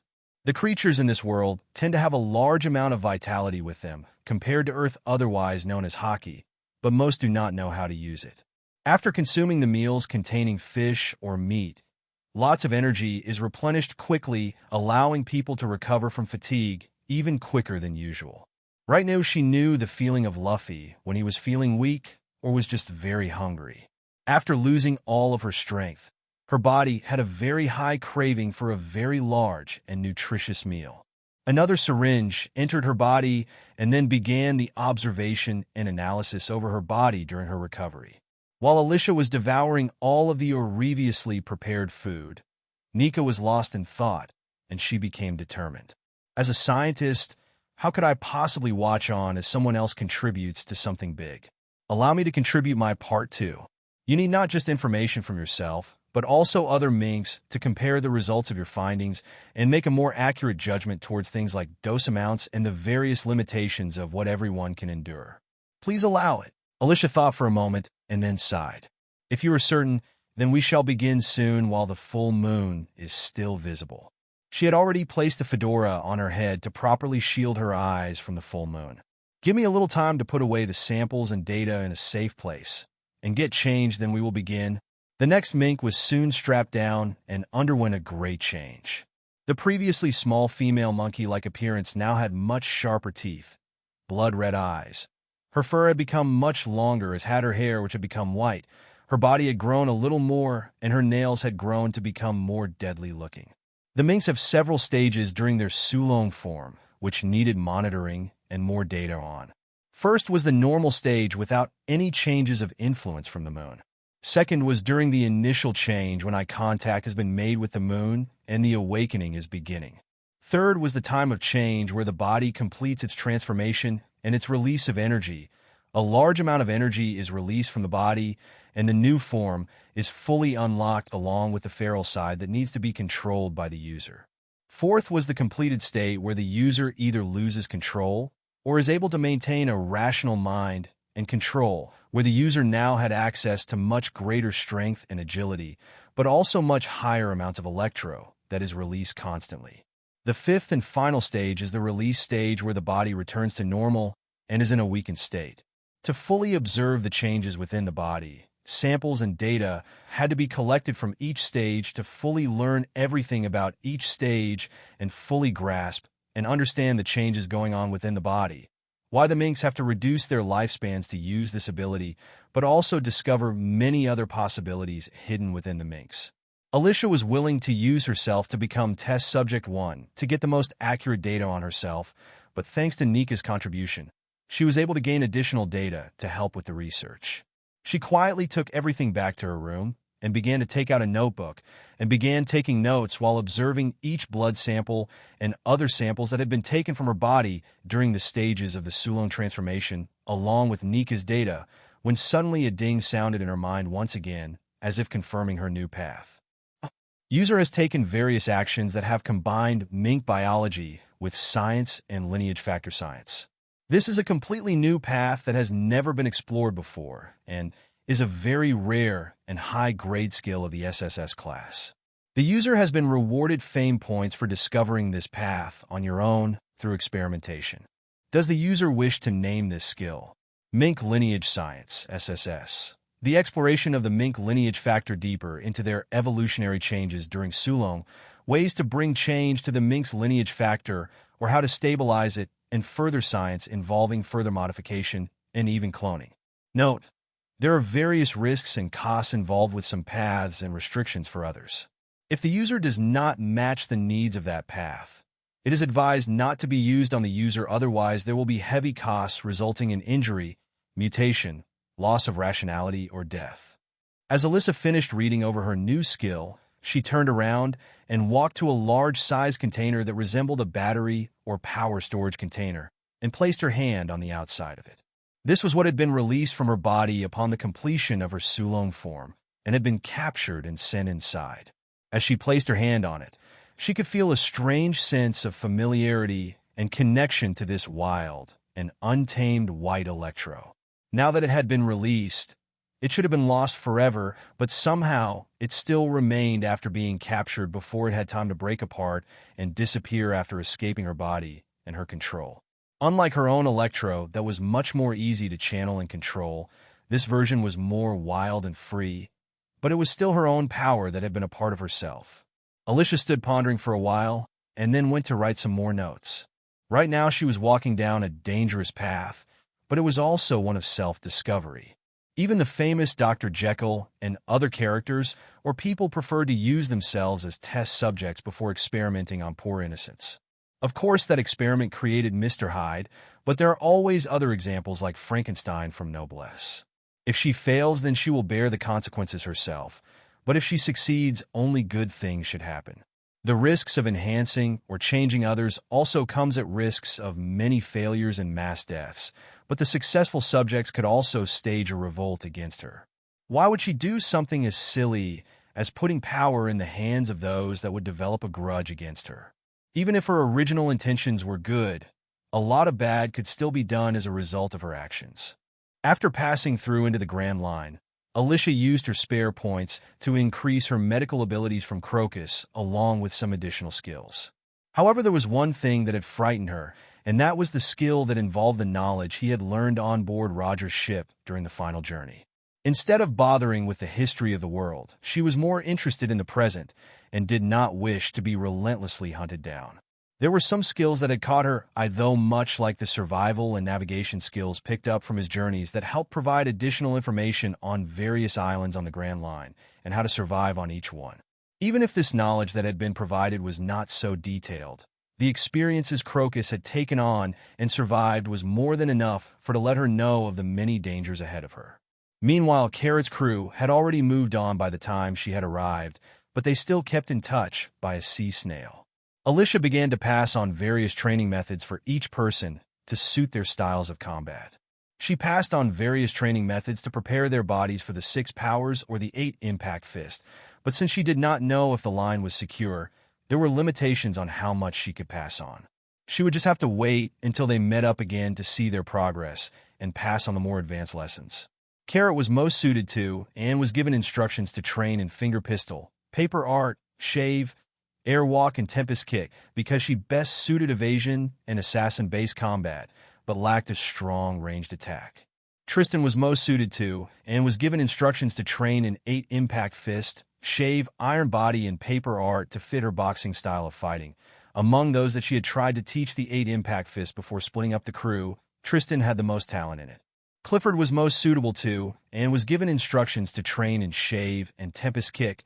Alyssia hoped by learning tempest kick, he would find a way to learn how to do similar things with his sword techniques. Archie was most suitable to, and was given instructions to train an iron body, since he best suited the role of a tank thanks to his larger bear-shaped body and his high endurance. If Carrot was dagger of the crew, Tristan would be a strong, blunt weapon like a club or mallet. Clifford would be the sword while Archie would be the shield. On the main ship, there was also Nika, who was the gun, Jester, who would be a throwing or hidden weapon, and if Lee was counted, then she would be considered as the claws or fang of the crew. Meanwhile, Alyssia was the pillar that held them together. What had surprised her most was that during their travels, they had made great progress in collecting things that she had asked for, and thanks to them possessing some eternal poses, they could skip some islands that required a very long time to stay within before the reset of the log pose. They did not have any major conflict since they were only sailing as explorers, but there was one thing that had become bothersome to Carrot, Tristan, Archie, and Clifford in particular, and that was the members of the bounty organization led by Crocodile. Upon hearing this news, Alyssia informed them to let loose upon anyone that attacks them unprovoked, especially if they have the intention of capturing or killing them. Whether it was the millions, thousands, hundreds, or even the tens, Alyssia believed that with Carrot and Tristan there they could take on any of them with the crew supporting them. The only people to really worry about was Daz Bones, who has a steel body and was difficult to injure, Crocodile, who has Logia powers but also a high enough IQ to be able to find a way to capture them, and maybe Nico Robin, because of her devil fruit ability. There may be others who would have more of a troublesome ability that could be used to subdue her crew members, but she had briefed them on some abilities, so they were able to remain vigilant against things like the wax fruit and the color trap, but also to not have their face touched by someone with the name Bon Clay. Right now, Crocodile should be busy with his plans and pushing then Revolution forward behind the scenes, so he would have a hard time moving from Alabasta, so there was nothing to really fear, but if he really did show up. Alyssia had also passed on his weakness to water in case of emergencies. Being unable to land a hit on a Logia makes even the strongest people with the best abilities struggle to win a fight unless they are able to find the weakness or possess armament hockey. Although she had strictly banned the use of Electro for now, so they could work on their physical skills. If desperate, they would have no choice but to use it in a battle. Probably one of the most interesting battles to take place would be a Mink and a Sand user. If he was hit with a strong enough charge of Electro, would that part of his body turn to glass and shatter? If so, would he be dealt a permanent fatal injury from it, or could he reform his body with his powers as if nothing had happened? Although she did not yet wish to confront the collective power of a warlord that has had a long time to build up their power and has more experience than herself, she would not mind teaching him a lesson to keep his hands off her people. Among the 7 warlords, Crocodile was the first to be removed from their position, followed by Gecko Moria's defeat from the Straw Hats. Although Alyssia had initially planned to stay out of the way of the original story, there were times that required immediate action rather than hesitating over what would happen if she changed too much. So far, she had already gained skills in exchange for the Kano country's victories over their enemies that had been constantly causing problems and passing on a prediction of the future to the Germa. So it was still uncertain whether those actions would result in a small or large change so far. The other ship had been following the route that the original, resulting in them skipping Whiskey Peak and stopping at Green Bit to explore the island and take on the dinosaurs there.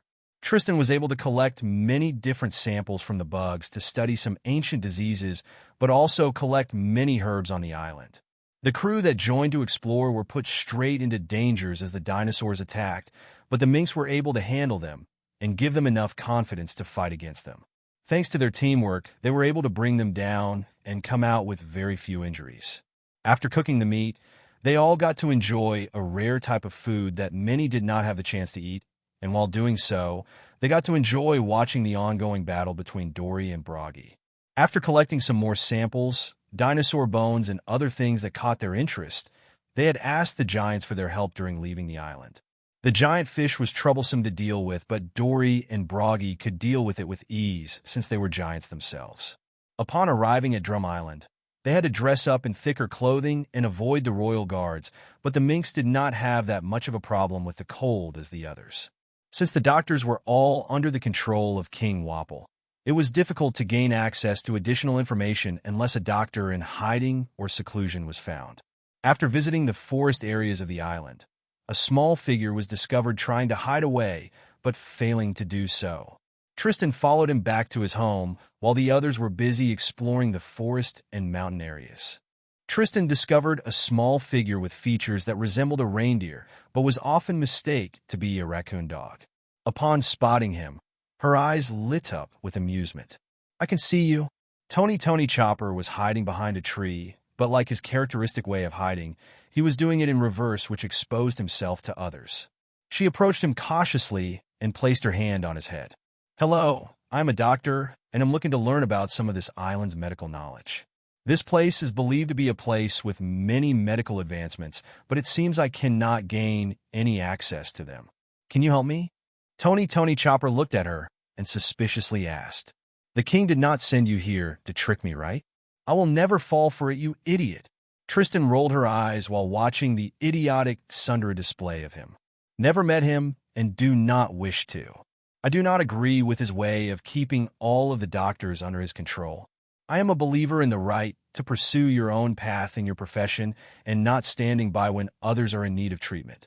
I am also open to trading ideas and knowledge, so that those within my own field can have the opportunities to grow and the profession can make further advancements to help treat things that have been difficult before.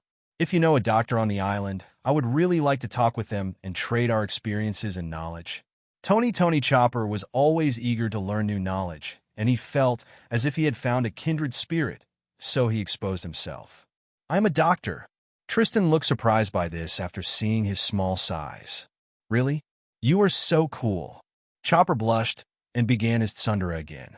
"Praising me won't get you anywhere, you idiot."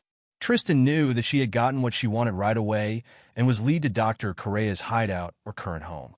After settling in and trading several of her own knowledge, ideas, and things that she had learned from Zoe or her journeys, she quickly fit in with the old woman and the small deer who ate the human devil fruit. One thing that was strange that she quickly discovered was the old woman's amazing vitality for someone so old, so she kept an eye on her and tried to see where it came from. Upon nagging the old lady to stop drinking at such an old age since it was unhealthy, she quickly discovered the source of why she was able to remain so energetic. The alcoholic drink that she drank was not any ordinary thing, but instead was a special mix of various medicinal herbs. Since her sense of smell was strong, she was able to quickly identify most of the ingredients, but some she was not yet aware of, so they must be from the island. The old woman looked at Tristan opposite her, who had almost cracked her age-old secret, and sighed. "Fine. I will tell you since you have earned most of it yourself, but I do not wish for it to be spread around. It will cost you too. I want a copy of the notes left by that Crocus you spoke of and some of your mink's medical knowledge." She much preferred to have Crocus medical notes in exchange, but the mink's medical knowledge they had gathered over many generations was something that interested her. Since they were part human and part animal, it may help Chopper in treating his own body at times rather than learning through trial and error. Tristan calmly thought it over and smiled. "Of course, but you will have to pass on your own notes and give me a recommendation on different books that should be studied." "Then it is a deal." The old lady sighed.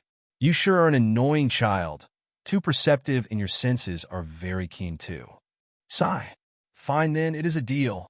She knew that perhaps it would not be long before Tristan figured out the missing pieces after studying a little longer and being exposed to each of the medicinal solutions and herbs, so she tried to swindle Tristan out of some of her knowledge that she was interested in. She was used to charging large fees for her treatments and was a greedy old woman, but her medical skills were top-notch. This was just another chance to swindle someone again before she was on the losing end, but it ended in failure. She had met the wrong opponent.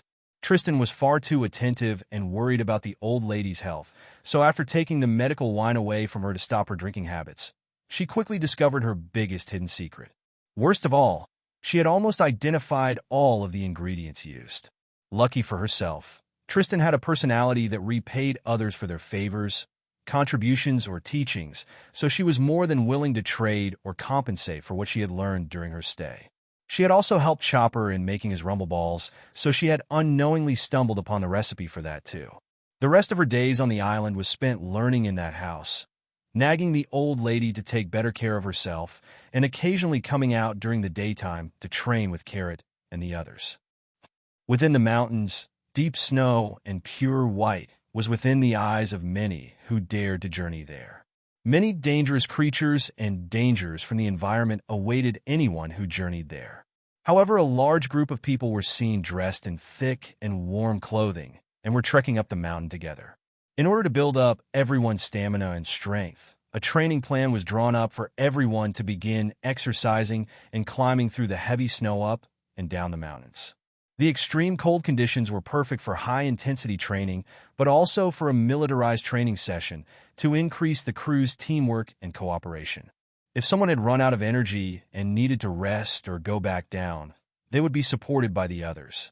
One day upon climbing up and down the mountain, the group encountered a large group of large rabbits. Very quickly, a battle broke out between them, forcing the large rabbits to flee.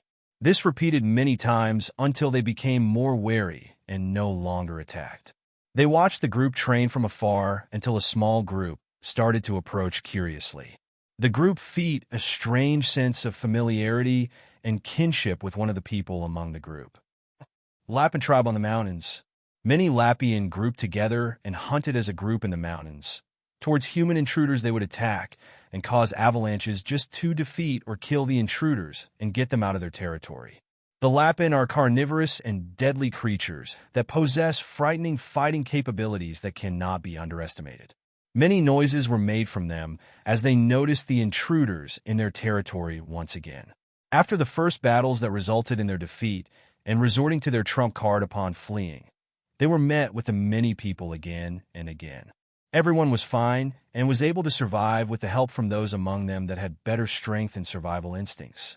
After many defeats, they instead backed off and observed more carefully the intruders. One of the intruders had a unique appearance that had similarities to themselves. Suddenly, many of them went back to discuss their findings, and one of the elder Lappan looked at his tribe and responded, "Take me." Upon arriving the next day, the old Lappan who had keener senses saw her and let out a noise. This feeling, no mistaking it. It is similar to us. Is this? Another Lappan cautiously asked. What? The old Lappan approached cautiously and slowly towards the intruder and sniffed her, displaying his curiosity and friendliness, when suddenly the other person suddenly began to hold on to him in a friendly manner and rub their cheeks against him. Garchu. Upon having close contact with her, he was able to detect a powerful force or bloodline within the other party's body that was superior to his own. Upon being released, he bowed down on the ground in reverence. "My queen." The others approached and asked, "What did she do to you, elder? Should we get revenge?" The elder shouted back in his tribe's own animal language, "Fools, hurry and bow to our queen." The others were stunned upon hearing this. "What?" The elder turned back to the intruder and expressed his apologies. "I am sorry, my queen. Please forgive my tribe's ignorance. Please allow us to serve you." Meanwhile, that certain person did not understand their words and tilted their head to the side, looking confused. After Tristan and Tony Chopper had been called to the location where they were, many Lappan were crowded around Carrot, expressing their love and respect for her. Chopper talked to the Lappan and then explained the situation. It seems that Miss Carrot has been recognized as their new leader or queen. Many within this tribe have expressed to follow you. Carrot tilted her head again. Really? Sounds fun. Tristan sighed. You do realize that you now have to take care of them from now on and provide them with food and clean up after the troubles they have caused. So if you do wish to bring them, you must be responsible for teaching them how to act and not leave the task to others. Carrot nodded. Okay, I will be their queen. Alyssia once said that we need strong fighters if we wish to survive on the seas. They are really strong. Tristan thought to herself. I'm sure that she meant strong people, not beasts. Animals are much more difficult to manage and control. The next couple of days were spent training and getting the help of Chopper to introduce the tribe of Lapin to the crew, along with discussing what would be happening next. In the end, it was decided that 10 Lapin would join on board the battleship. However, it did not end there. During that time, Archie had unknowingly picked up a group of his own. 5 hiking bears had followed him back and expressed their desire to take him as their boss. They each had very high manners as they bowed upon seeing others nearby and used a mountain climbing pike like a walking stick. The scene was very comical from the other's point of view, but for Archie, he was feeling a little embarrassed. In the end, he had to accept since the hiking bears began to bow down and remain there until he accepted. After that day, the crew had expanded by adding an additional 15 crew members or pets. Kara began to teach the Lapin how to train and some methods to increase their fighting strength, while Archie taught the hiking bear some grappling and wrestling methods. At first, many were wary around the large animals, but after growing familiar, many began to approach them and during their journey, the other crew members were able to undergo extreme wilderness training on Little Garden and fight against ancient beasts.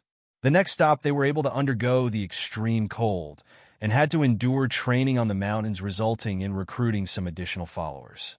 After taking the ship to the next island, they found themselves stopping at Alabasta. After gaining some experience in a wild environment and gaining a little resistance to the extreme cold, they found themselves at an island that was of the opposite extreme nature. The minks had a difficult time enduring the scorching heat of the deserts, but had to endure it and adapt a little at a time. Each environment helped to increase the crew's teamwork, preservation of supplies, planning, and their overall ability to adapt to new or strange environments. Whether it was fighting ancient beasts, snow beasts, or desert beasts, they all were able to adapt to many tricky enemies. However, it was still a huge problem for the minks. Although they were trained to have much stronger bodies and higher stamina, they still struggled to endure the harsh training along with the others. Upon coming back to the ship, Carrot heard many growls and warning noises coming from on board the ship. Everyone rushed back, only to find a large group of creatures near the ship. One of the men from the crew approached them and lowered their body to eye level. "How cute! Hey guys, these creatures seem to be no threat." Suddenly, a fist came into contact with his face, knocking him to the ground. Many of the creatures began to cheer for the creature that threw the punch. It began to flex its arm muscles to show off its strength and boast of its abilities. Suddenly, a fist came towards its face and was knocked out right away. The creatures panicked and began to put up a fighting stance and began to fight the new challenger, but the other party was able to bob, weave, and guard against their punches and return many punches, sometimes clashing against their incoming fists or their body and face. Tristan looked down at many of them and said mockingly, "That is how you were supposed to punch. Do not be too proud of your skills." Many Kung Fu dugongs bowed upon being defeated and began to crowd around Tristan. Carrot looked over and laughed. It looks like you have gained some followers." Tristan suddenly was filled with regret. Why didn't I just let it go? Sigh. The Kung Fu dugongs have a strict rule. Upon being defeated, they will become the pupil of those that defeat them. During the story's timeline, they briefly come to follow Luffy after being defeated, but he ends up leaving them behind. They are once again introduced in a side arc where they reappear with the leader among the group being able to learn armament hockey and during the time away from each other. The leader had formed their own pirate crew made up of various sea creatures. However, during their journey, they encounter someone that has the devil fruit power to tame them and begins using them for his own twisted goal to establish a country full of animals that are under his control. Since Tristan had been placed in this same situation, she decided to give them a chance. Follow my movements and keep practicing. If you can improve before we leave, then I will consider bringing you. You can come aboard the ship, but to avoid overcrowding and reducing the food storage, I suggest that you go spend some time in the sea and follow the ship while hunting for your own food. Your job will also be to protect underneath the ship from attacks. Unknown attacks from below was always a possibility, whether it was from a sea king or one of the many sea creatures. The slightest hole below that goes unnoticed can be made worse upon other creatures targeting it, resulting in many water damages or even the ship sinking below the sea.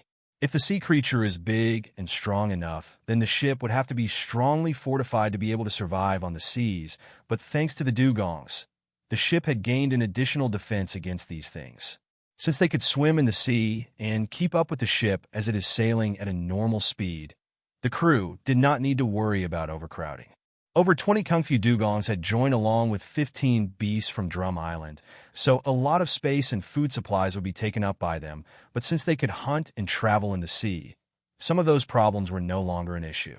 Upon leaving the deserted parts of Alabasta and the place they had stayed docked for around a week, many supplies were running low, so they either had to journey further in or leave for another island. The next best place to resupply and rest, but also take on some additional challenges, was the island called Jaya, which was the island closest to the place where the log pose was pointing towards. Many have come upon this point in the journey and given up upon reaching this stage because they could not figure out how to journey upwards into the sky to follow the pointer. On Jaya, there are many rookie pirates and explorers who have halted on their journey and settled there, causing many territorial disputes. While staying on Jaya, the crew began exploring the island and taking on the wildlife there, including the various dangerous bugs like the giant beetles, centipedes, and the mantis. Following Alyssia's instructions, they remained there for a while and then went in search of the only people who could help them get there safely. Cricket and the two brothers who had been scavenging underneath the sea were well versed on the activity of the knock-up stream and could modify the ship to manage the journey. Seeing that a crew of explorers were crazy enough to take the risk and were willing to pay for their assistance, they agreed since they hoped that if the crew survived, their own suspicions would be confirmed. Cricket has always been searching for the lost island that his ancestor had discovered, but because it had disappeared completely, his ancestor or distant relative was named Noland the Liar and executed by the king. The City of Gold was never found, so Cricket wished to find it or confirm its existence. Either the island was destroyed, sunk into the sea, or the last, but even less likely option would be that it had somehow flew up into the sky and never came back down. If a sky island is confirmed to be real, then he would be able to guess where the City of Gold is. After Archie and his shipbuilding group had assisted them, the ship had been refitted and the various beasts within the group had been secured within the lower parts of the ship away from each other and safely confined and put to sleep so that they will not get injured during the trip up the knock-up stream. Following the tips and instructions left behind by Alyssia before they split up, they made it up on Sky Island safely and were attacked by the Shandorians. Even having to adjust to the thinner air and the much more different environment, Carrot, Tristan, Archie, and Clifford were easily able to handle a small group of attackers, even if they had been equipped with bazookas and other types of Sky Island technology like the dials. Upon entering the checkpoint, Carrot followed the currency converter Alyssia had left, so she was able to pay the toll and get some of the berries exchanged for Extol so that they could afford things they wished to purchase, even if they did end up using up most. Hello, everyone! As we wrap up this video, I want to share a quick note. I have a Patreon account. If you'd like to support me and enjoy on-demand audiobooks, you can become a Patreon member. Alternatively, you can check out my Google Drive link, which has 500+ novel audiobooks available through my Ko-fi or Patreon shop. I appreciate your support.